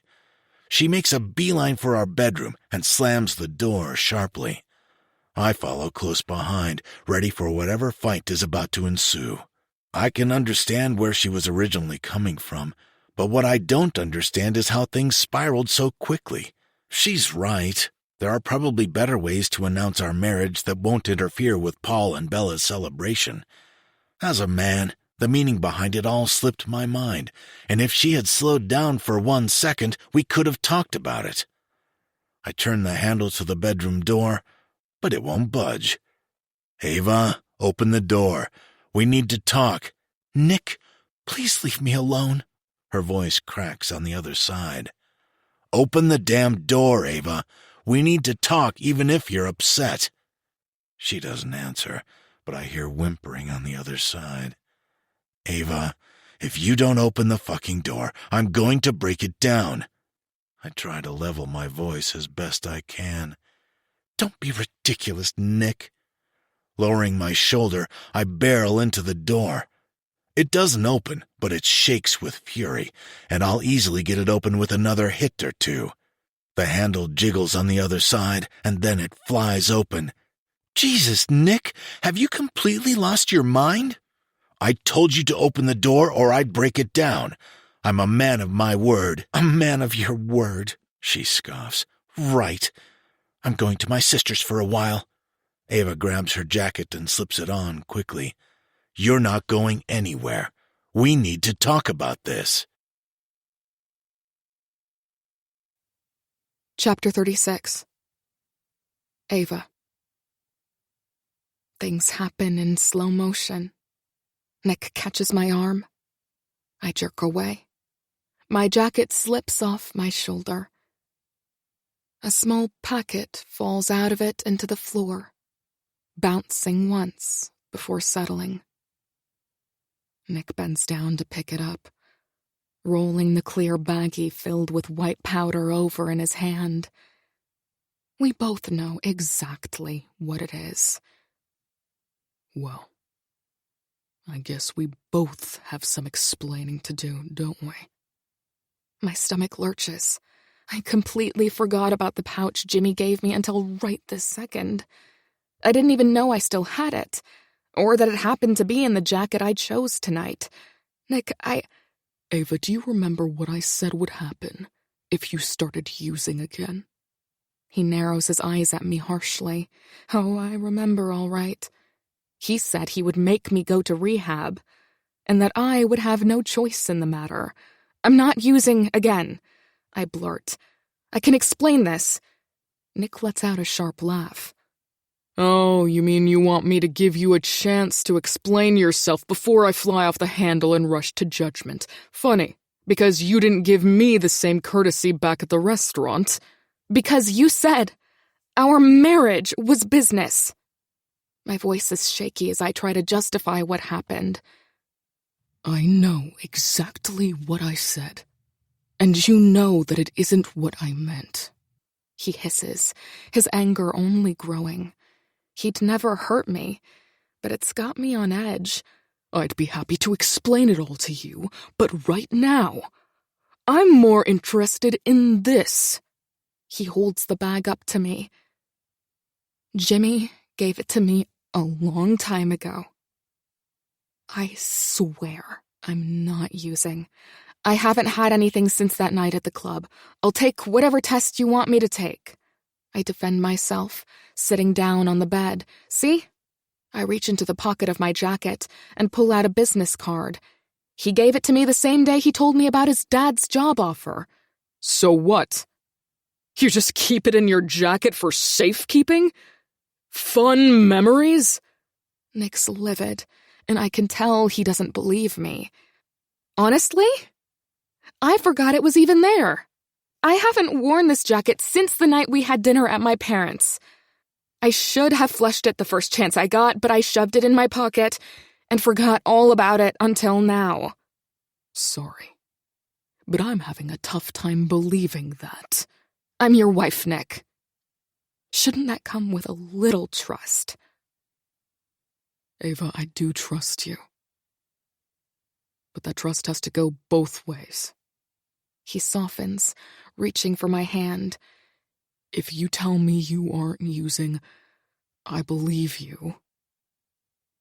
But you have to admit, hoarding cocaine in your jacket, the same jacket you were about to storm out of our house angry in, is a little hard to take. It looks bad. But I honestly had no intention of using it. I was angry with you, and leaving, you're right, but using never even crossed my mind. It hasn't since that night, and it's because, for the first time, I feel like I'm in control of my own life. That's because of you. And what you've given me. I never want to risk the life we've got. I'm sorry I've been a little emotional lately. I love you. And I can't stand the thought of disappointing you. I wipe at the tears trickling down my cheek. I never want to disappoint you either, he says, fidgeting with my wedding rings. I'm sorry that I didn't tell you my dad and the guys know. I didn't tell them for the hell of it, And to hold you to a different standard, though, they needed to know for our safety. And I'm sorry I wasn't clearer about that. And about the wedding, you're right. It's not fair of us to overshadow Bella and Paul on such an important day, and we'll find a different time. Will that make you feel better? It would. Thank you. I sniffle, wiping the tears off of my cheek. There really is no perfect time to tell my family that we got married, but Bella's wedding seems like one of the worst, even if it might be convenient. Then I'll tell my dad that's the plan, and we'll figure out another time. His lips curl. And just so you know, I understand what a struggle you go through each day to stay clean. And I'm really proud of you for doing this for yourself. I press my lips together. I'd planned to tell Nick about the baby at dinner, and with that completely ruined, now is as good a time as any. It's more than that, though, Nick. I take his hand, gently setting it on my stomach. I wouldn't use... because I'd never want to jeopardize the life of our baby. Nick swallows, eyes widening as he realizes what I said. You're... I'm pregnant, Nick. Ava, I'm going to be a father. He scratches his forehead.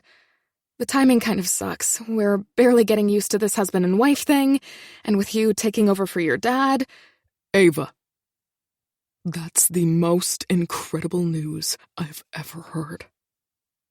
We're going to have a baby! Nick sweeps me into his arms, spinning me around at the foot of our bed. When he finally sets me down, he's got a grin on his face that absolutely melts me. When did you find out? When I went to my follow-up the other day, Dr. Chapman did some blood work, and my levels were high. We'll have to go back in for an ultrasound to make it official.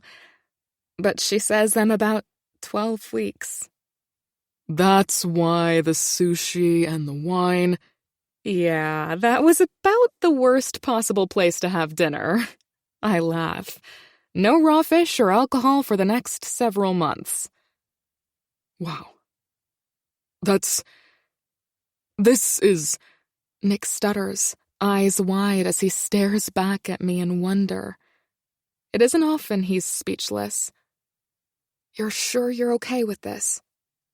We've already got so much going on, it's not a great time. Nick lets out a sharp laugh. Okay with it. Ava, I'm fucking ecstatic. Who cares about the timing? It'll never be perfect. The only thing that matters to me is you. His hand slips to my stomach, fingers slipping underneath my shirt to my bare skin. And our family. How do you feel about it? Terrified, overwhelmed, underqualified. Now that I've seen Nick's reaction, though, there's no way to be anything but happy myself. His excitement is all the reassurance I need. I let out a happy breath, a little nervous, but excited. I've felt weird all week, but I don't know if I'm reading into every little ache or pain now that I know. You're hurting now? Can I get you anything? Easy, Nick. I'm fine. I laugh. This is already going exactly how I pictured.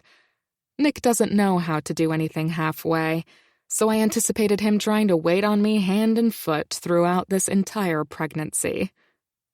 God, I love you so much. Nick presses a possessive kiss to my lips, his hand sliding to the back of my neck.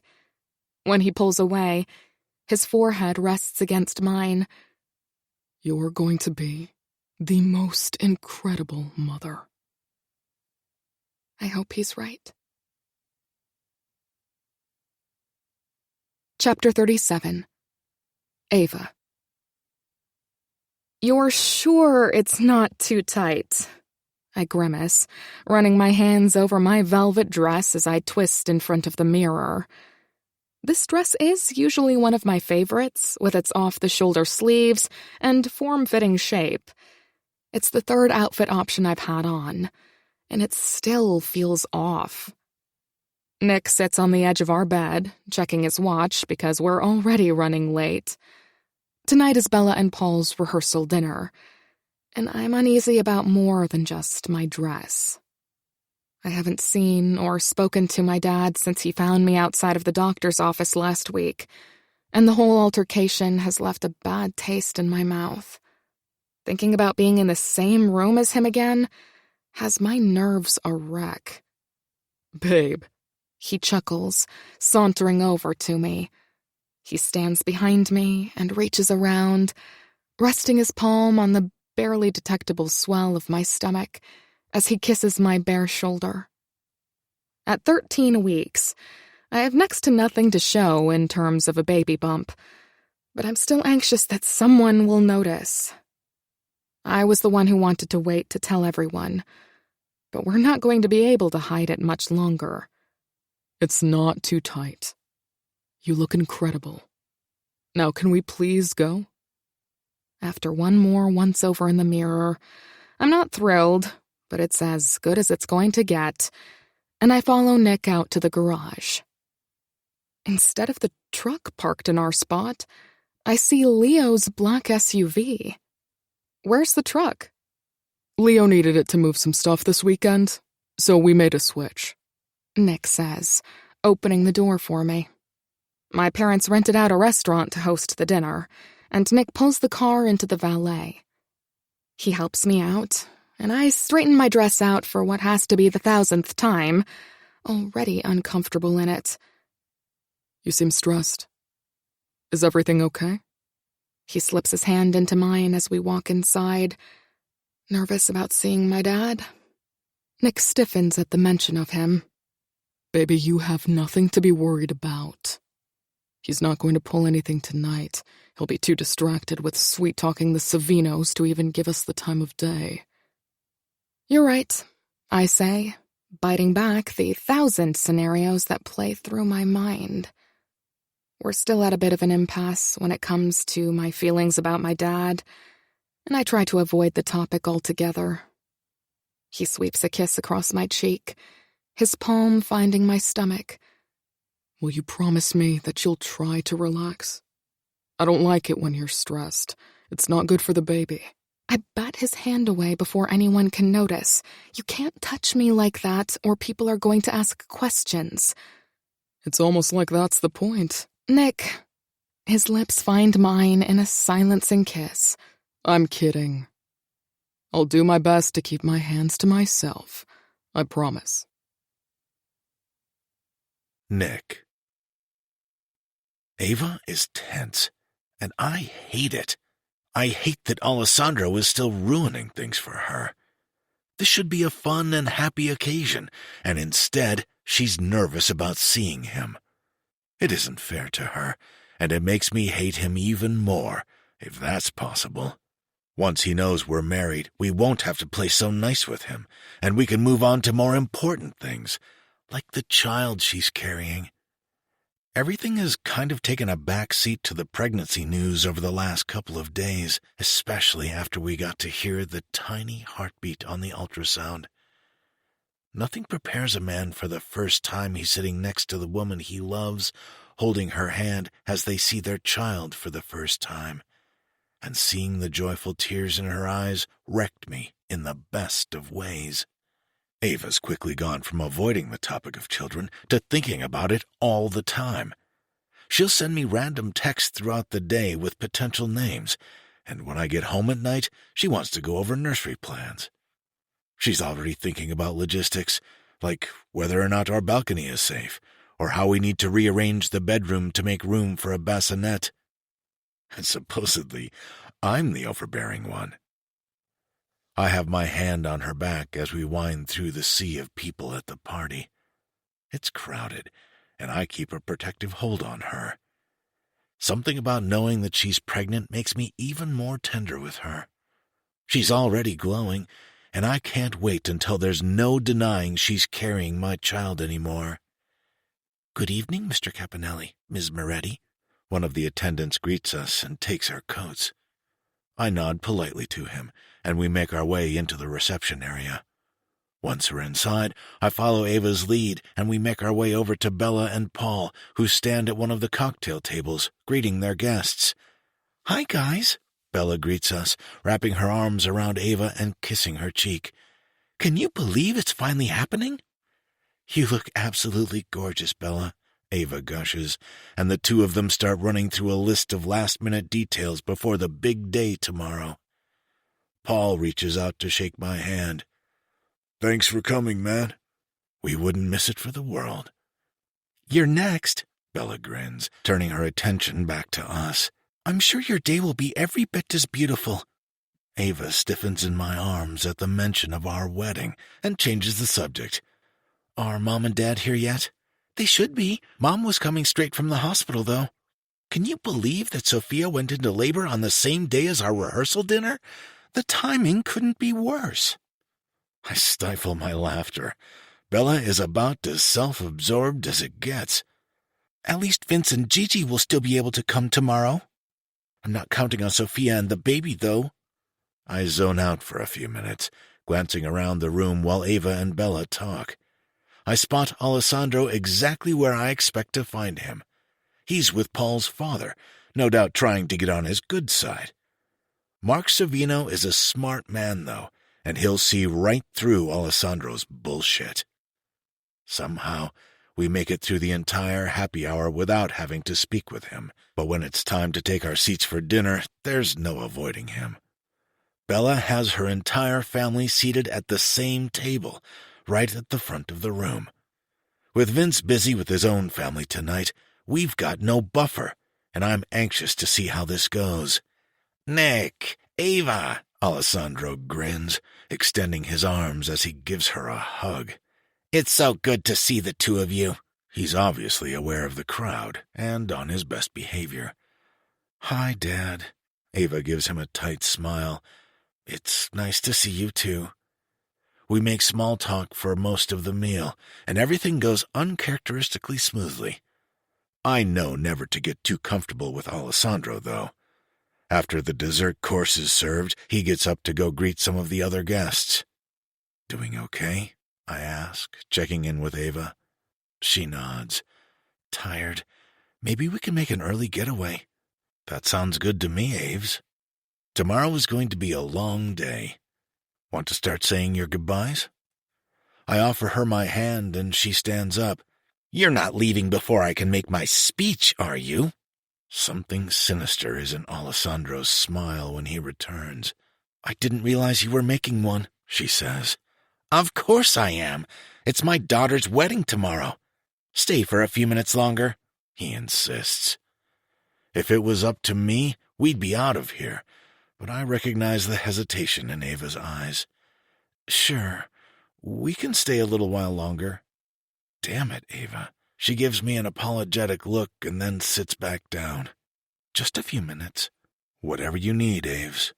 She's been stuck between the two of us for too long, and I'm not going to make it any harder on her. Alessandro makes his way to the front of the room, unfastening the microphone from its stand. This is bound to be entertaining, if nothing else. "Good evening, everyone," he begins. "My name is Alessandro Moretti, and I am Bella's father. On behalf of my entire family, I'd like to thank you all for joining us tonight to celebrate her marriage to Paul Savino. Sonia and I could not be more thrilled to be welcoming Paul into the family." "Do you think he's going to say the same thing when he gives a speech for us?" I lean over, whispering into Ava's ear. "Nick, stop," she laughs, rolling her eyes. "Paul and Bella's marriage means the merger of our two families, and with it, we'll be combining our forces. In fact, earlier tonight, Mark and I agreed to an even larger expansion that will set both families up for decades to come. It's an exclusive partnership, and that means all other treaties will become null and void, effective immediately." Alessandro has a vicious look on his face as his eyes meet mine all the way across the room. What the fuck is going on? My youngest daughter, Ava, was supposed to marry into the Caponelli family. But thanks to the generosity of Mark and the entire Savino family, that won't be necessary anymore. What is he talking about? Ava looks to me for answers, but I'm as confused as she is. I don't know, babe. Let's just get out of here. Ava and I go to get our coats while Alessandro finishes whatever he's got to say. Part of me wants to stay here and knock his fucking lights out, but I can't. I need to get Ava away, and I need to talk to my dad and Leo and find out what's going on. While we're waiting, 2 men in security uniforms approach us. Mr. Caponelli, we're going to have to escort you out now. This is a closed party for the Savinos and Morettis only. One of the men grabs me, and I shrug him off. Get your hands off me. What are you talking about? Ava hisses, coming immediately to my defense. Nick is my fiancé, and this is my sister's wedding. Was your fiancé? Alessandro gloats, joining us at the back of the room. With the new deal with Mark, your wedding isn't happening, which means the Caponellis are no longer welcome at this event. You stupid son of a bitch. I can't help but laugh. He's got no idea what he's done. Pulling out of a treaty is no simple thing, and this deep in, it's basically a declaration of war. Dad, this is ridiculous. Ava steps forward. If the Caponellis aren't welcome here, then neither am I, because... She looks at me with apprehension in her eyes, but I nod at her, bursting with pride at the way she stands up to him. Because Nick and I already got married. You're what? The look on his face is worth the wait. Alessandro is so angry, it looks like his head might pop right off. For a second, I think I actually see steam coming out of his ears, and I enjoy it more than I should. We got married a few weeks ago in St. Lucia, she says, holding her ground. Her father chuckles, and pretty soon he's bellowing with laughter. I should have known you'd find a way to screw this up for us. And for what? Some silly idea of love? Alessandro. Ava steps forward before I can say anything. Dad, I have tried my entire life to make you happy, and that's what I thought I was doing by agreeing to this in the first place. But you know what? If it takes me being a bartering chip that you give and take away on a whim, then I don't want it. I'm done letting you manipulate me. I loved Nick, and you can either be happy for us or leave us alone, but you're not going to interfere in our relationship anymore. I stand back, watching Ava in complete awe as she stands up to him. A few weeks ago, this wouldn't have even been a possibility. Something entirely different has come over her tonight, and whatever it is, I'm so fucking proud of her. Alessandro doesn't know what to make of this shift in their dynamic either, and he's stunned into silence. Come on, Nick. She reaches for my hand and pulls me to the entrance. Ava, don't you dare walk out that door, Alessandro calls after us, but she continues on as if she doesn't even hear him. Once we're outside, she lets out a heavy breath and turns to me, her face flush with emotion. Well, that could have gone better. No, I don't think it could have. I let out a sharp laugh. You were absolutely incredible in there, Ava. I'm so proud of you. Thanks. Her half-hearted smile isn't convincing. I just hope it doesn't cause even more issues for us. I wrap my arm around her to shield her from the wind as we wait for the car to be pulled around and kiss her. You let me worry about that, okay? It will, but I don't tell her that. This is far from over with Alessandro, especially after the stunt he pulled tonight. I don't know what he's promised the Savinos, but this isn't going to go away as easy as he thinks. Getting Ava away from him was only half of the battle. Now I've got my sights on destroying him, and nothing's going to stand in my way. The drive from the restaurant to our penthouse is about an hour, and Ava falls asleep almost immediately. She was exhausted to begin with, and the confrontation with Alessandro must have taken a lot out of her. I have no idea what's going to come of the wedding tomorrow, but she needs her rest, so I don't disturb her. Sliding my jacket under her head for a little extra comfort, I look over at her. Suddenly, I'm blinded by blistering headlights, horns honking, tires screeching, glass shattering, Ava screaming. I fly forward over the steering wheel, driving it so hard into my chest that it takes my breath away. When the car finally skids to a stop, I look at Ava. She's hunched forward in the seat, blood dripping down the side of her face, and she's not moving or saying anything at all. Fuck! Oh, God, no! Ava, are you okay? Baby, can you hear me? No answer. I unbuckle my seatbelt and scoot toward her, tilting her head with my hand. Ava, answer me, baby. The blood is coming from a deep gash on the side of her head above her ear, but it's mostly covered by her hair, and I can't see how bad it is. Ava, I yell, shaking her a little, trying desperately to wake her up. This can't be happening. Please, baby. Still no response. I need to get out of the car. I open my door and stumble out as smoke billows from the front of Leo's car. Whoever hit us is long gone by now, and wailing sirens fill the air. I head for Ava's door, but a wave of dizziness hits me, and my legs seem to give out underneath me. My knees hit the pavement, and I call out for Ava one more time before everything goes black. Ava! She doesn't answer. Chapter 38. Nick. We've been here for over an hour, and the emergency room doctors still haven't let me back to see Ava. No amount of pacing in front of the doorway changes their minds, and I'm losing my shit. By the time I woke up at the scene, we were being loaded into separate ambulances. Paramedics assured me that Ava was being taken care of, but their words were less than comforting. I wanted to see her. I wanted to hear her voice. I wanted some confirmation that she was okay. Between the mild head injury I had and the rush of everything, I'm still trying to piece together what happened.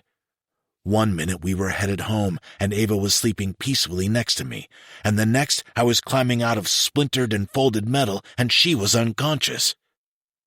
This was intentional. There's no doubt in my mind about that. It's too convenient, too coincidental to find us on back roads in the middle of the night when there's no one else around. Someone set out to hurt us, and when I find out who, I'll make sure they pay with every last breath they've got, especially if anything happens to Ava or the baby.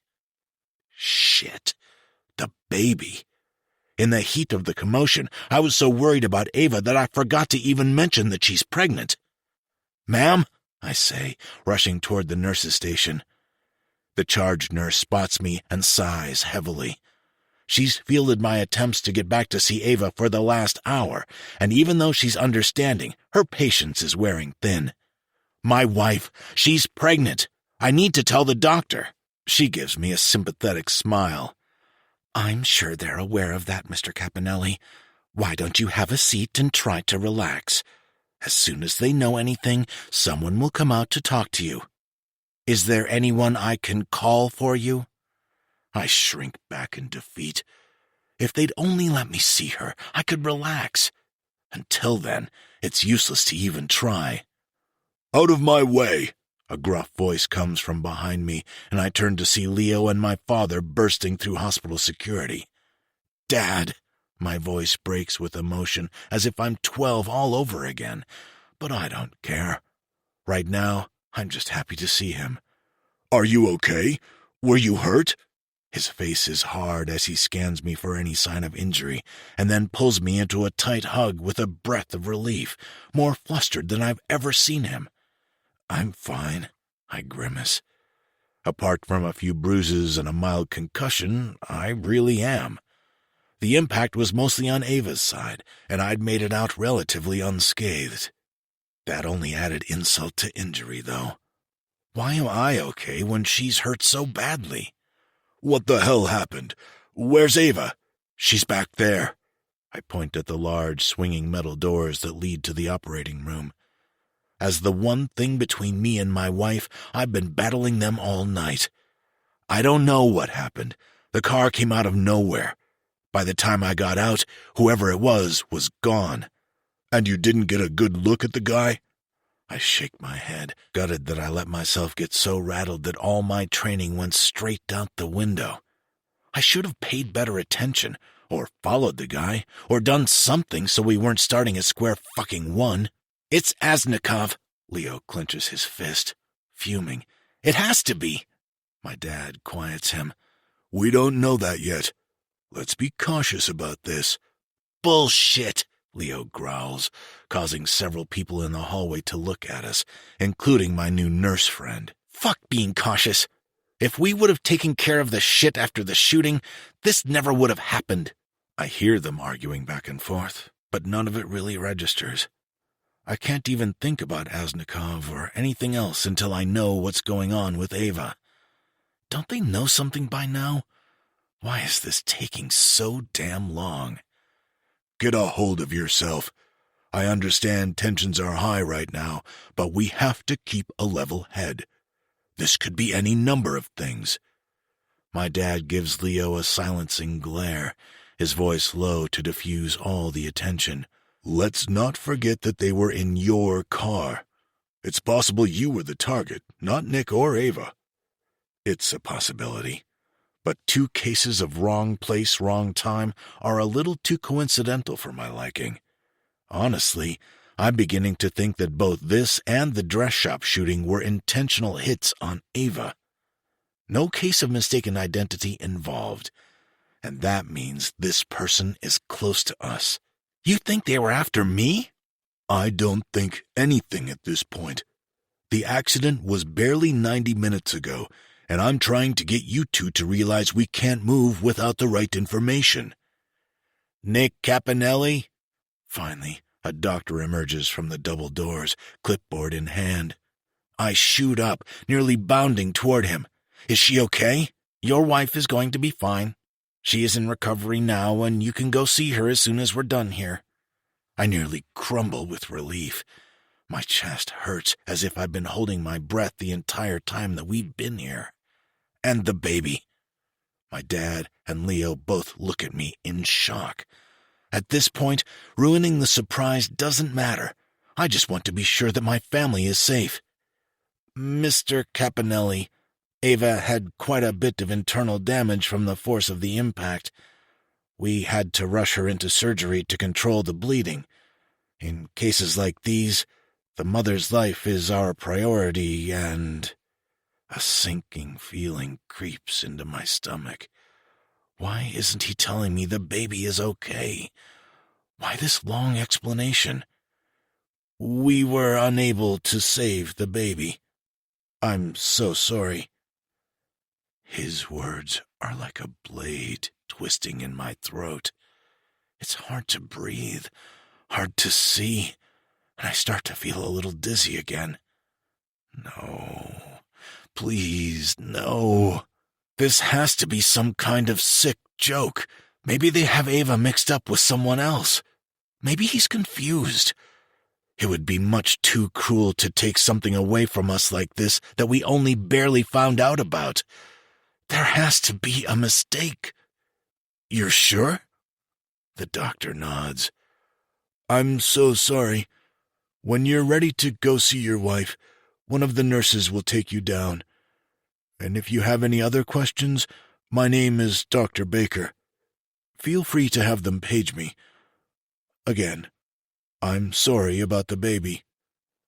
Rage avalanches through me as I try to restrain myself. I want to break everything in this damn hospital, but I can't. And without an outlet, I'm reeling. How dare he?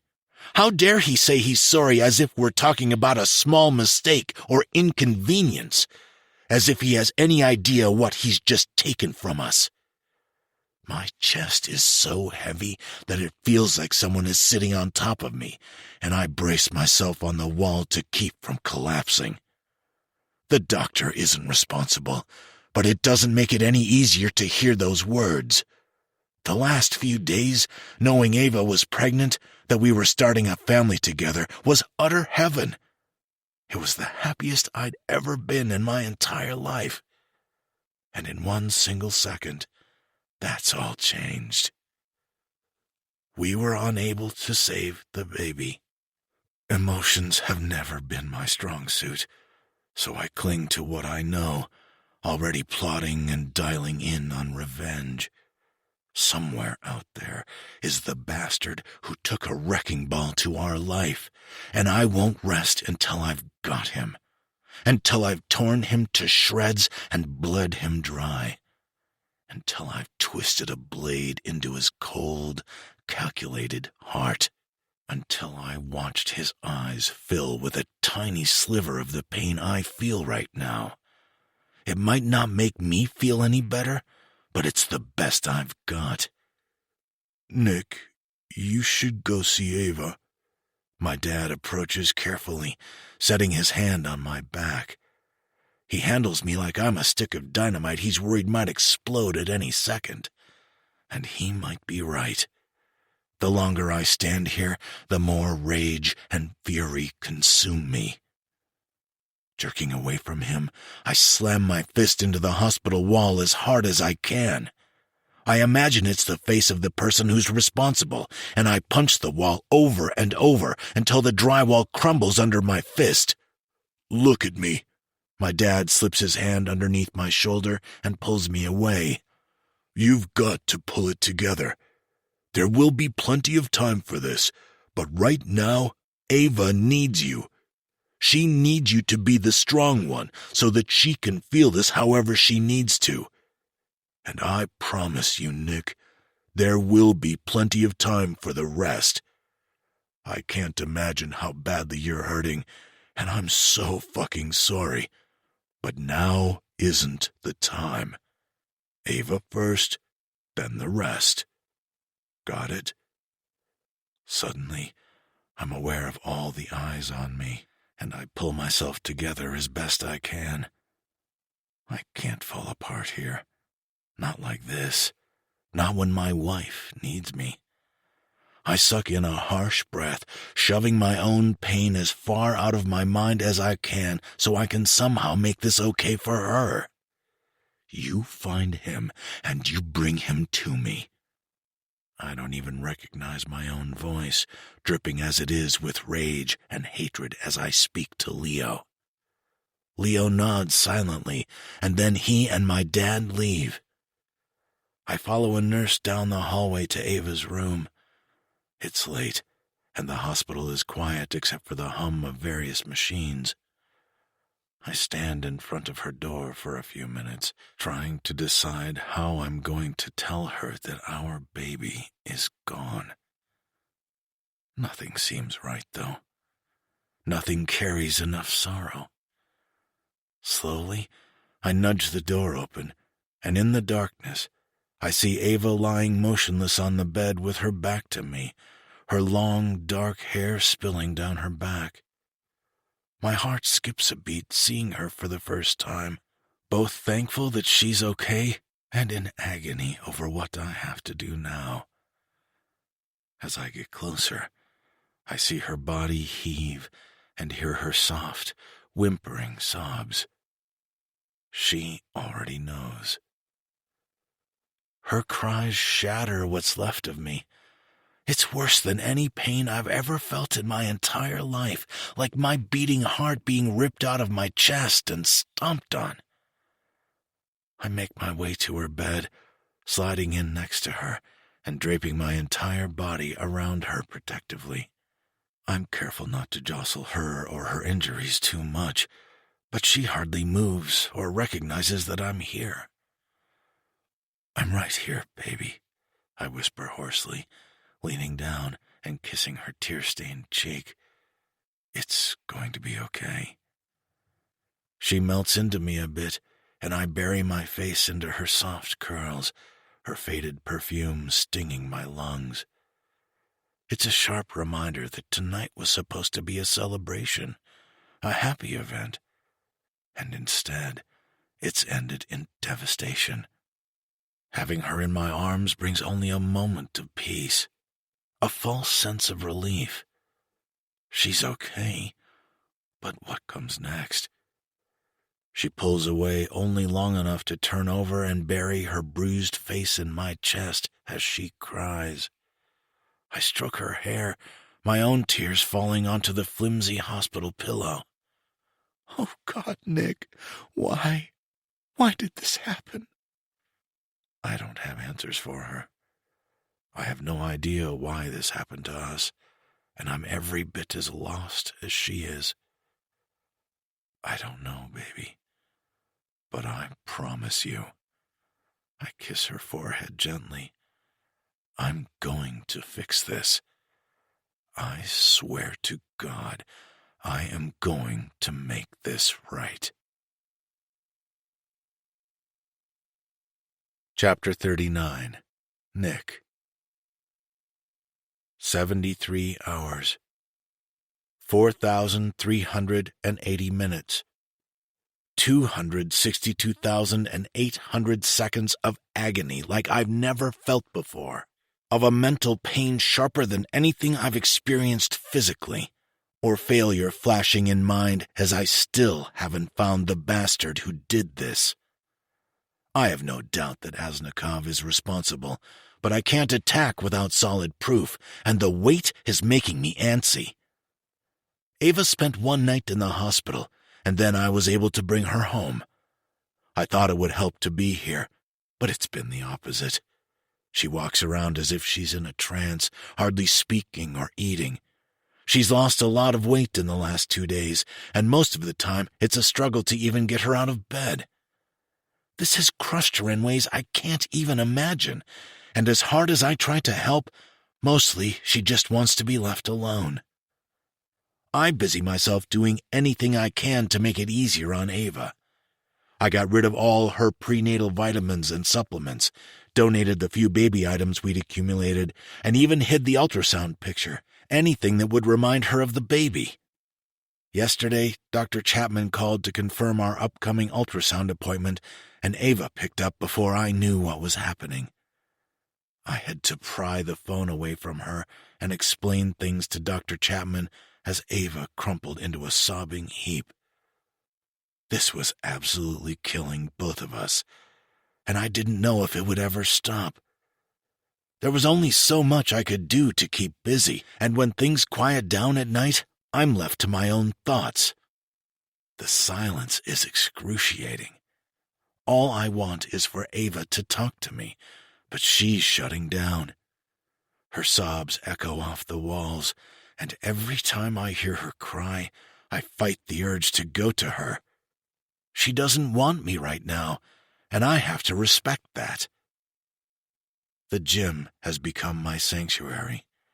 I can crank the music up loud enough to drown out my thoughts and Ava's cries, and exercise is at least a healthy way to get my anger out. Besides, when I finally have my moment with Asnikov, I want to be in the best shape of my life. Earlier, I tried to get Ava up and out of the house for a walk, but she wanted nothing to do with it. The pain I'm feeling is probably half of what she is, so, conceding to her once again, I found my way down to the warehouse office. Even if my dad and Leo aren't going to let me help with the investigation, I need some kind of human interaction. I sit at my desk, staring at the frame in the corner. The picture behind the glass is of Ava and me in St. Lucia only a few weeks ago, happy as could be. Tucked inside the corner is my copy of the ultrasound. I take it out, running my fingers over the glossy paper. It hardly resembles a baby, more of a dust storm. We don't know if the baby we lost was a boy or girl, but I suspect that would only make all of this harder, the finer details stinging worse than the rest. My thoughts are interrupted by someone pounding up the stairs. "Sir, you can't go," I hear my assistant's voice right as the door is thrown open and Alessandro and my father walk in. I stand up, ready for whatever fight this will become. I didn't tell Alessandro about the accident at Ava's request, and I'm pretty positive that's the reason for his visit. But I have more than enough anger to go around, so I welcome his visit more than most days. "What kind of bullshit are you trying to pull here, Caponelli?" My daughter was hospitalized, and you don't have the decency to call me or my wife? My dad stands back, recognizing that this is something I need to handle myself.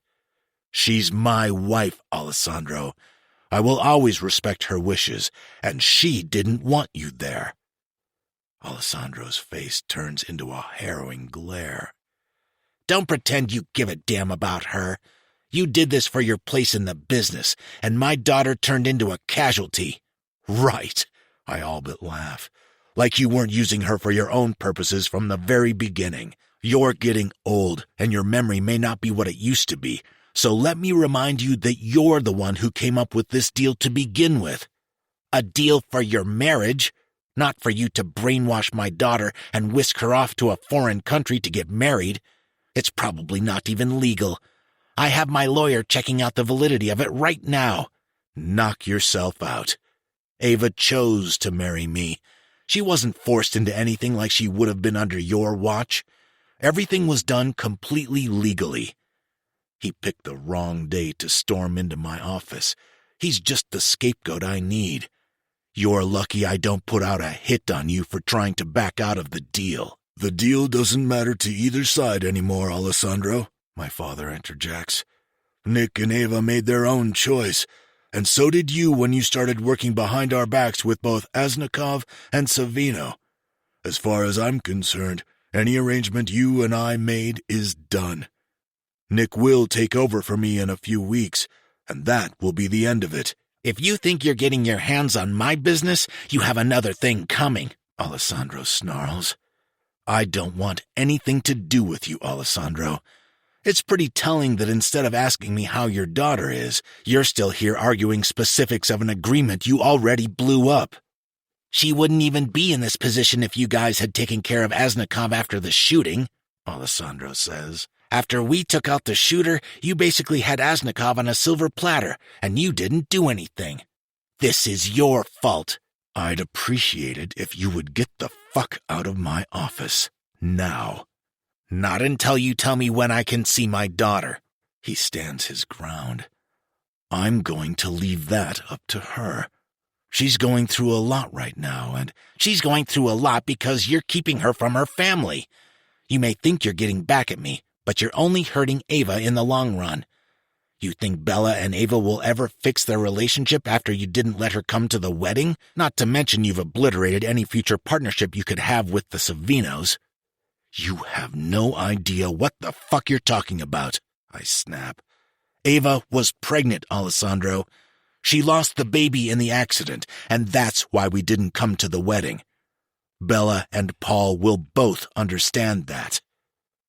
The color drains from his face. The baby is as much of a loss for their family as it is for us. Our child would have been an heir to both the Moretti and Caponelli crime families. And yeah, she's hurting right now, so I'm going to do everything in my power to protect her. God knows you never did.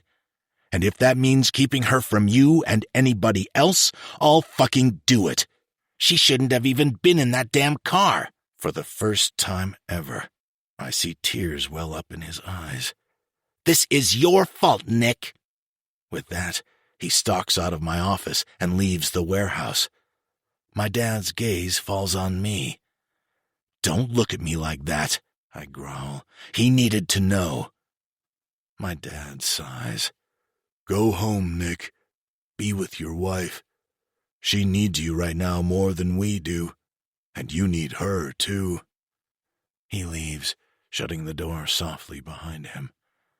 I fling my hand across my desk, knocking everything off of it and onto the floor. I'm not usually one to let words get to me, but the truth behind what Alessandro said is haunting. This is all my fault. If I had just taken my own car, if I had just killed Asnikov after the shooting, if I'd just quit this entire fucking thing and ran away with Ava. If.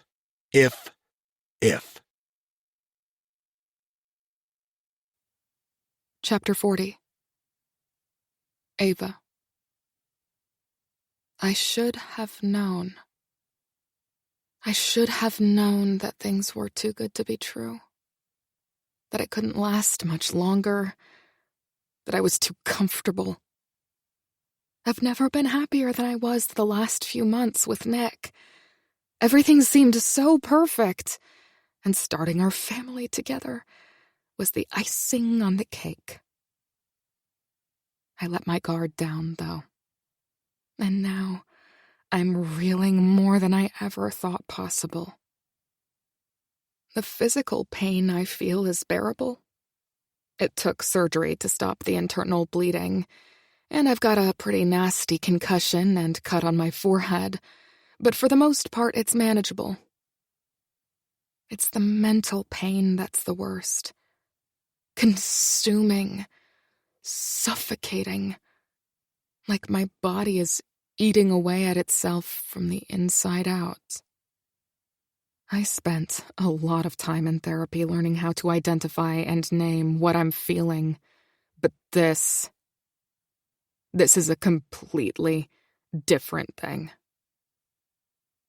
I can't bear being around Nick. Every time I hear his voice or see his face, all I can think about is how badly I've failed him. He's given me everything, saved my life in more ways than I can count, and I can't even give him the one thing he's asked for. Maybe I should have done something different. Maybe taken better vitamins so the baby was stronger, maybe eaten healthier, or walked more, or anything at all that might have improved our chances. I don't deserve Nick and the wonderful life he tried to give me. The last few days he's been so attentive and caring, and all I've done is rebuff his efforts. In the beginning, he'd come in every few hours to ask if I wanted something to eat or to go for a walk. Eventually, he got tired of being shot down and would peek his head in to be sure I was still breathing. When he comes in at night, he drapes his arm over me and whispers how much he loves me. But I pretend to be asleep each time. A small part of me feels like I'm being punished because of how I felt about the baby right off the bat. I was upset to be pregnant, but that was because it was a shock. After I came to terms with it, my whole mindset shifted and I was so excited. Why couldn't I have felt like that from the beginning? All I want is a little space to process everything. I appreciate Nick more than I can ever say, but right now his attention feels suffocating. Every second he's trying to fix something he can't. He can't make this better. He can't make this go away. And every time I see him, all I can think about is our baby. He's a painful reminder of how much I lost. As much as I'm ashamed to admit this, a small part of me blames him. Nick swore up and down that he wouldn't let anything like this happen, that he would take care of everything. I trusted that. But he didn't. And now our child is dead. My family hates me, and I'm completely isolated. Sometimes I feel like I'm avoiding Nick because I don't trust myself not to say that out loud. It isn't fair, and I hate myself for even thinking about it. It's only another reason why I don't deserve Nick. I know it's irrational. The accident was just that. An accident. There's no way Nick could have stopped it, or that I could have saved the baby. The doctor stressed that continuously. Neither one of us is to blame. Even the police who investigated the crash said the guy was driving drunk, and it wasn't a targeted attack. I know all that, but it doesn't stop me from feeling that way. Eventually, I'm going to have to face all of this. I can't keep myself locked away forever. I need to tell my family. I need to go back to work I need to move on. But every time I even think about it, I am reduced to sobs again. Everything took a back seat to the baby the last few weeks, and now everything seems pale in comparison.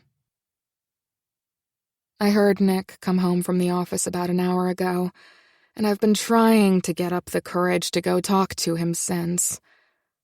When I go out there, he'll jump back into protector mode again. The only thing he's doing, though, is making me feel inferior. I failed already by losing our baby, and I can't even pull myself back together on my own. I need him for that. It's pathetic. I can hardly take care of myself. I would have been a terrible mother. Maybe that's why our baby was taken from us. As I try to get up the courage to go out there, there's a soft knock on the door. Ava? Can I come in? Nick's voice is broken and pained. I don't answer, but he persists, nudging the door open slowly. Ava? He asks again, hesitating at the door as if he's worried to come too far into the room. I don't blame him. Every time he's been in here lately, I've bitten his head off. The bed sinks in next to me, and his fingers gently graze my shoulder. I can feel the desperation in his touch. Finally, I roll over, realizing he isn't going to give up so easily today. He gazes down at me, waiting for me to make the first move. Giving up on all other methods he's tried before, he leaves the ball in my court and waits. "Hi," I whisper, my voice scratchy. I've hardly said a word the last few days, and my throat is dry from dehydration. How are you feeling? He rests his hand on the palm of my cheek, gently sweeping his thumb back and forth. "I'm fine." I sigh. Truthfully, he doesn't want to know how I'm feeling, and by the look of pain he's already carrying, I don't think he can handle it. There's obviously more to that answer, but Nick doesn't pry. Can I get you something to eat? I brought Thai food home. I thought that might sound good. If nothing else, he's relentless. He's been trying to get me to crack for days, and bringing home my favorite takeout, even though he can't stand it, is his latest attempt. Thank you, but I'm not very hungry. Baby, you need to eat something. We've got to keep your strength up. He tucks a piece of hair behind my ear, eyes pleading with me. I said I'm not hungry, Nick.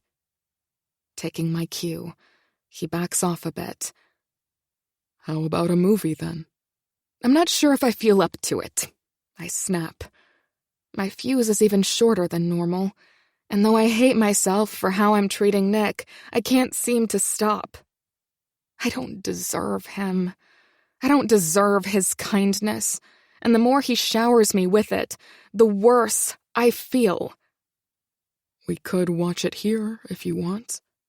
I could bring a tray of dinner, and we could get something on demand and just lie in bed. I move away from him. I don't want dinner. I don't want to watch a movie. I want to be alone. He isn't going to do that, though. Instead, he wraps his body around mine. His usual gentle and loving touch feels like sandpaper on my skin, and it brings hot tears to my eyes as I realize how badly I've screwed all of this up.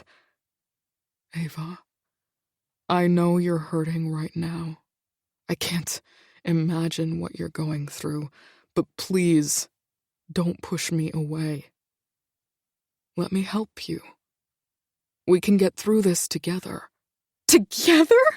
I shriek, throwing the covers off and bolting up. Nick looks at me wide-eyed as if he can't believe I'm capable of moving so fast. Nick! You don't get it! This happened to me! I need to deal with it on my own. And if I want to stay in bed and cry for a few days, I'm going to do that. I lost my baby 3 days ago. I think that should give me a little leeway. Nick's face falls. Our baby. What? We lost our baby. He moves to the edge of the bed and sits there as still as can be. I'm hurting too, Ava. This didn't only happen to you.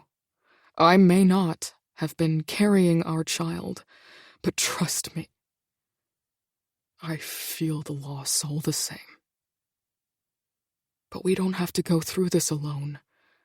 We can figure it out together, but you've got to let me help you.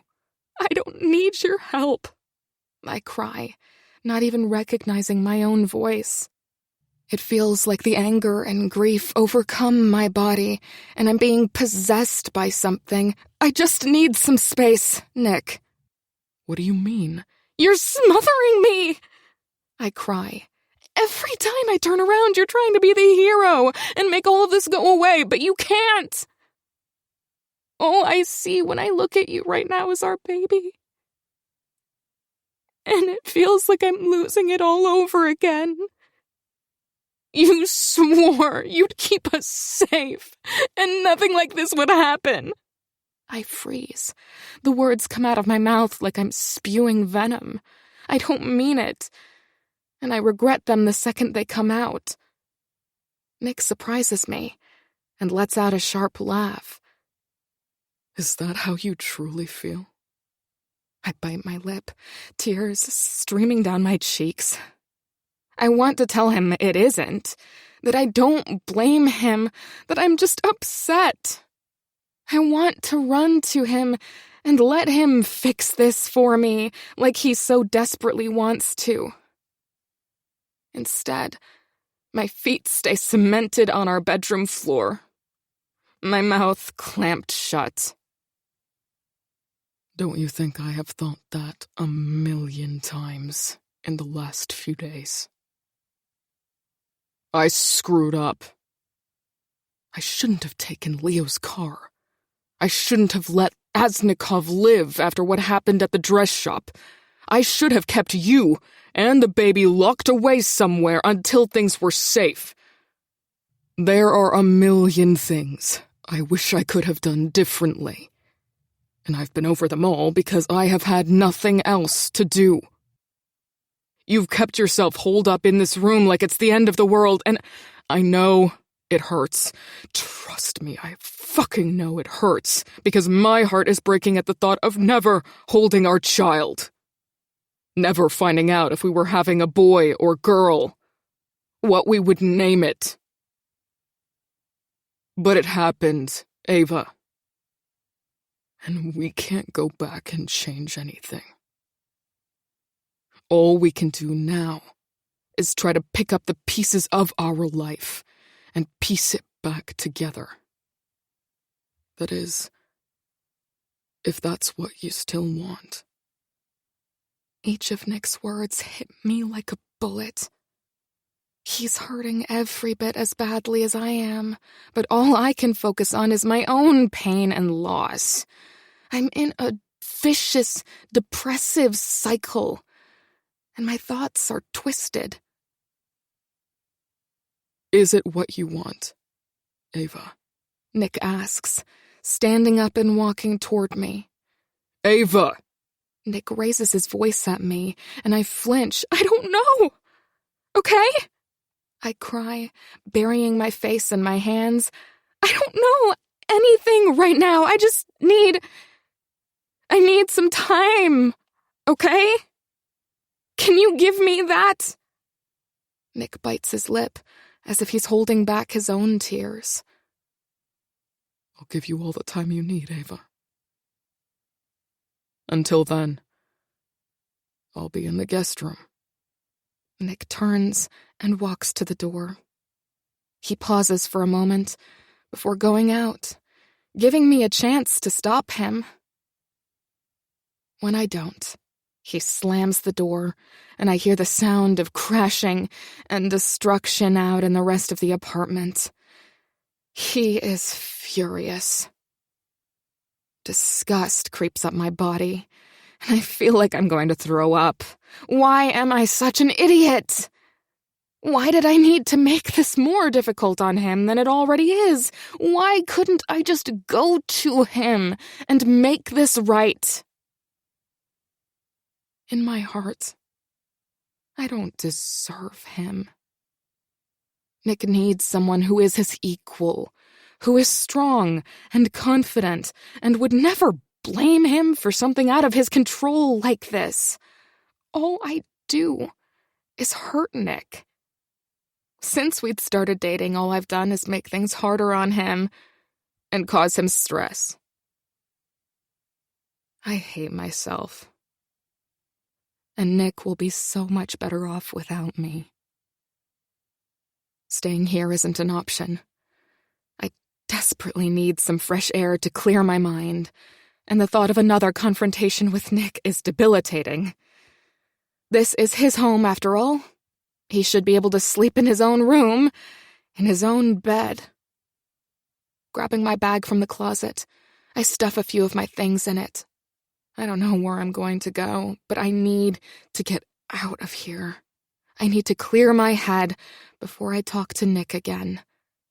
I need to stop putting him through all of this. I want to talk to Bella, but she's on her honeymoon. I could go to my parents' house, but the thought of seeing them and facing more disappointment is too much. Angie would take me in, but she lives too far away. Vince seems like my only viable option right now. I love Nick. More than anything. But if I have any hope of salvaging our relationship, I need to put a little distance between us before I do something else that I'll regret. It will be better for him, too. A few days to heal ourselves, and then figure out what comes next. I hope he will see it that way, too. Nick. I wait a little while before going back into the bedroom, hoping Ava will be asleep by the time I go in. I have to get my toothbrush, but I want to avoid another confrontation at all costs. Her words stung, but they didn't really surprise me. I could see the pain and regret on her face as soon as she said them. Deep down, she doesn't mean it. We're both hurting, and sometimes people say things they don't mean when they're backed into a corner. It's my own fault. It was too soon. The accident was only 3 days ago, and this is all still very new and raw for her. I thought the tough love approach might work, shake her out of her trance, make her realize that we can get through this and that it isn't the end of the world. She's right, though. If she wants to stay in bed and cry for a few days, who am I to stop her? What hurt me most was the way she spoke like she's going through this on her own. Like it's her problem to deal with, like she's the only one who lost something. She's in a really deep and dark place, and I have absolutely no idea how to pull her out of it. If anything, I'd only pushed her farther into it. As much as I hate to admit it, maybe Alessandro's right. Maybe Ava needs to spend more time with her family. Her depression is something totally new to me, but they've dealt with it before. I push our bedroom door open as quietly as I can, not wanting to wake her if she's asleep. She isn't asleep, though. She's standing at the bed with an overnight bag, stuffing things inside of it. "What the hell are you doing?" Ava looks up at me like a deer in headlights. She probably hoped to make her escape before I noticed. "Nick, She scrambles for words. "I think we need a little time apart. We're not good for each other right now." I let out an exasperated breath. "You're leaving me? Ava, don't do this. I need some space, okay? I need to figure this out, and it's not fair of me to be here until I do. Those things I said, I'm sorry, Nick. You don't deserve that. Please don't be upset with me. Watching her put her phone charger and a few clothes into her bag is a gut punch that knocks the air out of me. I can't even form words as I watch my entire life preparing to walk out the door. Ava, I could never be upset with you about how you're feeling. Don't do this. Please. I'll give you all the time and space you need. I'll do whatever— No. She shakes her head definitively. This is your house, Nick. It's not fair of me to ask you to do that. Look, she sighs. It's just a few days. I'm going to go to Angie's or something. I'll be fine, I promise. And then in a few days, when I'm thinking straight, we can talk. She's clearly made up her mind. There's no way I can talk her out of it. All I can do is pretend it isn't slowly ripping my heart out. I take her hand in mine, and she flinches.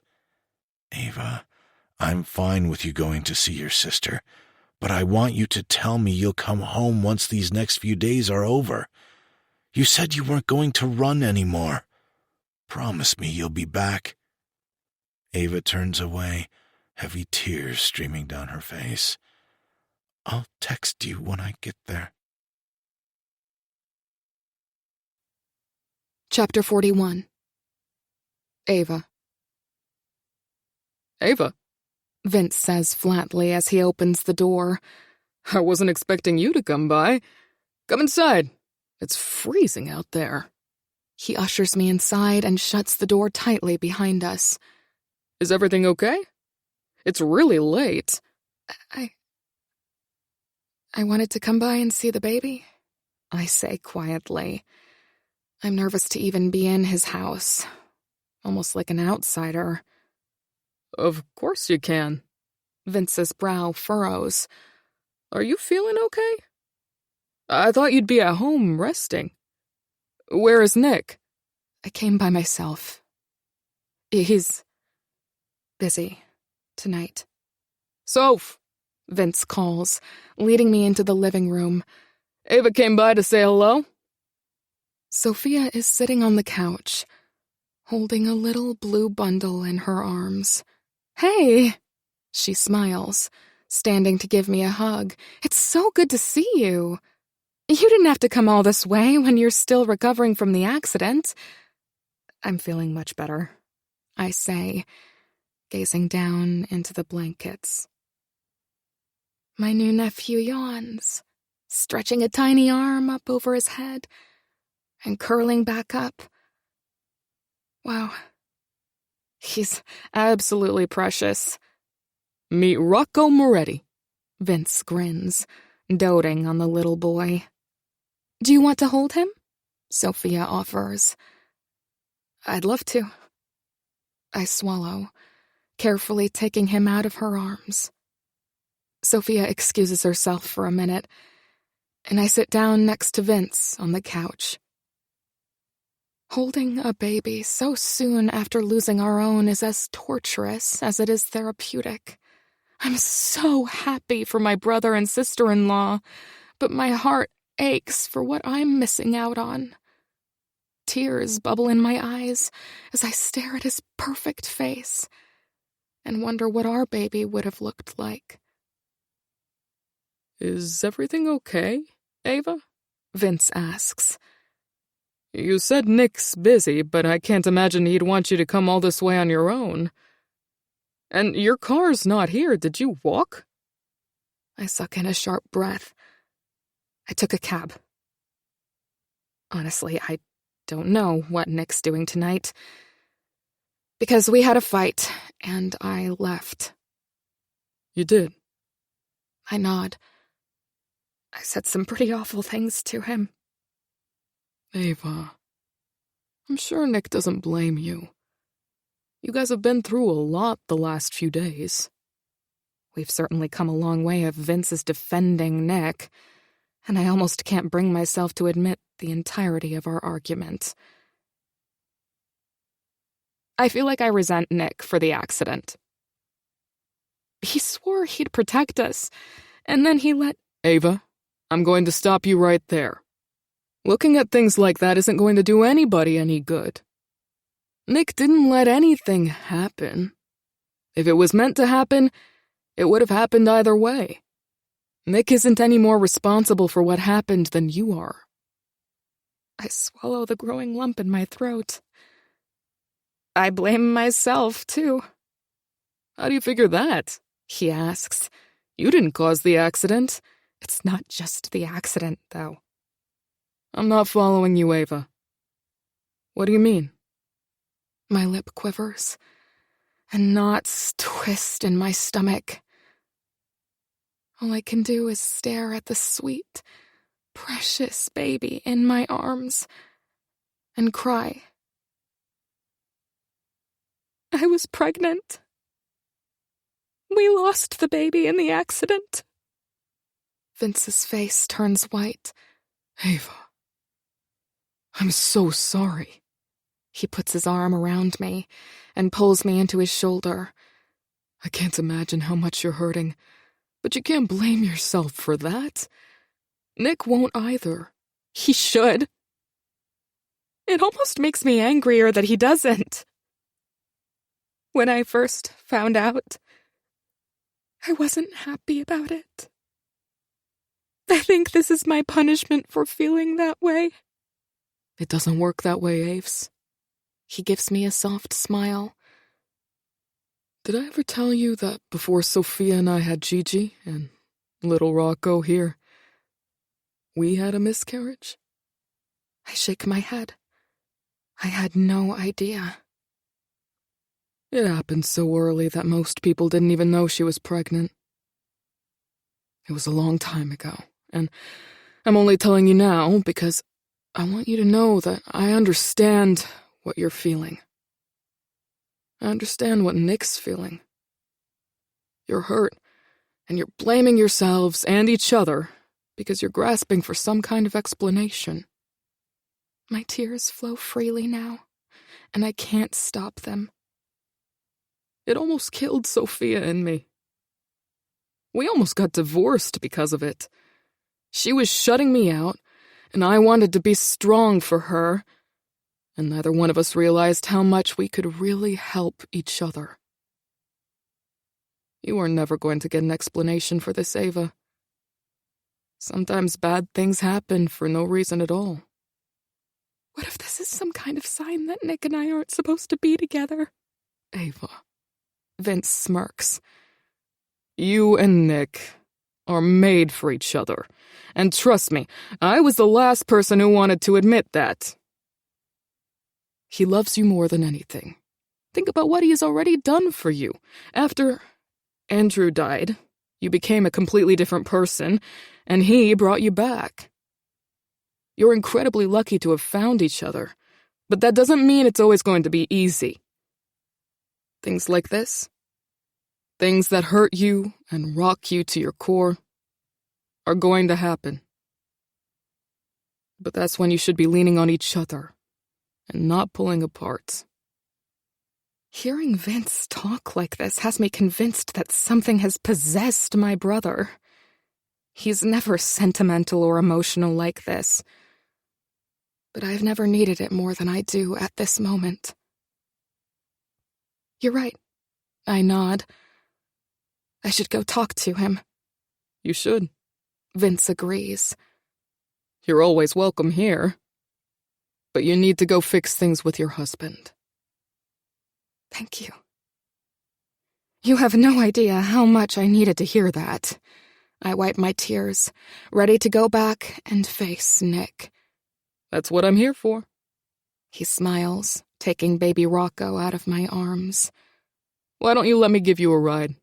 You're not exactly dressed for the weather. I left in a hurry.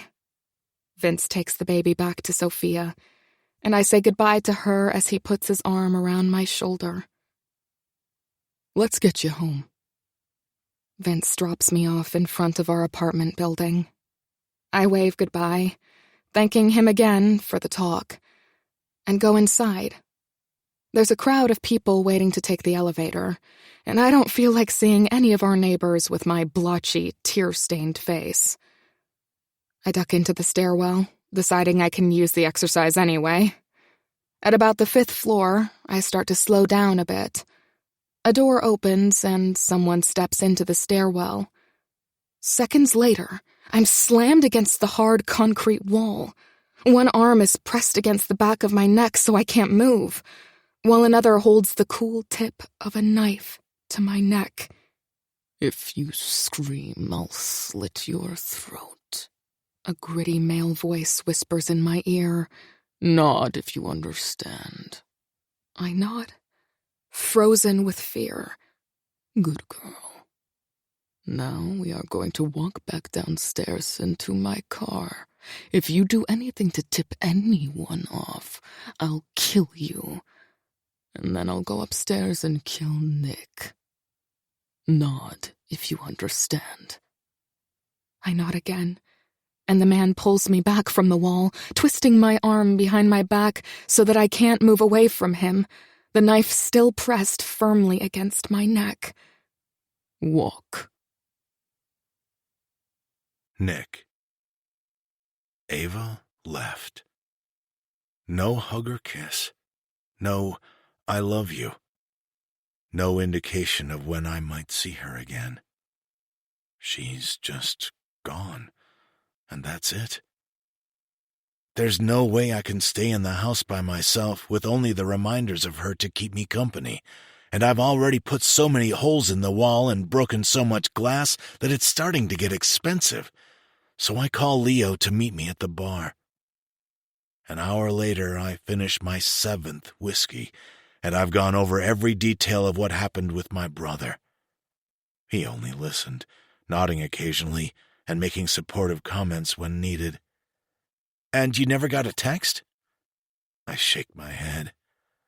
I called Angie, and she didn't show up there. She must have gone somewhere else.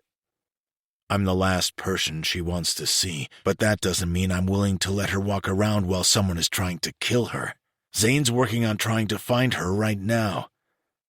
Do you want to look for her? I want to, but I don't think that will do any good. Clearly, she doesn't want to talk to me. I throw back the rest of the drink and motion to the bartender.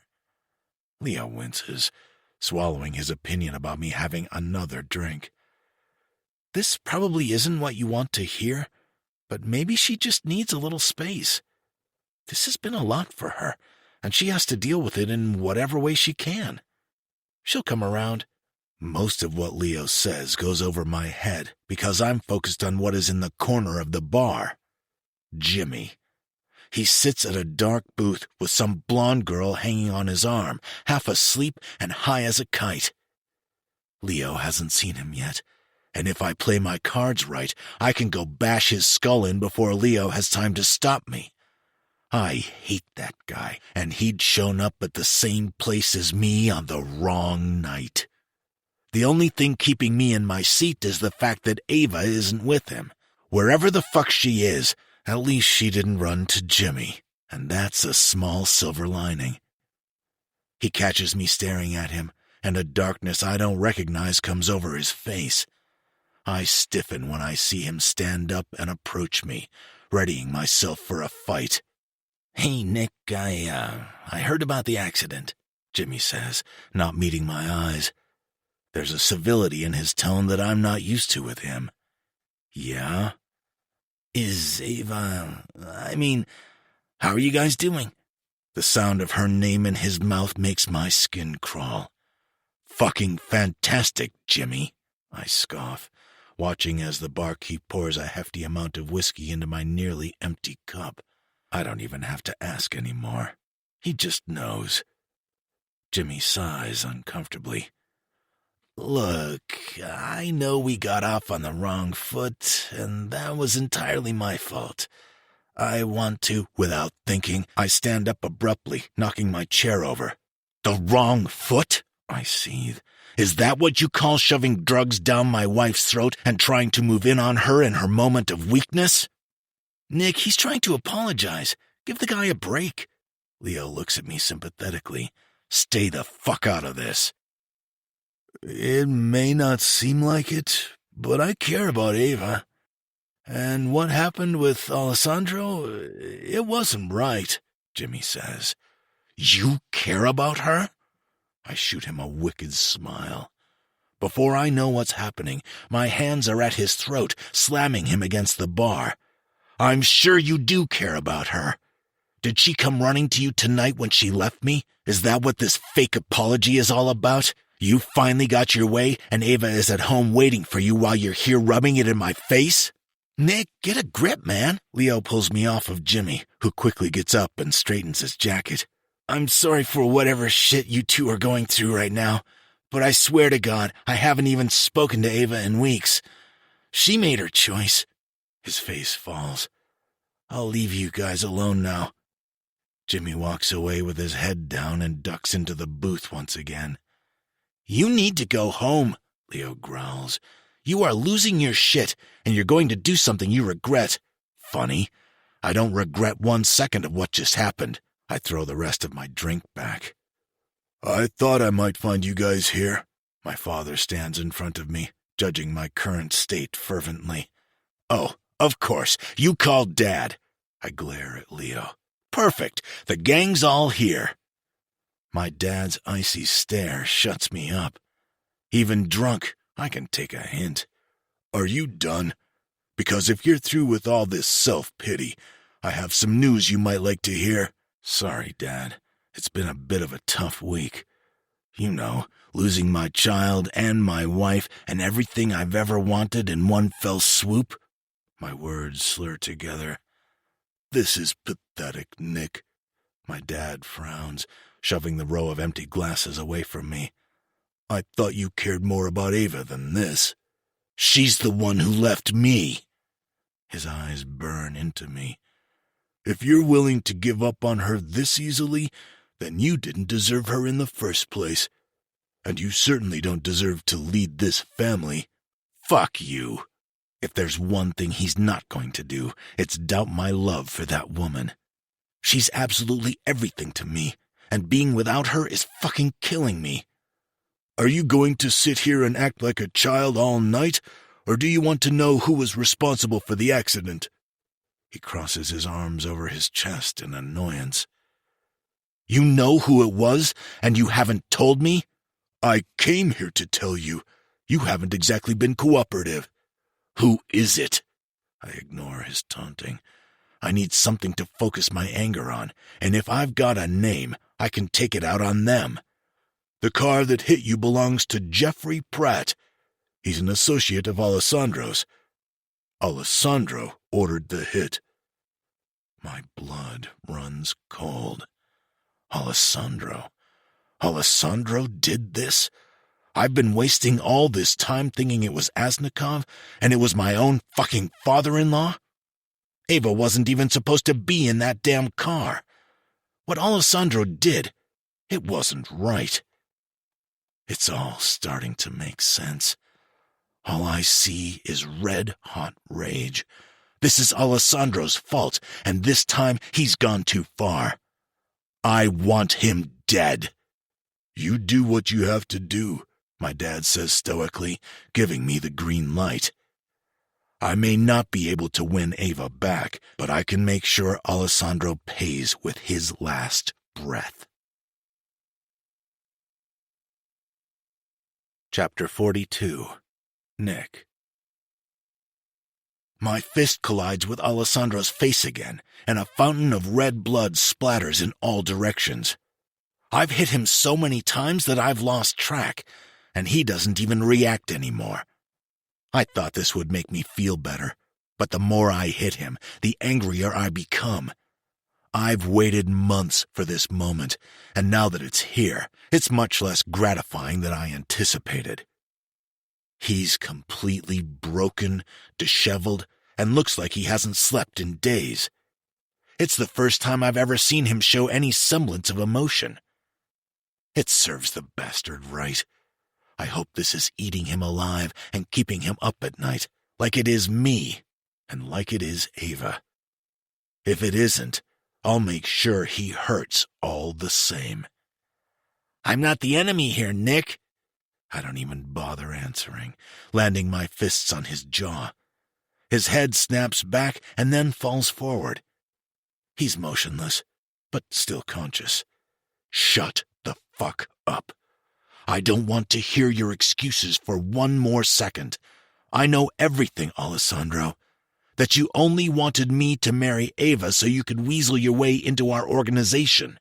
That you tried to use her to control everything and feed information to the Russians and sold yourself out to them when you couldn't. That you caused the accident. Sounds like you've got it all figured out then. He gives me a smug smirk, mustering all the strength he could. What do you need me for? If you're going to kill me, why don't you do it already? I want to know why, I hiss. I want to hear it straight out of your fucking mouth. Why my wife is gone and my child is dead. Alessandro chuckles and shakes his head. Contrary to what you think of me, Nick, I never meant to hurt my daughter. I set out with the best of intentions. I wanted her with you because I knew you would protect her and give her what she needed. God knows I never could. I fight the urge to roll my eyes. He really has this caring father act down to a science. If I didn't know him better, I might fall for it. Ava has always been strong-willed. I should have known from the start she would never agree with my plan. I overpromised the Russians. They were breathing down my neck trying to get answers that I didn't have, and the entire time this was going on, Ava was falling more and more in love with you. That's when I approached Savino about an exclusive deal, but that was ruined when I found out you were already married, so I needed a new plan. I knew if anything happened to you and Leo, Ava would assume responsibility, since she's your wife. That's what the accident was about? Alessandro nods. You have to understand, Nick, I never expected her to be in the car, and I certainly never expected that she was... pregnant. He can't even say the fucking word. Alessandro pauses, overcome with emotion. I'm not buying it. He doesn't care what he's done. Ava's gone, our baby is gone, and there is nothing else I care about. I can do this all day. Alessandro isn't walking out of here alive, and I want to be sure I get every last answer out of him. I screwed up, Nick. I admit that. I hurt Ava in more ways than I would ever like to admit. But you have to believe me. I never meant for any of this to happen. Not the accident, not the baby, certainly not Aznikov getting his hands on her. It takes me a minute to process his words. Did he just say, Aznikov? My jaw clenches. A call came in before you arrived. Alex picked her up last night. He sent me a picture. You can check my phone. I thought that was why you grabbed me, because Alec is going to kill Ava. You didn't know? Where the fuck is your phone? I hiss, throwing him out of the chair. This could be just another ploy to stall, so I'm not just taking his word for it. My back pocket. Alessandro groans in pain. I rip the phone out of his pocket and search desperately. Just as he said, there's a picture of Ava from an unknown number. She's passed out on the floor of some cell, motionless and unconscious. Bruised, bloody, and fresh drag marks all over her legs. Consider us even. That's all the text says. All the air is sucked out of my lungs. Alex sent this last night. He must have taken her when she left. I wasted all this time on this prick while Ava's in the hands of one of the most ruthless men in the world, who has a vendetta against both me and her father. I drop Alessandro's phone and whip the gun off my hip. You're a fucking bastard. Tell her I'm sorry, Nick. Go find her and tell her I'm sorry. And that I love her. His voice is shallow, and it's a struggle for him to get the words out. Before I can even pull the trigger, Alessandro slumps over, life completely drained out of him. I'm shocked that it happened so suddenly, that he's truly gone, dead from his injuries and blood loss. I should sort this out here, but the only thing on my mind is getting to Ava. I have to find her, and on the way there, I have to pray to God I'm not too late. Ava. When I wake up, I'm lying on a paper-thin mattress in a dark room, completely disoriented. The last thing I remember is the face of Alec Asnikov as he shoved me into the trunk of a car, and a sharp stab and burning sensation in my arm. Alec must have drugged me, so I wouldn't know where he'd taken me. I'm not tied up, but there is still no way for me to get out of this room. The door doesn't even have a handle on the inside. The walls are cement and crumbly, and the only light comes from a dim bulb in the corner. It's musty, and the air feels heavy in my lungs. For a second, I consider breaking the light bulb and using a shard of glass to defend myself. But my plan is interrupted by the jingling of keys in the door, and I scramble back against the wall. Alec jerks the door open, and his face twists into an evil grin when he sees me cower away. Oh, good. You're awake. I was worried I had given you too much. You'll have to forgive me. I don't normally handle the dirty work. Words are lost on my lips as Alec chats away as if this is completely normal. He reaches for my hand, but I pull it away, trying to crawl farther away from him. It was no use, though. I'm literally backed into a corner. Alec gives me a condescending smile. Oh, don't be like that, Ava. You and I are friends, and I'd hate to have to tie my friend up. He keeps his eyes locked on mine as he reached for my hand again. This time I freeze, letting him grab it. That's a good girl. He turns my arm over, inspecting it closely. There's a needle mark on the inside of my elbow that I assume is from when he drugged me. It's tender and bruised, and as he inspects it, Alec notices too. I'll get some cream for that. Why are you doing this? I whisper, confused by his kindness. I've never been kidnapped before, but I've seen enough crime shows to know this isn't generally how it goes. Your father and I had a deal. He didn't follow through, so I decided to take matters into my own hands. Nick won't let you get away with this. He's probably looking for me right now. Now you and I both know that's not true, Ava. He thinks you left him, remember? Alec chuckles. He's drowning his sorrows in a bar and whining about it right now. By the time he even realizes you're gone, you'll be dead. Get some rest. You'll need it later. He knocks once on the door, and someone opens it from the outside, and he disappears. Once he's gone, I burst into tears. He's right. Nick thinks I hate him. He thinks I left. And with the way I treated him, I'm not even sure he would come if he knew. Chapter 43. Nick. In and out. In and out. In and out.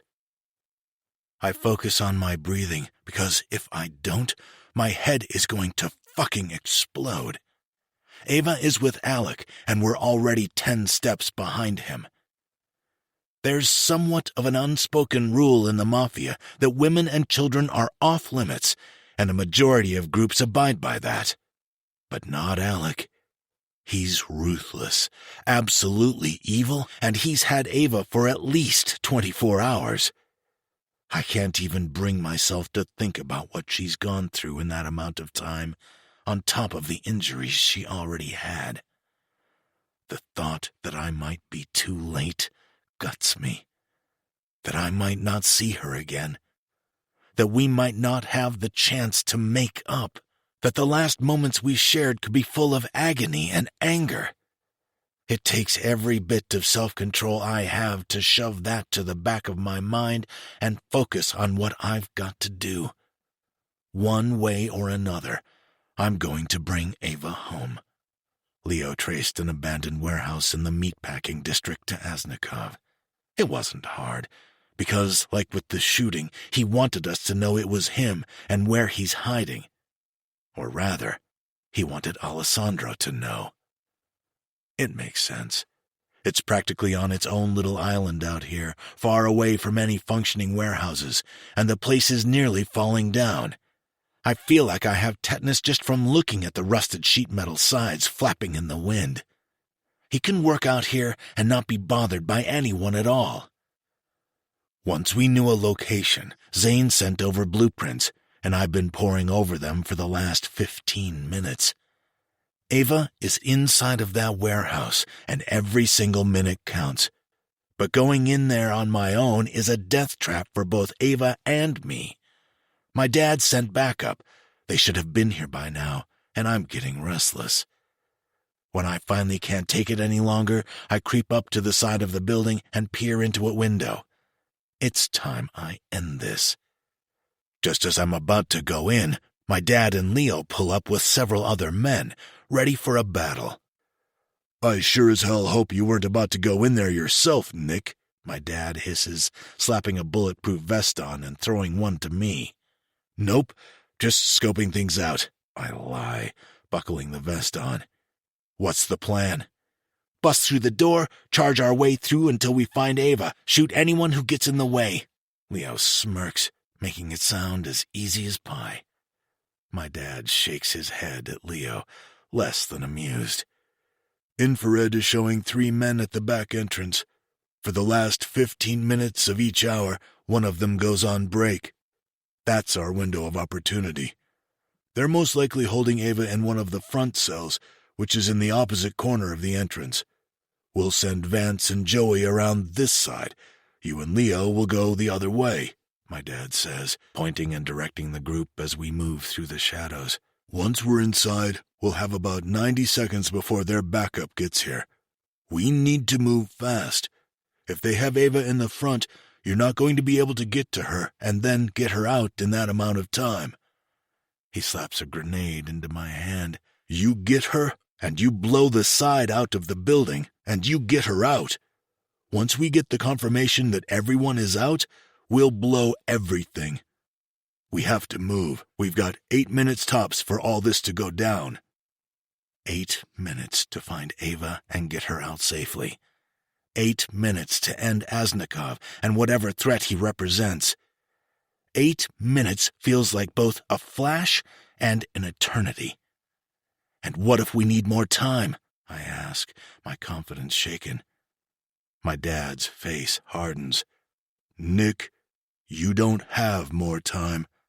If their reserves show up and you don't have Ava, you throw that shit and you get the fuck out of there. Am I clear?" I swallow the lump in my throat. He knows what he's asking me to do, but he also knows that he wouldn't follow that order if he was in my shoes. If my mom was inside, if one of us was inside, he'd fight until the bitter end, and that's exactly what I intend to do as well. I'm either coming out of there with my wife or not at all. There's a knowing look in his eye. "Just do your job, and it won't come to that." "All right, listen up," he barks at the other men. "This is a rescue mission.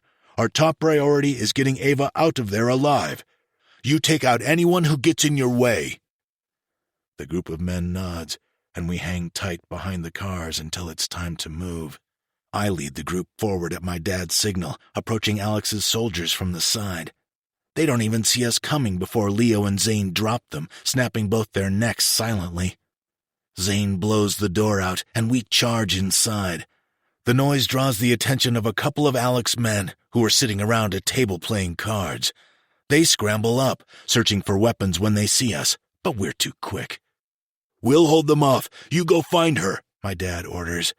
I nod, breaking off from the rest of the group and heading for the hallway. The main room fills up fast, the commotion attracting men from all over the warehouse. Zane is at my heels, shadowing every move I make as he covers me down the hall. Sweeping every room, we search for any sign of Ava. She has to be here somewhere. When we get to the last doorway, it's shut. I make eye contact with Zane, and he nods in agreement, so I count to 3 and kick it in. When I see her, both sickness and relief wash over me. Ava's in the center of the room, bound to a wooden chair. She's unconscious, her body limp and bruised, but she's breathing. Fuck. My voice cracks as I drop my gun and rush to her side. Ava, baby, please. Can you hear me?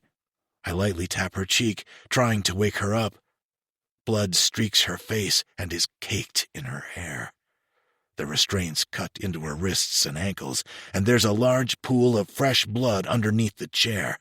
Aside from a few shallow cuts, I don't see where she's injured, and I can't figure out where it's all coming from. She moans, stirring slightly. That's it, Ava. I'm right here. We're going to get you out of here, okay? Behind me, one of Alec's guys steps out of the shadows, and Zane sprays him with bullets as I work to free Ava. The air is thick with gun smoke. We need to get out, Nick. Zane glances over his shoulder. More people are coming, which means their extra troops have shown up faster than we expected. The most heinous part of me wants to find Alec and hurt him in every way he's done to Ava. A bomb seems like too easy of a way to go for such a spineless bastard, but I have to get her out of here, fast. I grab my knife, using it to loosen the restraints on her arms, then scoop her up. Zane clears the hallway and takes the grenade from me. I'll hold them off, and you get Ava out the back door. I'm so focused on Ava that I can't think straight, and I appreciate Zane taking charge. I have her, but that's only half the battle. My dad and Leo and the rest of our guys are keeping things at bay in the main room, but a few other troops have found their way down the hallway, and we can hear them going through the empty rooms. Our timing has to be perfect. Zane peeks into the hallway, then nods at me. He goes first, fanning his gun in all directions. I follow him out, and right as we get into the hallway, a few of Alec's men show up. Go! Zane barks, pulling the pin out of the grenade. I run out as fast as I can, and right when the fresh night air hits my face, 3 bullets pierce my back. I fall to the ground on top of Ava. Nick! Zane shrieks, rushing to my side. My mouth fills with the metallic taste of blood, and I can't answer, pain pulsing through my body. I fall limp into the dirt next to Ava, and with the last bit of strength I can muster, I reach for her hand. Nick, she whispers, just as everything goes black. Chapter 44. Ava. I can't breathe as I sit in the hospital chair next to Nick. I can't sit still, can't think straight, can't focus on anything besides the sharp, peaked lines of the heart monitor, because it's the only thing telling me that he's still alive. The heart monitor is just one of many machines he's hooked up to. There's one for fluids, one for antibiotics, one for his pulse, and about a dozen more. When the nurse comes in, she explains each of the levels to me, because by now she knows I'm going to ask anyway. It's been our routine for the last few days as I've sat here, waiting for some kind of sign, anything at all, that he's going to wake up. The longer he doesn't, the less faith I have. He looks so different from the man I'm used to. His tanned olive skin is pale and sunken in, and his body is bruised from all the pokes and procedures. The surgeon was able to remove 2 of the bullets, but the third one, the one closest to his heart, was too splintered to remove. I've only left his side long enough for the doctor to clear me, so for the last few days, this is where I've been. I can't stand the thought of him waking up without me.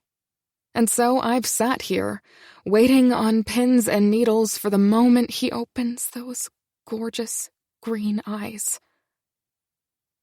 My family, the family Nick and I are building, is in shambles, and I have no idea how we'll ever recover. If I ever had any doubts about the true man my father is, all it took was 24 hours being beaten and tortured for his sins to make me see the light. My dad dragged us into this mess.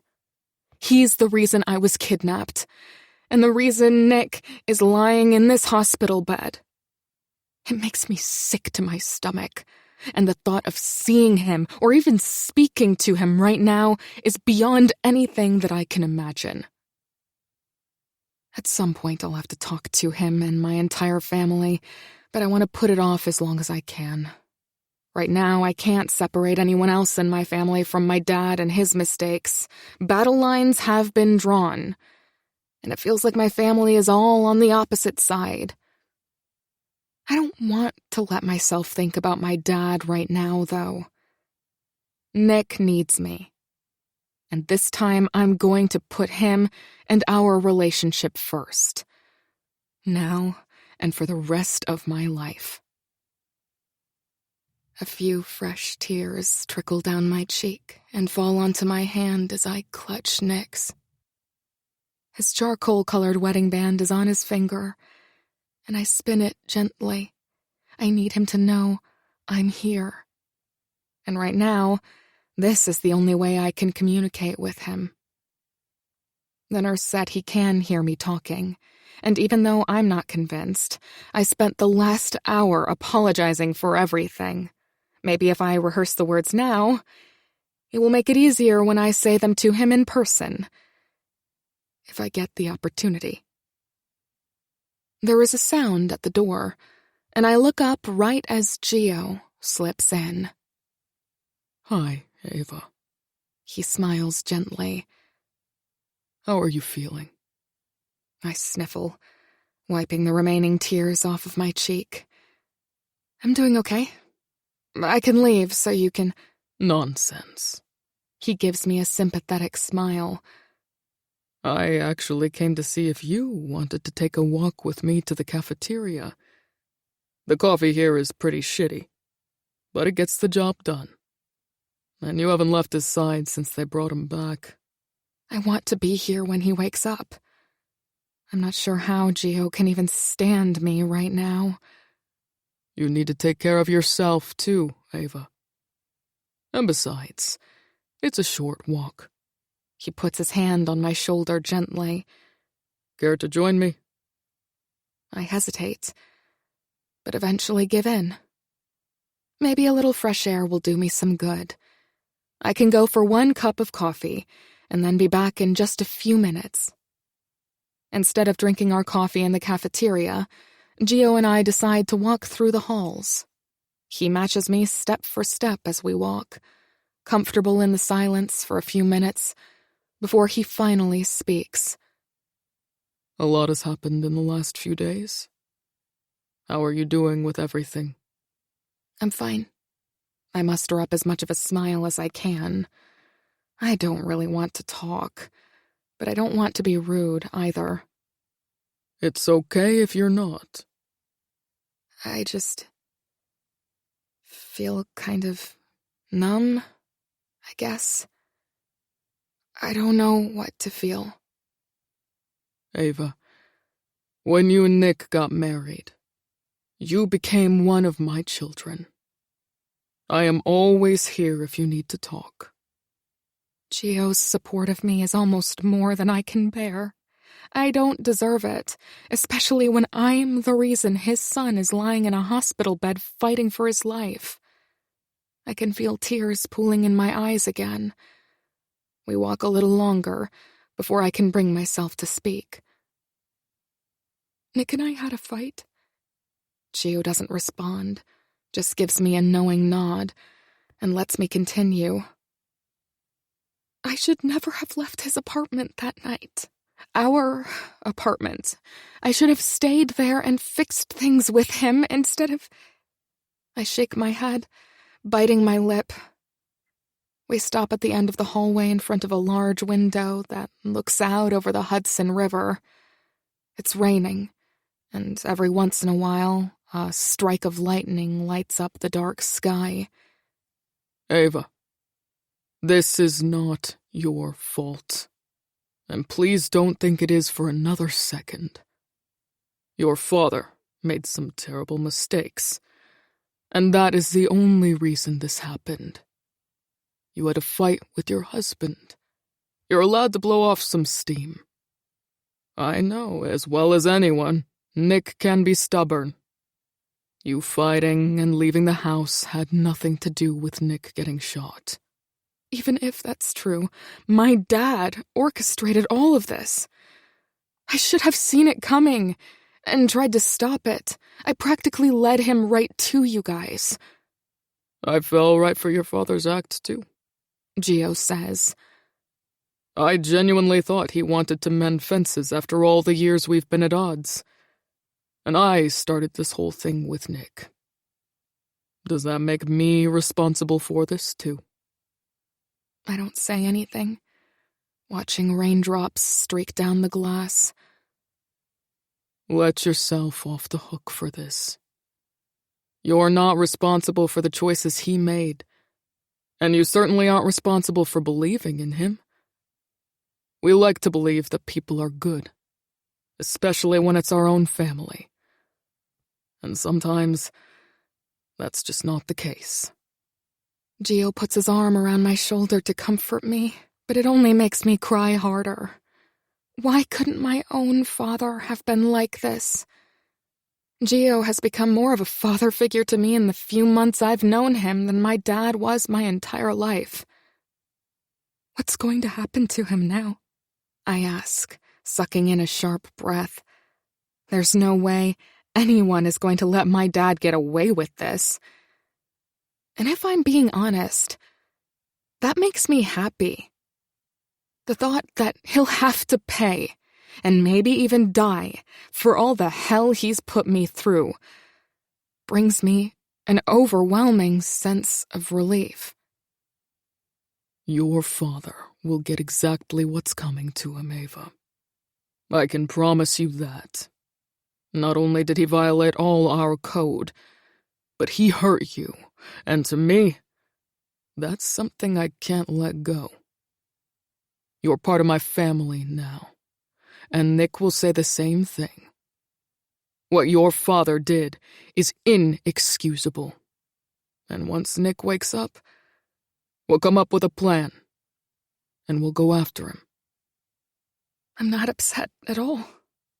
He's my father, and you're telling me that you're going to kill him. What kind of person does that make me? I let out a sharp laugh, completely ashamed of myself. There has to be something wrong with me for feeling like I do.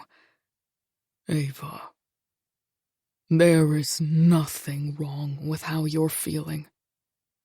He hurt you in unimaginable ways, and it's perfectly normal to feel a sense of relief that he won't ever be able to do that again. I've known your father for a long time, and never agreed with the way he treated your mother and his children. I don't ever want you to feel like what he did was normal. That's not what a father is supposed to do. And I am so sorry that you had to go through that. Thank you, Gio. I'll try to remember that. A few errant tears trickle down my cheek. Nick is so lucky to have you. You have me too, Ava. He smiles, pulling me into a tight hug. That's what family is for. Nick is very lucky to have you, too. He adores you, and would do anything under the sun to see you smile. It's okay to let yourself be loved that way. Gio and I head back to Nick's room. Gio has the same calming and reassuring personality as Nick, and after talking with him, I feel a little better. By now, Leo is back from the apartment with our stuff, and he follows us into the room. I push the door open, expecting to find Nick just as I left him, but instead, I nearly faint when I see him sitting up in the bed, talking with the doctor. Nick! I rush toward him, throwing my arms around his neck and holding on as if my life depends on it. Happy tears stream down my cheeks. Is this real? Is he really awake? Whoa, easy there. He chuckles sleepily. I was shot, you know. He takes me in his arms, pulling me into his chest and kissing the top of my head. I'm so overcome with emotion that I can't speak. For hours I sat here planning out everything I wanted to say to him, but now, in the moment, words completely fail me and I'm a blubbering mess. It's so good to see you, Nick whispers, his lips grazing my ear. I didn't know if I ever would again. How are you feeling, buddy? Gio walks over to Nick, relief on his face. Like I could run a marathon? Nick smirks at the doctor. I'm glad to hear that, but I would advise against it. At least for 6 to 8 weeks. The doctor smiles. I want to keep you through the night for observation, but if all goes well, you'll be able to go home tomorrow. Thanks, Doc. Nick shakes the man's hand, and his doctor heads out of the room.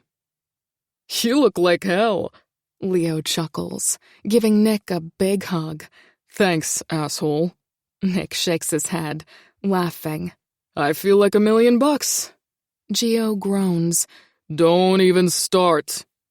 I'm still in charge around here, and you're on mandatory leave for at least 12 weeks.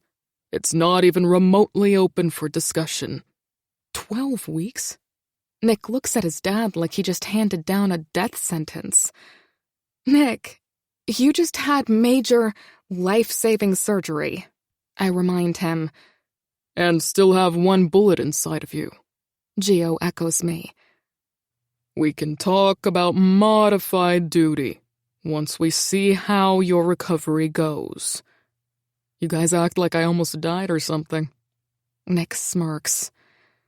It's so good to see him strong enough to joke with his dad and brother. I don't generally agree with Dad on this kind of thing, but he's right. Everything else can wait. And since we obliterated Asnikov and Alessandro is in the wind, you need to take it easy. Leo chides him, arching his eyebrow at Nick.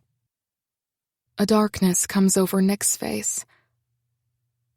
Alessandro isn't exactly in the wind. He scratches his head. Can you guys give Ava and me a minute? We need to talk. Gio and Leo share a concerned glance, but oblige. We'll be back later. My mind starts to wander with possibilities.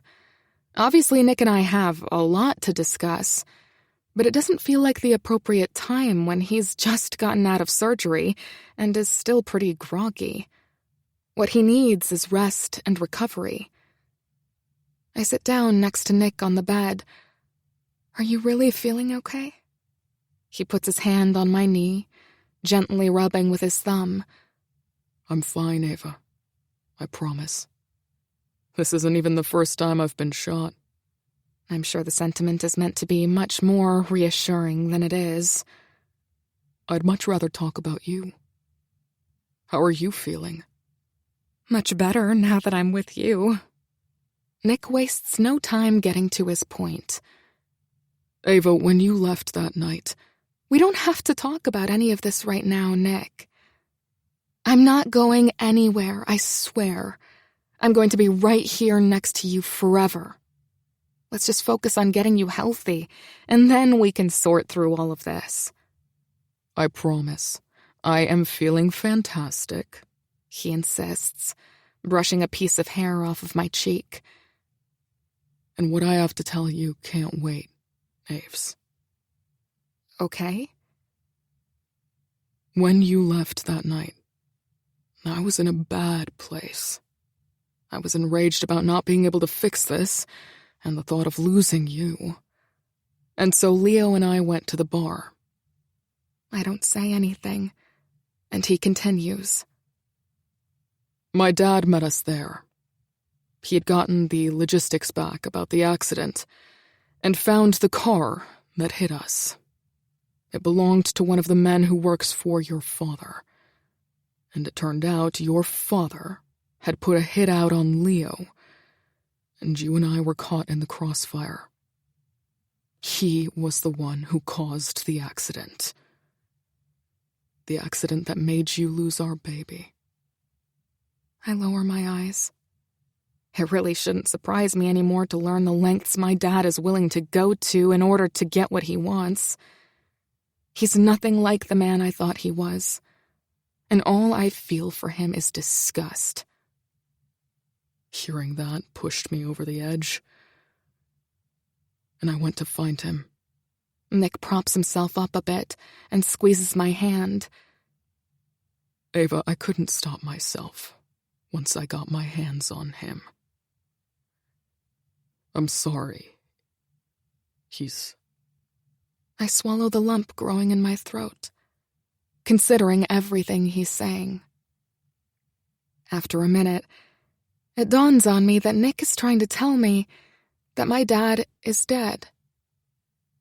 That Nick killed him. I should feel upset or sad that he's gone, but all I feel is numb. I almost don't feel anything at all for my dad anymore. Nick stares back at me, waiting for my reaction. I reach out and gently rub his cheek. I'm so sorry you had to do that. Nick gives me a strange look and lets out a sharp laugh. Did you get checked out by a doctor? Are you concussed? I can't help but laugh. I'm not concussed. I've come to terms with the kind of man my father was. I wanted him to be so much more, but he couldn't be. I got to talk to your dad for a little while this afternoon, and he made me realize that there was nothing I could do to change that. I love you, and I accepted a long time ago that choosing you probably meant having to go against my family. You are incredibly brave. You know that? Nick smiles and gives me a soft kiss. That's because you taught me how to be. I wipe away a tear. Can you ever forgive me for the way I've been acting? Ava, I don't ever want you to apologize for feeling the way you do. All I want is for us to be able to talk about it and work through it together. Nick says, no matter what it is.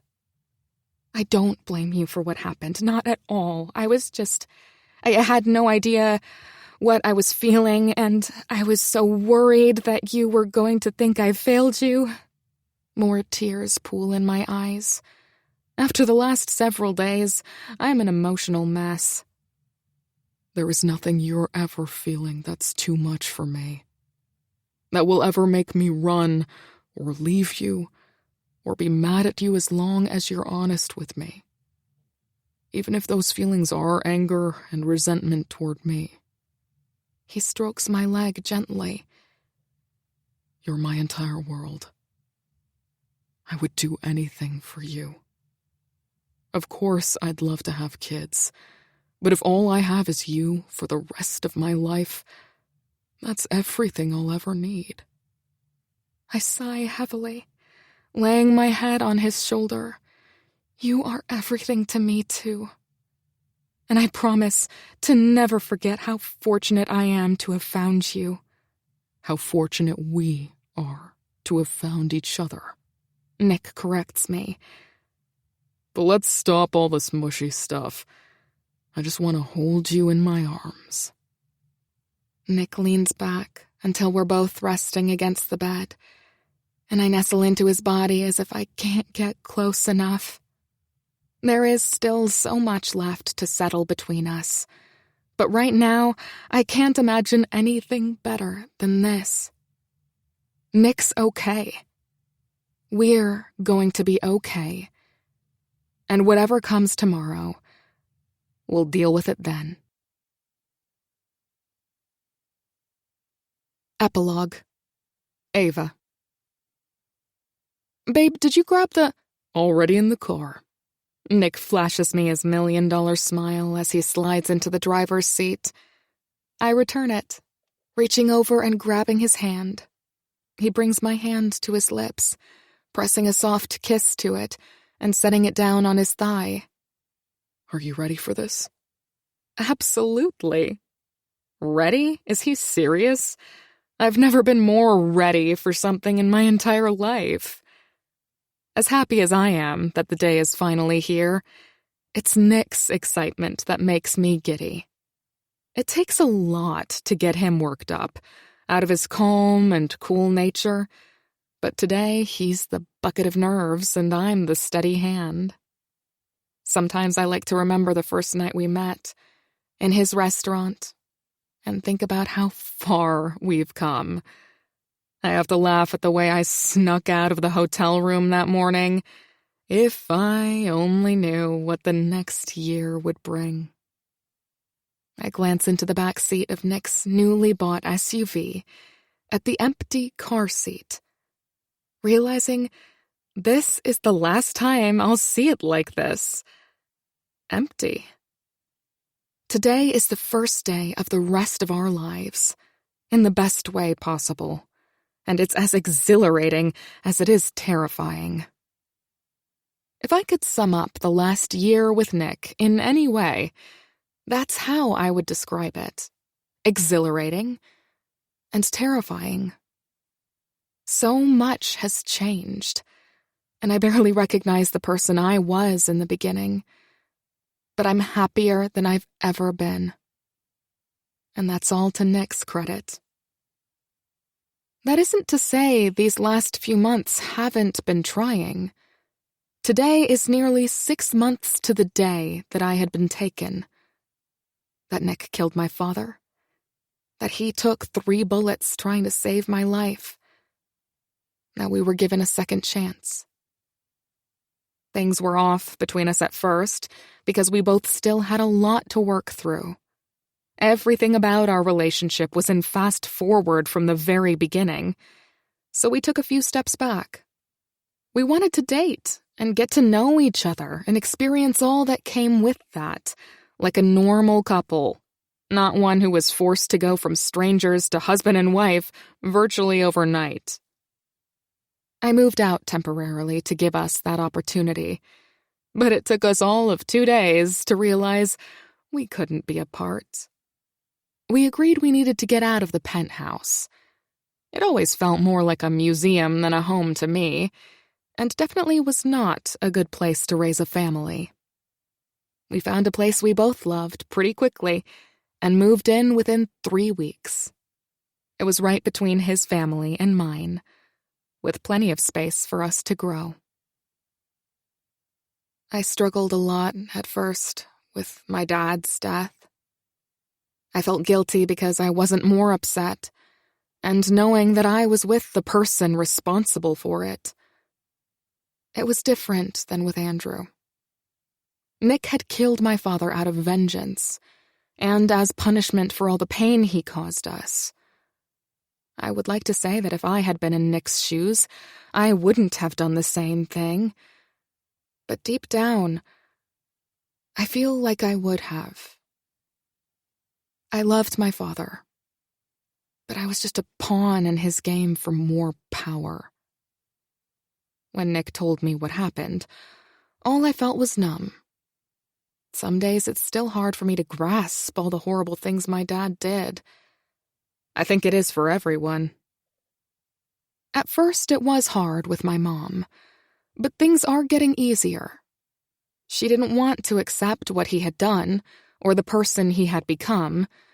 In her eyes, he was still the man she married. Once the truth of everything that he did came out, she understood. Money and power ruined him. He wasn't the person any of us remembered.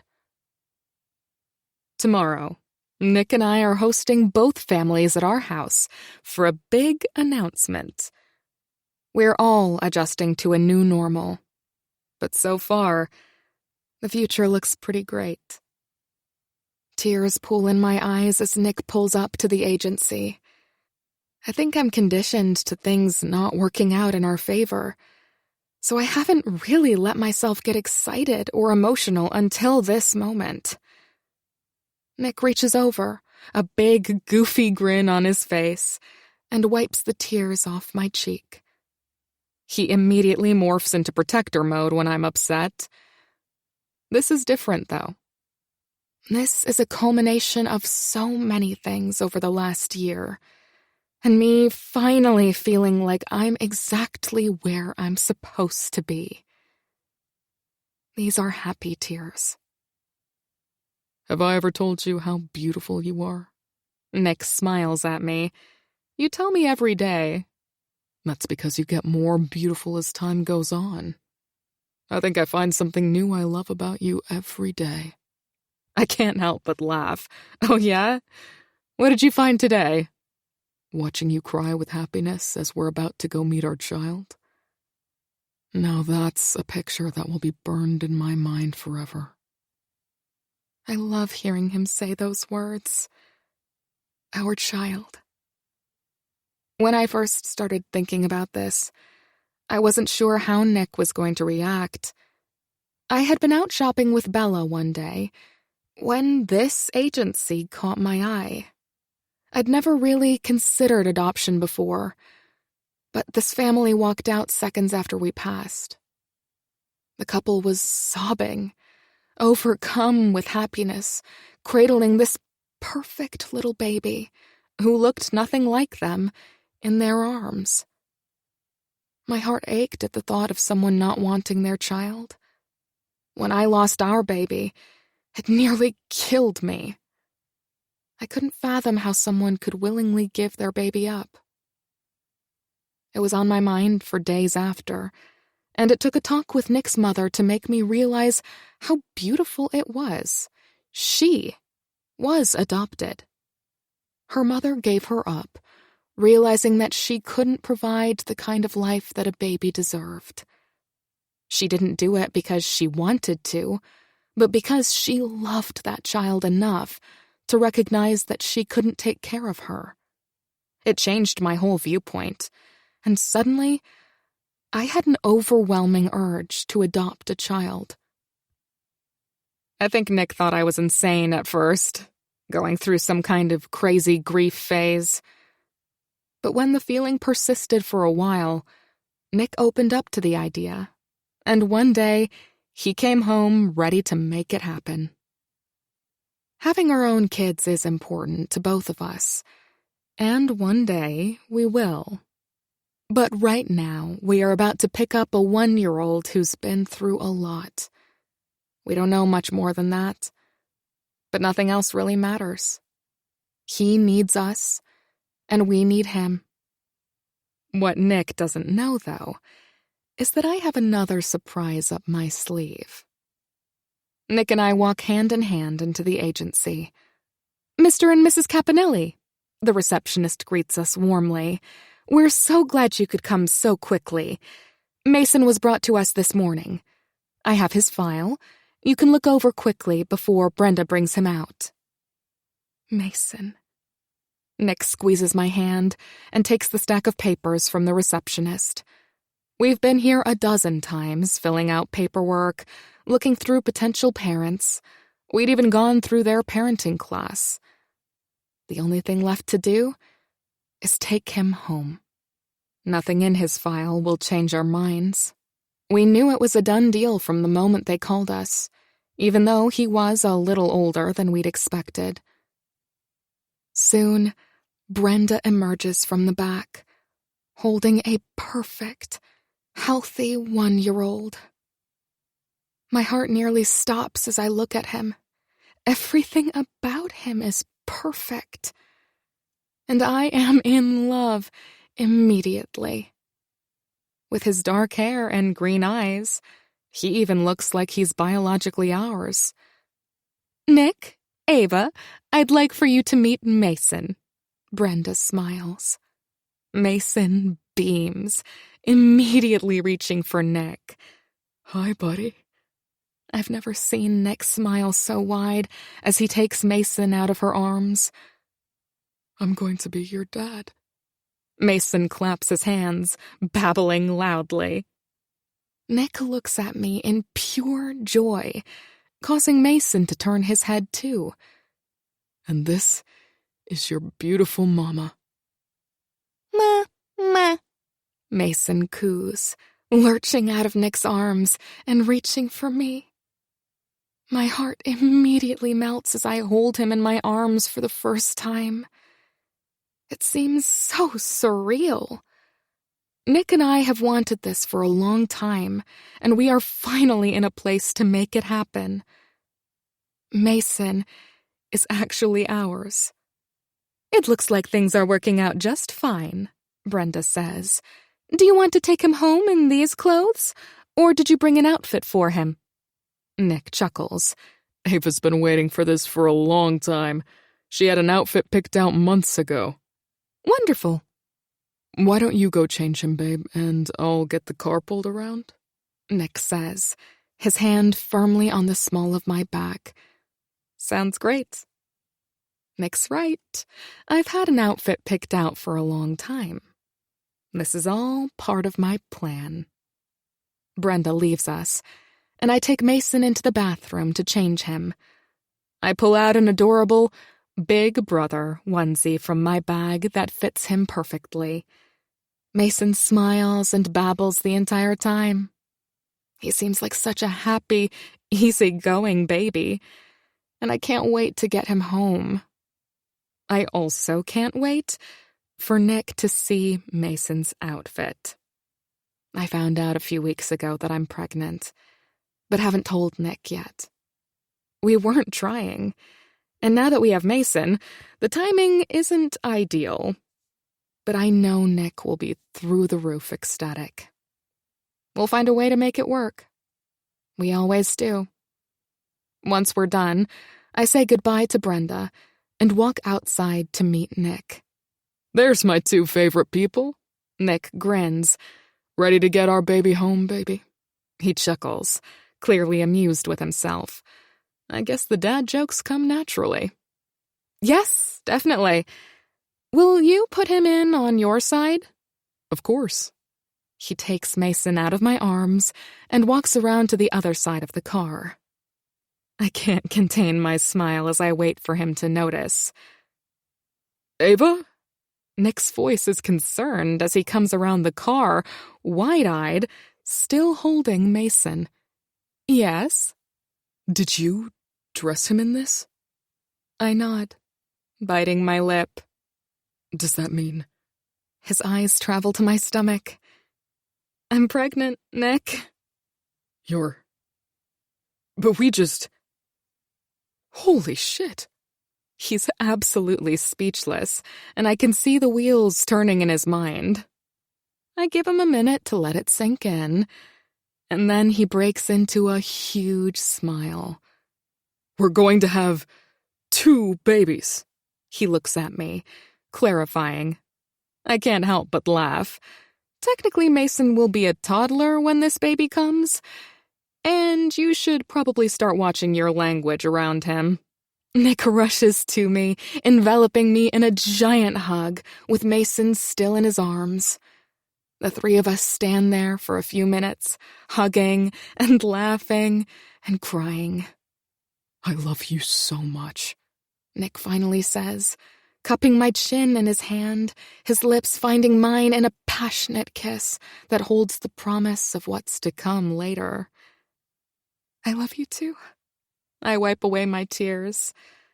This is going to be quite the adventure. Nick presses his lips to mine. The best one yet. This recording of Ties That Bind Us was presented by Dreamscape Media, LLC. Narrated by Jack Callahan and Ali Shea. Produced by Eric Black. Text copyright 2025 by Nicole Knight. Sound recording copyright 2025 by Dreamscape Media, LLC. Thank you for listening. Please check dreamscapepublishing.com for Dreamscape's latest releases.